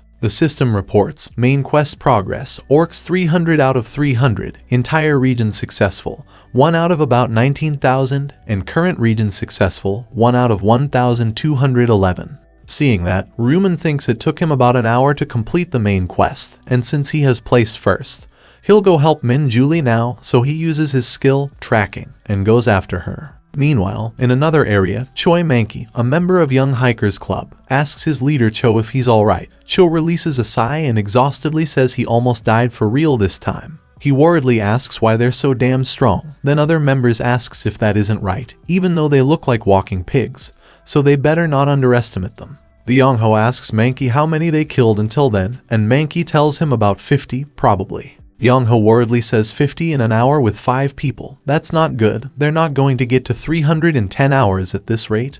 They're going to fall behind. At that, other members tell him with a nervous smile that they're not going to fall behind. If they don't make it, they'll die. Then Yongho lets out a deep breath to calm himself and tells his fellow members that he thinks they're going to have to raid a bigger village. But Mankey asks if he doesn't think that'll be too dangerous. Another member says exactly. Fighting just 3 at once is already a lot, so he asks how they're going to deal with a bigger village. Another member suggests that he thinks it'll be better to just hunt safely in small villages. Yongho tells them, yeah, they're right, he won't argue with that. He won't force them either. But he explains that at this rate, they're not going to hit 300. He knows it's going to be hard, but they have no choice but to risk it. Yongho tells them in a serious tone to just keep in mind that there's no future in staying on a sinking ship. Some time later, the Young Hikers Club gets close to a big orc village, and Mankey tells the others he can see it now. It's the village he saw before. But then, he whispers saying, wait, he thinks there's a scout at the entrance, and Yongho suggests they should go around the side. All the members of the club follow him and get close to the fences of the village, without alerting the scout. At that moment, one of the players tells others to look over there, there's a gap in the fence. Then Mankey goes up to the fence to check inside and tells his fellow members that he doesn't see any patrols around. So they all enter the village through the gap in the fence, one after another, and hide behind a storage shed.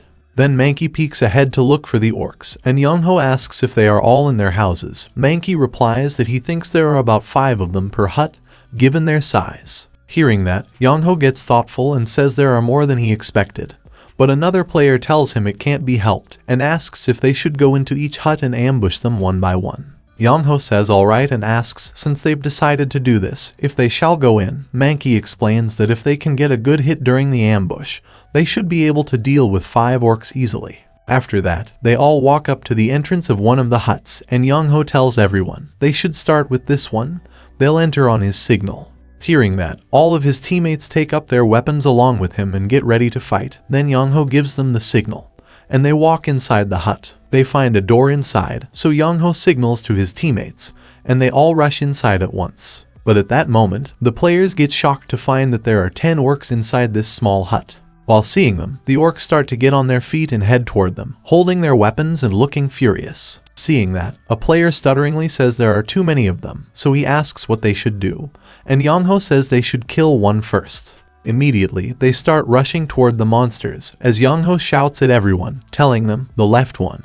And the teammates shout yes, while the monsters also come at them. One of the orcs at the front tries to hit them with his massive club, but a player blocks the attack with his shield, making room for Yongho to go forward, as he swings his sword, aiming at the orc's legs, and manages to cut off one of them, causing him to fall to the ground.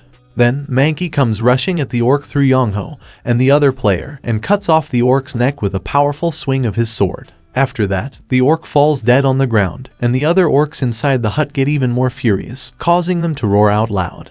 One of the powerful orcs inside lunges at Mankey in the blink of an eye with a tremendous amount of force, and before Mankey could do anything to stop him, the orc punches him to the side with insane strength and breaks his armor. At that, Mankey cries out in pain and falls to the floor, and Young-ho worriedly calls him by his name. Then he rushes toward the orcs, shouting and calling them bastards, telling them to die, and shoves his sword into the powerful orc in the front, killing him in an instant. The rest of the orcs seem shocked by that and cry out loud to show aggression, while one of the players helps Mankey get on his feet, and others get into a defensive position. Young-ho looks at the orcs in front of him and thinks there are 8 left now, but he nervously wonders if they can handle them with just them. Right then, one of his teammates calls him boss and tells him that they can't do this, so they should retreat. Young-ho says that's what he was thinking as well. So he tells everyone that they should go, and immediately they all start running out of the hut as fast as they can, which startles the orcs. They too chase after the players out of the hut, furiously screaming and looking really angry. But then, as soon as Young-ho and the others get out of the orc hut, they find something even more worrisome. They seem shocked to find dozens more orcs show up and surround them from outside, and worriedly say, no. One of the players questions how many there are, and another player says he thinks there are at least a dozen of them. The player helping Mankey stand up frightenedly says it's all over, they're done for, while Mankey frustratedly says so this is how it ends. However, at that moment, Young-ho tells everyone in a serious tone to draw their weapons. Hearing that, his teammates worriedly tell him that it's over and it's been a pleasure working with him. But then, Young-ho asks them why they think they haven't killed them yet. He tells them, if they want to know, to look at their faces, and the players immediately do that. Then they get surprised to find the orcs surrounding them, laughing while looking in their direction as if they find it funny seeing them in that situation. Young-ho explains that they're laughing at them, shivering like rats. He asks the players if that does piss them off, getting laughed at by orcs, as if they're just monkeys in a zoo to them, which stirs something inside them. So Young-ho tells his teammates to never give up, until the very end, to raise their weapon and take at least one of them with them. That's how they can die with honor. Hearing that, the players tell him they understood, they're sorry for showing him something embarrassing, and they'll meet their end with him, as they face the orcs, looking determined. Seeing that, the orcs surrounding them stop laughing and get ready to take them down, looking furious. While Young-ho tells his club members that at his signal, they'll all swarm the same one, and asks if they got it, the other members tell him, yes boss. Young-ho says, well then, they should go. But right at that moment, the orcs get startled to hear something and hurriedly start rushing toward another part of the village. Only the orcs that came after Young-ho and the others from inside the hut stay behind, and the players confusedly ask, what's going on? Why the orcs ran. Then Young-ho calls everyone. Immediately, everyone looks at him and finds him facing the orcs that are still there. Young-ho excitedly tells them that there are only 8 left, so they should do this. And the players shout together, yes boss, as they all rush toward the orcs to kill them by whatever means possible. After a while, as all the orcs are fallen dead on the ground and the members of the Young Hikers Club are all still standing, they amazedly say they won against 8 of them. One of the players excitedly tells Young-ho they did it. No, he did it. Another player agrees, saying he's right, as if not for him, they would have given up already and gotten wiped out. Hearing all that, Young-ho tells them with a smile not to say that. They all had the will to live and fight. That's why they won. If not for that, he would have died without being able to do anything as well. And he asks Mankey how his injury is, as Mankey looks exhausted. Still, he tells him with a smile, it hurts a bit, but he can manage, so he's fine. Young-ho goes up to him and tells him to rest for now, to not move, and tells the others to go and hide as well, as he'll go see if there's a way for them to get out. One of the club members asks if that won't be dangerous, but Young-ho tells him not to worry and just wait for him to come back. After that, he starts heading forward on his own, and his club members tell him to be careful, calling him boss. A while later, Young-ho stands at a corner and thinks that's odd, as he wonders why it is so quiet. And he hasn't seen a single one of them since earlier. So he keeps moving forward. Suddenly, he notices something and wonders what that is. Then Young-ho gets startled as he sees a bunch of orc corpses on the ground, which are now slowly disintegrating. So he walks up to that place, confusedly wondering what this is. Who did this? Then he notices a player. Young-ho looks closely at the person and gets surprised to find that it's Black Scythe. At that moment, Ryu Min notices him as well and wonders if the others are in the village already. Then he looks carefully at his nickname and gets surprised to find that he's Cho Young-ho, as he wonders if that guy is the mercenary king. Ryu Min understands that one of the melee class jobs, mercenary, uses various weapons like a warrior, and has a similar skill set, but there's one key difference. They get stronger only by forming contracts with others. Because of this, most mercenaries party with acquaintances or form a contract with the mercenary king. And the mercenary king is the only class that can command mercenaries through contracts. Also, mercenaries receive bonus effects when contracted with the mercenary king, so there's no reason for them not to form a contract. And Ryu Min knows that the man in front of him, Cho Yong-ho, is that very unique class, mercenary king. He thinks he didn't expect to meet him in a place like this, while Yong-ho nervously greets him, saying, "Hello there,"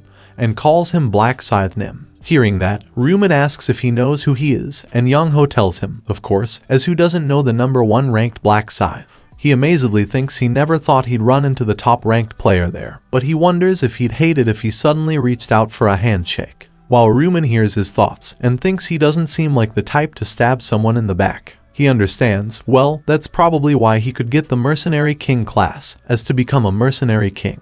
They need a kind heart and the mindset of a leader. At that moment, Yong-ho nervously asks Ryu Min, all these orcs there, if he killed them all. And Ryu Min tells him yeah. Hearing that, Yong-ho tells him that's amazing, as expected from the number 1 ranked class. He bows before him and thanks him, as he explains, because he distracted the orcs, he was able to survive. But Ryu Min tells him that he didn't even know he was there. Yong-ho tells him he knows, he gets that it wasn't one purpose, but still, he asks if it isn't right that help is help. Ryu Min tells him he got it, and if he's done there, to take his teammates and get out quickly. He has killed the orcs in the village, so not to worry. Yong-ho asks if that's so, but he surprisedly asks how he knew he had teammates. Right at that moment, he hears people coming at them from behind and looks in that direction. Then he gets startled to find his club members walking toward him, and worriedly asks why they came out. As he told them to wait, one of the members tells him that they were worried he'd leave them behind. Yong-ho gets shocked to hear that and says what a joke, as if he'd go anywhere without them, while Ryu Min thinks it looks like those 4 are mercenaries, and they're under contract with Cho Yong-ho. He understands that they must have followed him because they were worried, so he thinks already earning loyal followers, just like a true mercenary king. Right then, Yong-ho's teammates get surprised to see Ryu Min and question if that's Black Scythe, as they ask what brings him there. Ryu Min asks what else, he just came there for a casual hunt. The players nervously laugh and say right, of course, he casually took care of all of them. After that, Ryu Min tells them if they're done, then to leave, while thinking, since the orcs are all dead, the mid-boss will show up soon. If they get dragged in, it'll get dangerous. Immediately, the players salute him, saying they understood, then they'll see him next time, and it was an honor to meet him. Then, Yong-ho and his teammates proceed to walk away from Ryu Min and leave the orc village. But suddenly, one of the players stops and surprisedly asks another teammate if he doesn't hear something.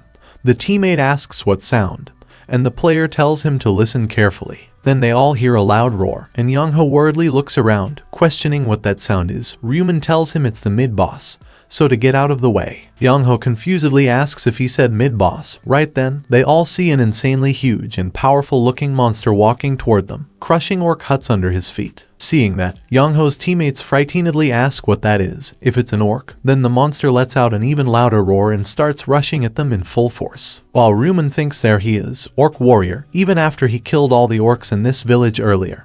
He didn't leave because of this guy, as he knows that to get the sub-quest item, Stone of Balance, he needs to kill him. Once he takes him down and defeats the bosses of the remaining 3 villages, he can complete the sub-quest. At that moment, Yong-ho and his teammates find the Orc Warrior stomping on other dead orc corpses. So one of the teammates worriedly asks Yong-ho if that guy isn't mad, and Yong-ho says yeah, he thinks so. Then he frightenedly tells his teammates that they should run. But then, the Orc Warrior looks at him, and furiously swings his giant sword at him. However, Yong-ho stands there completely stunned, unable to move, as the Orc Warrior hits that place and crushes the ground beneath his feet, while Yong-ho's teammates worriedly call him. Then Yong-ho seems confused to find that he's fallen on the ground right beside where the sword fell, barely missing him. Still, he finds himself unable to move as he seems really terrified. Right at that moment, Ryu Min pushes him away from there by hitting his stomach with the handle of his scythe. Immediately after that, the Orc Warrior hits the ground where Yong-ho was just a moment ago and causes huge destruction. Then Ryu Min asks Yong-ho what he's standing there for like an idiot, which startles Yong-ho, and he hurriedly thanks him for that. But then, Ryu Min looks back at the Orc Warrior and tells Yong-ho to get back, unless he wants to die, as he sees the Orc Warrior start moving toward them again. Then, as the orc warrior gets close to them, he starts screeching out loud, and immediately Ryu Min lunges at him, telling him that he'll split him open. Right at that moment, he swings his scythe at his feet and hits it, causing blood to sprout out of it fast. And the orc warrior cries out in pain. Then he furiously tries to hit Ryu Min by swinging his sword at him with a tremendous amount of force and speed. But Ryu Min jumps up high to dodge that attack, while the orc warrior demolishes the ground underneath him. Then the orc warrior notices Ryu Min standing on a broken orc hut, and again swings his sword at him as fast as he can, to try and kill him, but Ryu Min again manages to dodge the attack. He keeps running to get behind the orc warrior, asking, so what if it hits hard, he just needs to dodge.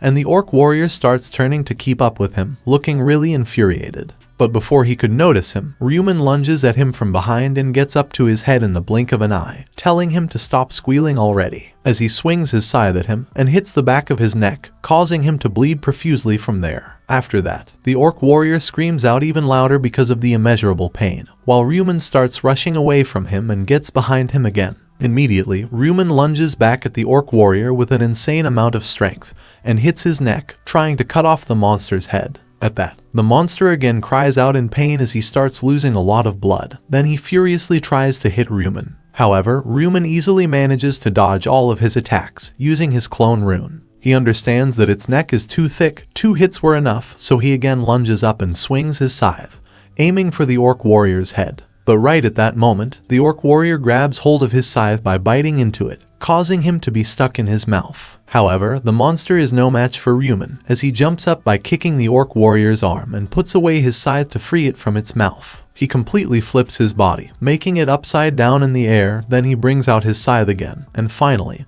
he manages to cut the orc warrior's neck. Then Ryu Min moves around the monster's neck and cuts off his head using his scythe in the blink of an eye. After that, the orc warrior's head falls to the ground, and Ryu Min pushes his lifeless body down as well by stepping on it. Then, as he remains standing on the monster's corpse, the system notifies him that he has defeated an orc warrior. Experience plus 37.73%, gold plus 4,000, bonus gold plus 2,000. Yang Ho and his teammates seem astonished to see that, as they stutteringly ask Ryu Min, so, if he got it, that huge monster, while Ryu Min steps down from the monster's corpse. He has acquired the ring pommel sword, he has acquired orc heart, he has acquired low-grade indigo mana stone. The system also notifies Ryu Min that he has acquired Stone of Balance and sub-quest progress. Stone of Balance, 1 out of 4. He thinks just as he thought. Taking down one boss is way more rewarding than farming minions.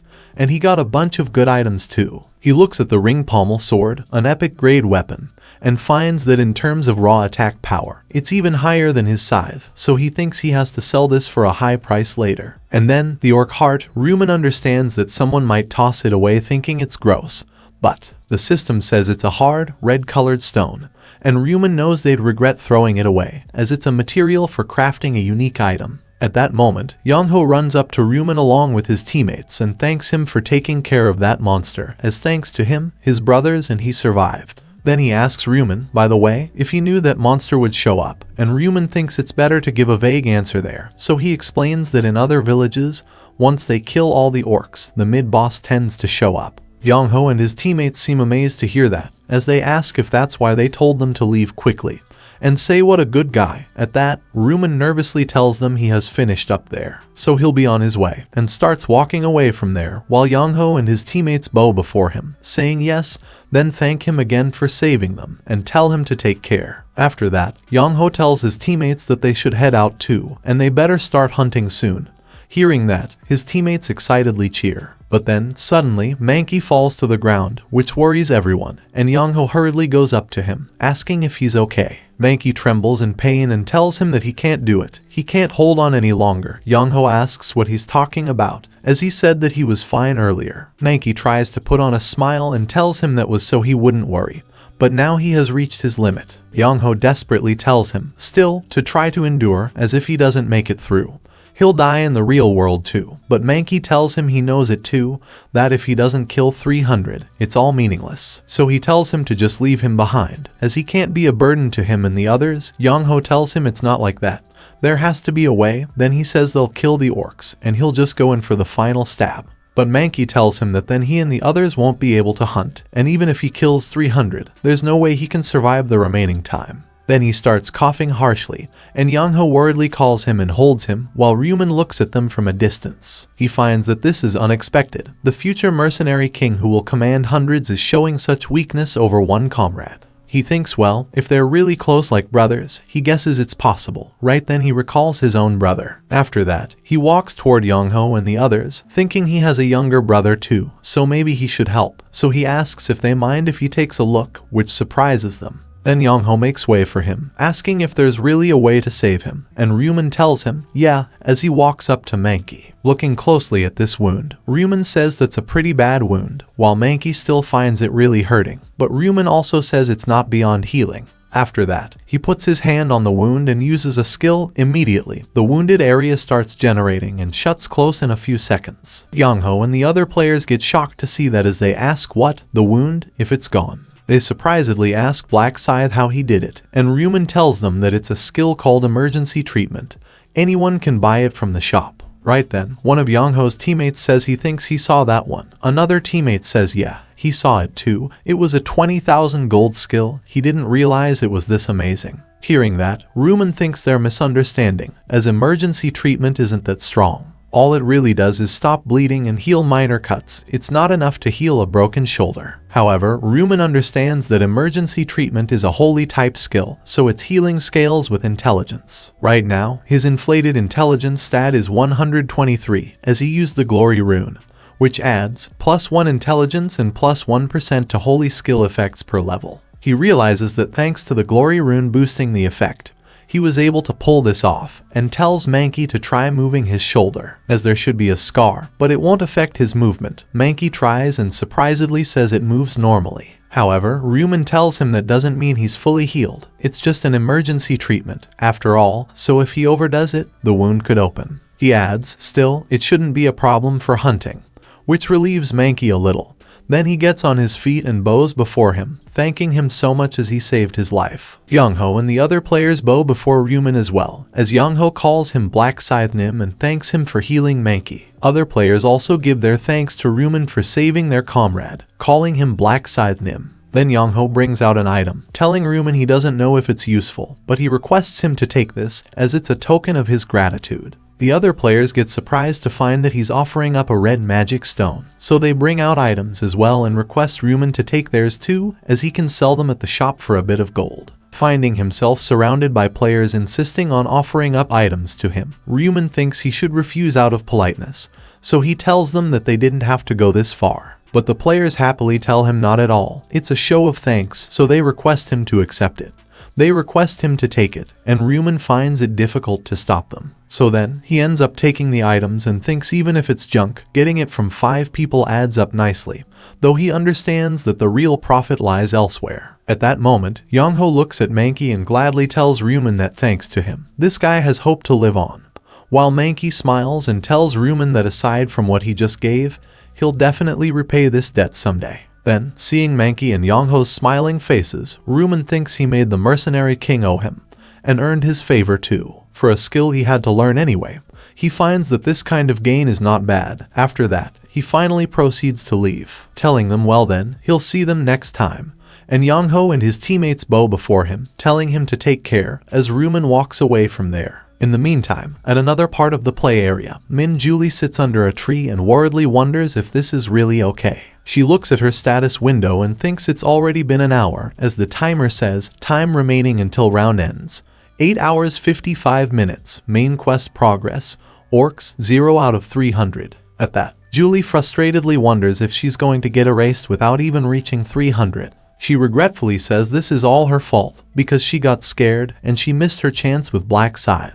Julie recalls that after round 5 started, it wasn't hard to find Black Scythe, as he was one of the 10 zone reps gathered for the bonus game. But then, Julie frustratedly wonders why she's like this after the fight among the zone representatives started, and Black Scythe started slaughtering the other zone representative. She found herself really terrified and unable to move or speak. After the fight was done, Julie thought the bonus game is over, she should talk to him now, but she found that she can't bring herself to take a step. She kept telling herself not to be scared, as he won't hurt her, he's not a psycho who'd draw a sword on their first meeting. However, by the time she mustered the courage to go up to Black Scythe and talk to him, she found him nowhere around her and surprisedly wondered where he went. Julie realized that she missed him after all, and worriedly wondered what she should do now. She recalled Ryu Min telling her that the quest to kill 300 orcs is no joke, as orcs are tanky and tend to move in big groups. He explained that he absolutely can't try to hunt them alone, so she told Julie that once the zones merge, to find Black Scythe first, and not even think about fighting orcs. Ryu Min added that even if she doesn't meet him, to wait at least 1 hour before moving. And now Julie thinks Ryu Min told her again and again to stay put, so she waited. But she wonders if it isn't right that there's no guarantee he'll come back to the starting point. She understands that she might not see him again before the round ends, so she gets on her feet as she decides that she has to go look for him. After that, she starts walking through the forest, holding her weapon in her hand, and thinking, at a glance, it looked like he went this way. But then, she gets surprised to see ahead of her. She gets surprised to find a fairly big village ahead of her. Looking at it carefully, Julie wonders if it could be where orcs live, then maybe Black Scythe is in there too. Then she stops and thinks, no, she better avoid it for now, as it could be dangerous. But at that moment, she senses an orc coming at her from behind. So Julie immediately turns around and the orc furiously screeches in a loud voice while looking at her. At that, Julie frustratedly thinks she didn't want to fight an orc while she uses her skill, Bless, on herself, and the system notifies her that the skill Bless increased all stats by 50%. Then, as the orc swings his weapon at her with everything he has, Julie thinks still, there are two things going for her. First, it's just one enemy, and second, she knows the orc's weakness. She knows that everywhere else is too tough with muscle, so she has to go for the neck, but she realizes that the problem is hitting it, as she dodges the orc's attack and closes the distance between them. She understands that if she misses and hits someone else, it'll counterattack, and they said it's hard to pull the blade out because of the muscle density. She understands that she has to be quick and clean, as she thrusts her rapier at the orc 2 times, but misses both, which worries her. She frustratedly thinks, damn, it dodged. Then she quickly thrusts her rapier at the orc arm and runs away from there, as the orc to bleed badly and screeches in pain. As Julie keeps running, she thanks God as she stabs short, so the blade didn't get stuck in the muscle. At that moment, the orc chases after her, furiously swinging his battle axe left and right, trying to hit her in whatever way possible, while Julie tries her best to dodge all of the attacks. After a while, she suddenly finds an opening and instantly thrusts her rapier, aiming for his neck, while the orc tries to dodge the attack. Still, the rapier hits the side of the orc's neck, creating a significant cut and causing him to scream out loud, while blood keeps pouring out of the wound. Seeing that, Julie thinks good, her attacks are working. Just a little more, as she rushes back toward the orc and throws rapid strikes at his neck using her rapier. After that, it can be seen that Julie's attacks created holes in the orc's neck, spanning from one side of the neck to the opposite side, so then he falls to the ground, dead. Seeing that, Julie releases a sigh of relief and excitedly thinks she did it. She took down an orc one-on-one. Right at that moment, she notices someone approaching her from the side, and hurriedly looks in that direction. Then Julie gets surprised to see Black Scythe approaching her. She rubs her eyes and wonders what that is, if she's seeing things. She looks closely at Ryu Min and wonders, that guy in front of her, if that really is Black Scythe, the guy she has been chasing all this time, if he just walked up on his own. But then, Ryu Min walks past and keeps moving in his direction, so Julie worriedly wonders if he's just passing by. She hurriedly looks back at him, thinking, crap, this isn't the time to hesitate, and grabs Ryu Min's attention, telling him, excuse me. Hearing that, Ryu Min looks at her and asks what it is. Julie seems a bit nervous at first, but she calls him Black Scythe Nim and tells him to team up with her. Ryu Min acts surprised to hear that and asks what, which startles Julie. Then she hurriedly tells him, a party. Ryu Min asks why he would party up with her. At that, Julie thinks for a bit, saying, well, then she tells him that she'll show him, as she raises her hand toward Ryu Min and uses her skill, Bless, on him. At that, Ryu Min acts amazed and says, this is. Then Julie explains to him that it's her buff skill, Bless. It lasts for 3 hours, and it probably boosted all his stats by 50%. Ryu Min opens his status window to check his stats, then he tells her that he checked and she's right. After that, Julie asks if that answers his question, as her buff will really help with hunting. Hearing that, Ryu Min asks so if he wants the buff, if he needs to party with her. Julie tells him yes, more precisely, she'd like his help hunting. Ryu Min acts thinking about it, and tells her he doesn't know. He explains that he has command authority, so he could just use her as an assistant right now, which shocks Julie. After that, Ryu Min asks if she can promise that she won't stab him in the back, and Julie tells him with a determined look on her face, of course. Then Ryu Min extends his hand toward her and tells her, alright, he'll trust her this once. He introduces himself as Black Scythe, level 32, class Reaper. Julie shakes his hand and introduces herself as Democracy. She's level 13, and she's a buffer. Then Ryu Min asks if she said she needed help, but he tells her that she seemed to handle that orc well. Julie embarrassedly tells him, honestly, that was her first time. Hearing that, Ryu Min worriedly asks, it's been an hour and a half, and if that was her first one. Julie embarrassedly laughs and says it just turned out that way. Then Ryu Min tells him that she doesn't have much time, so he'll help her kill them faster. Julie gets surprised to hear that and asks how. A while later, as the two are walking through the forest, Ryu Min tells Julie not to stay behind him, to come to his side, as if he can't see her, he can't protect her, which startles Julie, and she tells him she got it. After that, Julie goes up to Ryu Min's side, thinking now that they've talked.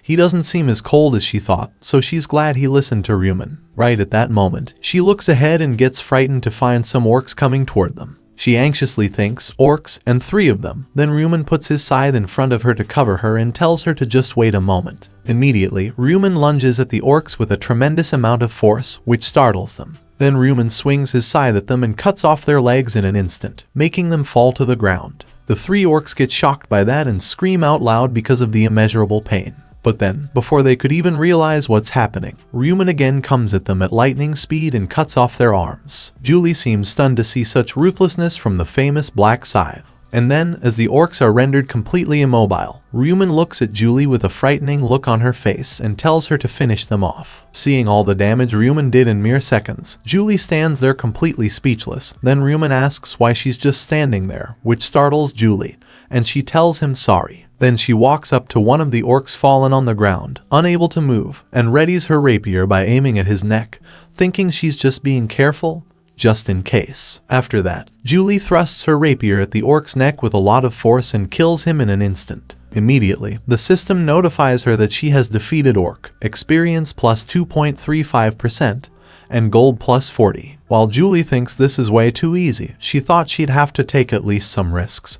But she can't believe killing orcs is this easy. She looks at Ryu Min and amazedly thinks, Black Scythe is really strong. Right then, Ryu Min turns around and tells her that if she's done, they should move. At that, Julie nervously tells him that she still has 2 left to kill, and after that, she hurriedly goes after him, telling him they should go together while excitedly thinking she's really lucky to be in a party with Black Scythe. Some time later, as Julie is killing orcs one after another, set up by Ryu Min, she says having a high-level carry is amazing. She never thought hunting would be this easy. Then Ryu Min asks how many she has killed so far, and Julie replies that she has killed 52 in just 30 minutes, so she asks if that isn't pretty fast. Ryu Min understands that by other players' standards, that's fast, but not for him, as he finds that hunting while roaming around still takes too long. But he knows that if he raids a village, Julie might get hurt, as even he can't perfectly protect someone if they're surrounded by 50 at once. So Ryu Min thinks that it looks like finding an orc shaman is the best plan. Right then, Julie tells him that at this rate, she could hit 300 kills in 3 hours. However, Ryu Min says 3 hours is too long, he'll finish it in 1. Julie gets surprised to hear that as she asks, 1 hour, if really, how, and Ryu Min tells her that they'll use the orc shaman. Julie confusedly asks Orc Shaman what that is, and Ryu Min explains that an Orc Shaman is a monster that summons other orcs. If it keeps summoning orcs, they can cut down the time spent searching for orcs. So Julie asks if he's saying they won't kill the shaman and let it keep summoning. Ryu Min tells her yeah, he'll keep it alive until they hit 300 kills, but Julie asks how he knows about the Orc Shaman, as if this isn't his first time facing one, and Ryu Min explains that he fought one briefly before he met her, that's why he knows where it is. Hearing that, Julie says with a smile that she understands. Then Ryu Min tells her no need to worry, he'll handle all the risks, as he starts walking forward again, which surprises her. As Ryu Min keeps walking, Julie looks at him and gladly thinks he's surprisingly considerate. So really, you have to meet someone yourself to truly know them.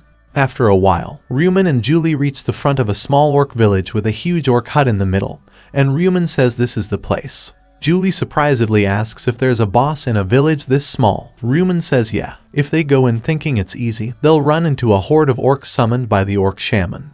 He understands that it's a trap set up to lure players. It was the same in the previous round. They go around the back, and they'd see a mountain of players' corpses hidden by the orc shaman. Ryu Min knows that's how smart and cunning the orc shaman is, but in other words, it's cowardly. It doesn't have the guts for a head-on fight. Then Ryu Min walks forward, telling Julie this way. Julie follows him, but says she doesn't see any orcs. Ryu Min explains that these houses are just camouflage to lure players closer. In reality, only the orc shaman lives there.